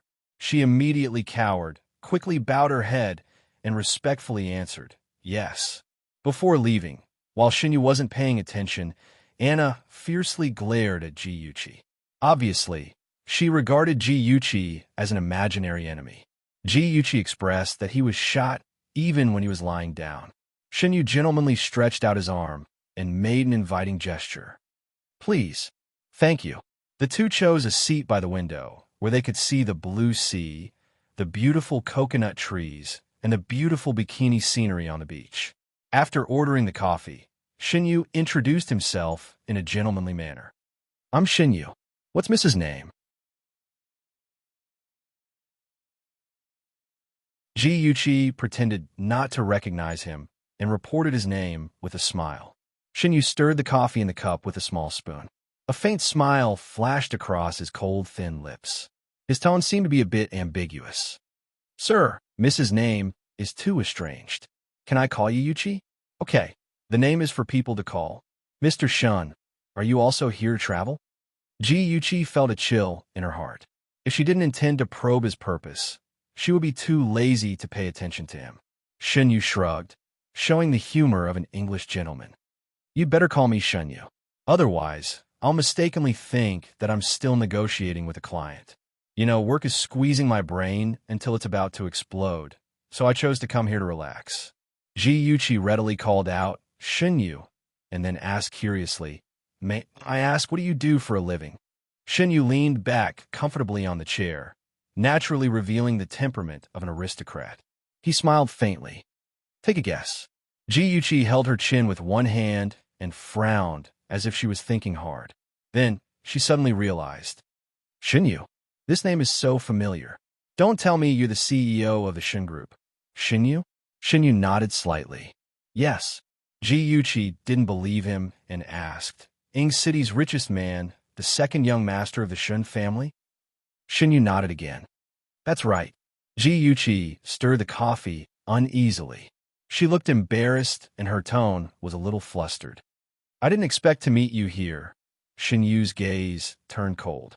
He automatically interpreted her behavior as a guilty conscience because her relationship with Shunja was still a secret. His lips moved. Just as he was about to speak, she suddenly stood up in a panic and said anxiously, I'm sorry. I suddenly remembered something important. I have to hurry back to the hotel. Shinyu grabbed her wrist and stared at her with his deep eyes. There was some doubt in his expression. Yuchi, you seem to be afraid of me?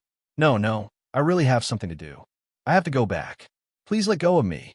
This time, her expression became flustered, as if she had done something wrong. Awesome novel, Shinwu 799.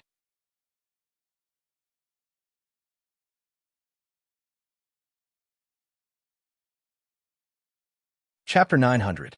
Shinyu narrowed his eyes. He was certain that she must be afraid that he would find out about her relationship with Shunja. He didn't expect that someone as smart as Shunja would find such a stupid woman who only had beauty but no brains. His mind raced as he tried to figure out how to pry Shunja's secret from her. Unexpectedly, a strong gust of wind rushed towards his cheek. He quickly dodged, but the furious fist still brushed past his cheek. The huge force made him lose his balance, and his leg hit the chair next to him, making a loud noise and shocking the guests in the bar. Shunja's handsome figure stood in front of Shinyu. He protected Ji Yuchi behind him and stared at Shinyu with his sharp eyes. His cold voice sent chills down Shinyu's spine. I'm warning you. Don't you dare have any ideas about Yuchi. Otherwise, I won't let you off. Shinyu touched his cheek. He swore that it must be swollen. Damn it, he was just careless and got hit by that lunatic. Shinyu retracted his hand hatefully. His malicious eyes flashed with a sinister light. It seems that your taste isn't very good. This woman can't even compare to Aisha. He took a step forward and leaned close to Shunja's ear. His low voice was cold. Do you still remember her? Cute little Aisha. Aisha. Ji Yuchi had never heard of this name. She turned her head instinctively and looked at Shunja. She saw that his face was extremely gloomy and his deep eyes were surging with anger. He squeezed out a few words from between his teeth. Shut up. You don't deserve to mention her name. Shinyu stepped back and tidied up his clothes slowly. He said casually, Don't forget what happened to Aisha. He paused for a moment before shifting his gaze to Ji Yuchi. A charming, gentlemanly smile appeared on his face.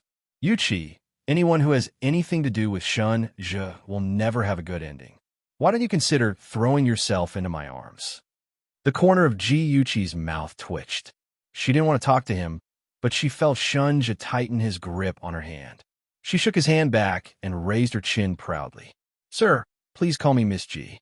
We're not familiar with each other. Of course, if you're willing to act like a younger brother, I'll allow you to call me sister-in-law." Xinyu's eyes narrowed, and he smiled sinisterly. "I didn't expect you to have such a sharp tongue. Interesting. I suddenly feel like I'm starting to like you." The anger in Shunja's eyes intensified, and a violent aura erupted from his body. He pulled Ji Yuchi into his arms and announced in a domineering manner, "Yuchi is my fiancée. If you dare to talk nonsense again, I'll consider making you unable to speak again." Xinyu shrugged his shoulders and smiled gently. "All right, it's just a joke. Why are you so serious about it? I'm actually not interested in your baby at all. You know that I like women with big breasts and perky butts. All right, you guys have fun." As he spoke, he reached out to pat Shunja's shoulder. Shunja hugged Ji Yuchi and quickly dodged. The disgust in his eyes was undisguised. Xinyu didn't take it seriously. He shrugged his shoulders and called the waiter to settle the bill with great grace. Shunja's tense body only relaxed after his figure disappeared from the bar entrance. He held Ji Yuchi's shoulder and frowned slightly. "Did he hurt you?" "No, don't be nervous." Ji Yuchi glanced at the people around and said softly, "There are so many people here. Let's go back to the hotel." When they returned to the hotel, the first thing Shunja did was to wipe Ji Yuchi's right wrist with a wet towel. Xinyu had just touched that place. The man sitting in front of her lowered his eyebrows. Every movement was careful, afraid of hurting her. She suddenly felt very guilty and whispered, "I'm sorry, Aja. He was too fast just now, and I didn't have time to avoid it." Xinja paused and looked up at her. There was no reproach on his handsome face, and his gaze was very gentle. "It's too dirty to be scratched by that kind of person." As if afraid that she would misunderstand, he hesitated and said, "He has many women. Who knows if there are any germs on his hands?" Ji Yuchi's gloominess was swept away, and she was almost amused by him. Ridiculing Xinyu like this was really too ruthless. As expected of her, Shunja. "Oh, so cute. I like him more and more." She stared at his handsome face with a burning gaze, and a bold thought of kissing him suddenly appeared in her heart. Her heart moved at will. Since she liked him, why should she hide it? She suddenly threw herself into his arms. Because her movements were too fierce, she directly pushed him onto the sofa. She pressed him under her body and wrapped her arms around his neck. Her clear black and white eyes were as bright as the stars in the sky, flickering with an enchanting flame that made people gasp in admiration. "Chi-Chi, don't talk." She raised a finger and placed it on his lips. She lowered her head slightly and kissed his forehead. Her soft lips slowly moved downwards like a beautiful butterfly, lightly resting on his thin lips. His Chi-Chi, for the first time, took the initiative. Xinja happily hugged her tightly. Even if she wanted to go back on her words, it was already too late. He took the initiative, and his wet and hot tongue drilled into her mouth, extremely gentle.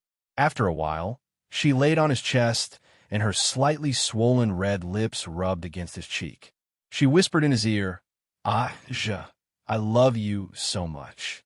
This was the first time she had said those words seriously. Shunja's heart melted. He suddenly understood why it was said in the books that couples like to say those words to each other. It was because it was a wonderful feeling.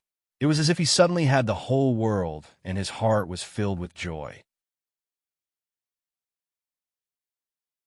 He didn't care about the prosperity of the world and only wanted to be with her until the end of time. He hugged her tightly, as if he wanted to rub her into his body and never separate again. He kissed her hair, and she obediently laid in his arms. The atmosphere was so warm and sweet. She really wanted to stay like this forever, hugging each other. Unfortunately, that was not realistic. Shunja suddenly heard a strange gulu-gulu sound. He could not help but laugh. He kissed her forehead and said dotingly, "Are you hungry? What do you want to eat?" Ji Yuchi's cheeks flushed red. She pouted and said, "Don't laugh at me. I haven't eaten Japanese food in a long time. How about we eat Japanese food?" It was pointless to ask this question. As long as she liked it, Shunja would never reject it.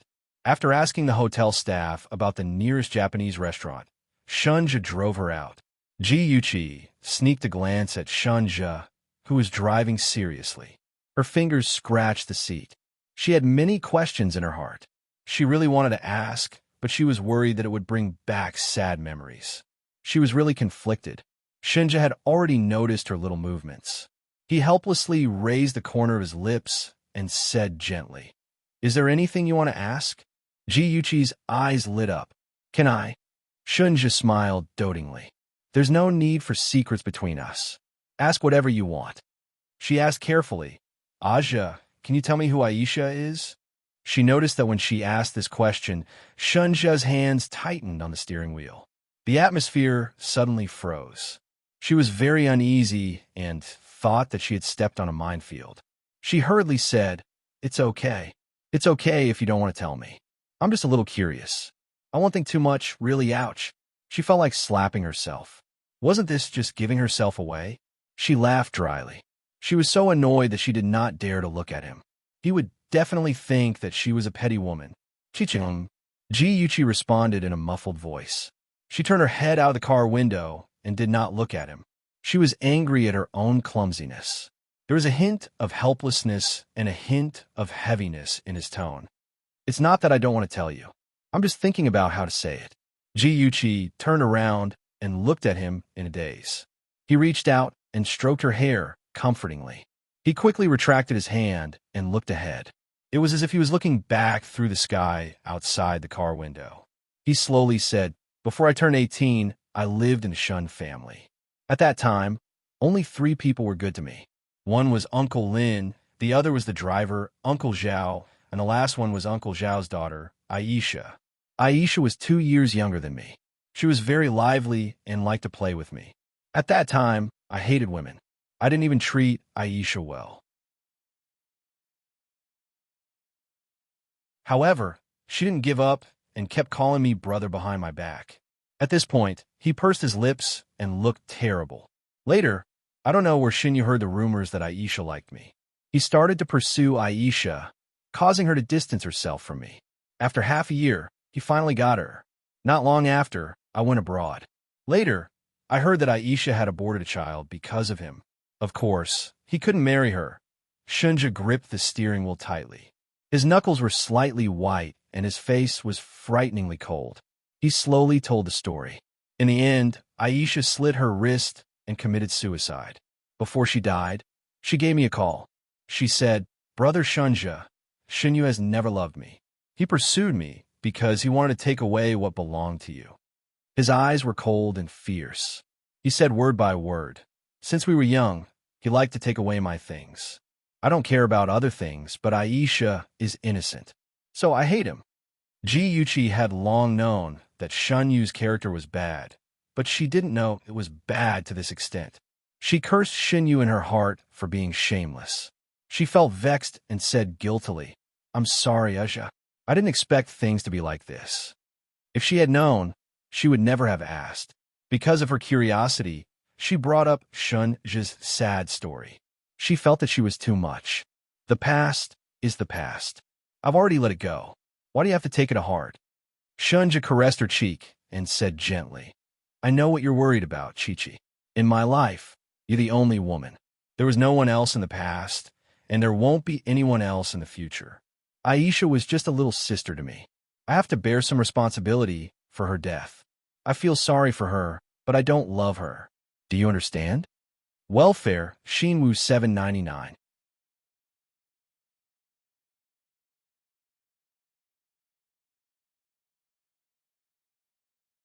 Chapter 901. His heartfelt words made Ji both moved and embarrassed. Her clear black and white eyes stared at him. "Aja, you are also my one and only. In the future, I will never let my imagination run wild again." "Good girl." Just then, the car arrived at the destination. Shinja stopped the car by the roadside, leaned close to her, kissed the corner of her lips, and then took her into his arms. His fingers tightened around her, and his voice was calm. "Shunyu is very dangerous. No matter what method he uses to get close to you, don't believe him. And I know I originally wanted to get some information from him today, so I agreed to have tea with him. In the future, I will definitely stay as far away from him as possible. Shinyu was a proud and arrogant person who always looked down on women. So just now, she deliberately showed a very stupid look, making him completely uninterested. That way, he would not care about her. Shinju rubbed her hair in appreciation. That's right. In the future, stay away from him. If he comes close to you again, tell me immediately. I will help you beat him up. Shinyu, who was despised by the two of them, was currently in the hotel with Anna. Of course, Anna was not his secretary, but one of his lovers. After a while, Anna coquettishly leaned into Shunyu's embrace, her fingertips drawing circles on his chest. She acted coquettishly. Darling, have you taken a fancy to that woman? Which woman? Shunyu's eyes were cold, and his cold, handsome face was dyed with a stern look. Unfortunately, Anna did not sense the danger at all, and said to herself, "It's the woman I met at the entrance of the bar. Although she looks passable, her figure is too bad, like a washboard." She rattled on and on about Ji Yuchi's shortcomings. Shinyu's face grew darker and darker, almost as dark as the bottom of a pot. He abruptly pushed her away and got off the ground. He tied the towel around his waist and coldly said, "Go back to your country immediately and never appear in front of me again." Anna was startled. She did not care that she was not wearing anything and immediately jumped down to hug him tightly. She repeatedly said, "I'm sorry, I didn't do it on purpose. I will never ask about those women again. Please don't drive me away." Scram! Shinyu violently pushed her away. She screamed and fell to the ground. Her jade body was sprawled across the ground, giving her a different kind of charm. But Shinyu only coldly swept a glance at her and curled his lips in ridicule. To him, women were only used to vent his lust. He would allow smart women to stay by his side for a while longer. As for stupid women, of course he would throw them away as soon as possible. He pulled out his arm mercilessly, and his eyes were like a venomous snake's. "Don't make me say it again. Get back to your country right now." Anna was shocked by his fierce eyes. She was just a small actress who wanted to use Shinyu to climb up the ranks. She didn't expect to be dumped by him after only being with him for half a month. How could she be reconciled? She covered her face and cried. Her mouth kept saying things like, "I love you so much, don't abandon me." Shinyu sneered and nodded. "Good, very good, you don't have to leave." Anna was secretly delighted and cried even harder. She played the role of a woman who was deeply in love with someone who was tortured. Shinyu looked at her with disdain and turned to walk into the living room. Soon, Anna heard him talking on the phone. 13, come to my room." 13 was a tall man wearing a black suit. His face was like a poker card, without the slightest expression. He respectfully bowed to Shinyu. "Mister, what are your orders?" Shinyu raised his chin in Anna's direction and lightly said, "That woman is yours. You can do whatever you want with her." 13's calm eyes immediately lit up. He was like a ferocious wolf that had caught its prey. A dangerous aura came from him as he walked towards Anna with steady steps. Anna was stunned. She even forgot to cry. She uneasily retreated and shook her head in panic. No, Mr. Shun, I'm willing to return to my country. I'll return to my country immediately." Shinyu turned his head and revealed a nasty smile. "Unfortunately, it's too late. No, Mr. Shun, I beg you, let me go. It's my fault. I'll leave immediately and never appear in front of you again." Anna, whose wrist was being held by 13, screamed out in pain. Shinyu frowned in disgust. 13, gag her mouth and take her away immediately." "Yes." 13 responded and fiercely hit Anna on the back of her neck. She softly collapsed in his arms. He picked her up horizontally and quickly disappeared through the door. 13 had a tyrannical tendency and was very good at playing with women. He once played with the daughter of a triad leader to death. He was chased everywhere. It was Shinyu who saved him. In order to repay Shinyu, he became his personal bodyguard. Although 13 had restrained himself in recent years, his methods were still very cruel. Even if Anna wasn't killed by him, a layer of skin would be peeled off. This was the consequence of disobeying Shinyu. He expressionlessly glanced at the messy bedroom and walked into the bathroom bare-chested. In the afternoon, it was already night in China. The big screen hanging on the wall was connected and projected Shun Jianhao's figure. His face was very similar to Shun Yu's. He frowned slightly and said in a deep voice, "Yu, you're too mischievous. How can you take a vacation just like that? A lot of people in the company are watching you." Shun Yu's upper body was naked and a towel was wrapped around his waist. He leaned against the back of the chair and wiped his hair with a towel in his hand. He lazily said, "Dad, I'm not joking. Do you know why I chose a Y? It's because my good brother is here." He deliberately dragged out the words "good brother." Sure enough, he saw Shun Jianhao's face change color. Humph, didn't that bastard say he was discussing business abroad? Why did he run to Hawaii? Shun Yu sneered, "What business?" The business was settled 2 days ago. He's using the business as an excuse to go on a date with a woman. Shun Jianhao frowned. "Is it that little girl from the Ji family?" "Yes. Her name is Ji Yuqi, the most precious daughter of the CEO of the Ji Group. I can see that Shun Zhe likes her very much." A sharp light flashed in Shun Yu's eyes, and his lips curled into an evil smile. "Dad, what do you think if I steal his precious woman?" Shun Jianhao was very satisfied with his second son. The only thing he didn't like was that his private life was too messy. Fortunately, it wasn't a big problem, and he never interfered.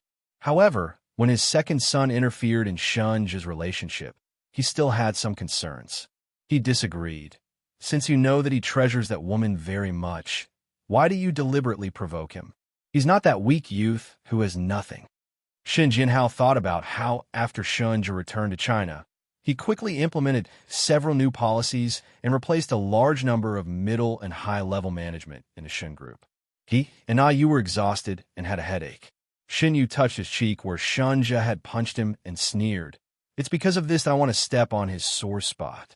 He still clearly remembered how sad Shun Zhe was when he found out about Isha's death. Even if Shun Zhe armed himself with indifference, the memory of his heavy punch on the tombstone and the bleeding back of his hand was still fresh in Shun Yu's mind. Shun Jianhao shook his head and reminded, "Be careful not to step on his sore spot.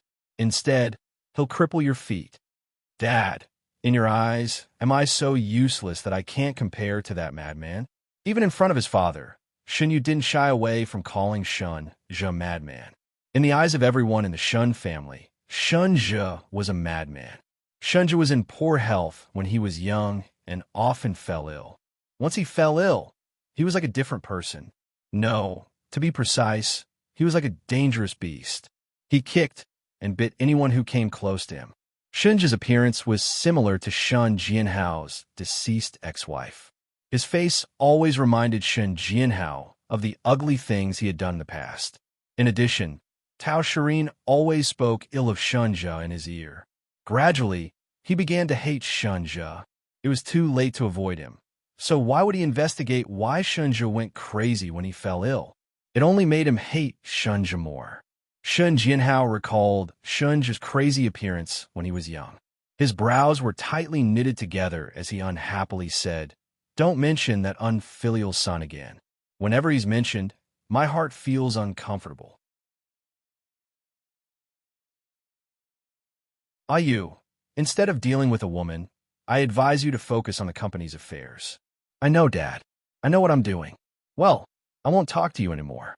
It's already very late in the country. You should rest early." After cutting off the conversation, Shun Yu threw his whole body into the soft sofa and threw the towel on the coffee table. His slender fingers tapped on the sofa's armrest. He picked up the phone and dialed a number. He said in fluent English, "Find a few people to help me do something." The night on the island was very charming. The bright lights shrouded the sapphire-like sea. The bars on the coast were colorful and lively. Although Shun Yu's purpose was unknown, it did not affect Ji Yuqi's mood of vacation. She and Shun Zhe interlocked their fingers and happily strolled on the beach. They danced with the enthusiastic locals, and their laughter flew in the night. Just as they were returning to the hotel and passing by a bar, 6 or 7 foreign men dressed like hooligans rushed out of the hotel and blocked their way. Among the group, two people pointed at each other's noses and cursed. Some of the other people were watching a good show, and some tried to persuade them to stop. However, the two people who were cursing at each other seemed to be angry. Not only did they not stop cursing, but it escalated to a fight of fists and feet. The scene was instantly chaotic. The people on both sides were in a melee. They took out their weapons one after another. Daggers, electric batons, and even beer bottles were taken out. They were fighting fiercely. Shunja was worried about being affected. He hugged Jiyuchi's waist tightly and planned to pass by. At this moment, someone in the group of people who were fighting suddenly shouted in English, "Stop fighting. Isn't it just for a woman? Everyone look, there's a beautiful Asian girl over there." Beauty novel Songshu 566 that you're tuning in to the Romance Rendezvous YouTube channel. We're so grateful for your support, and don't forget to subscribe to join us on this incredible journey through captivating stories. Your generosity through donations truly makes a world of difference, as it's the primary source of revenue that allows me to expand and enhance this channel for you. Thank you from the bottom of my heart for being a part of this adventure.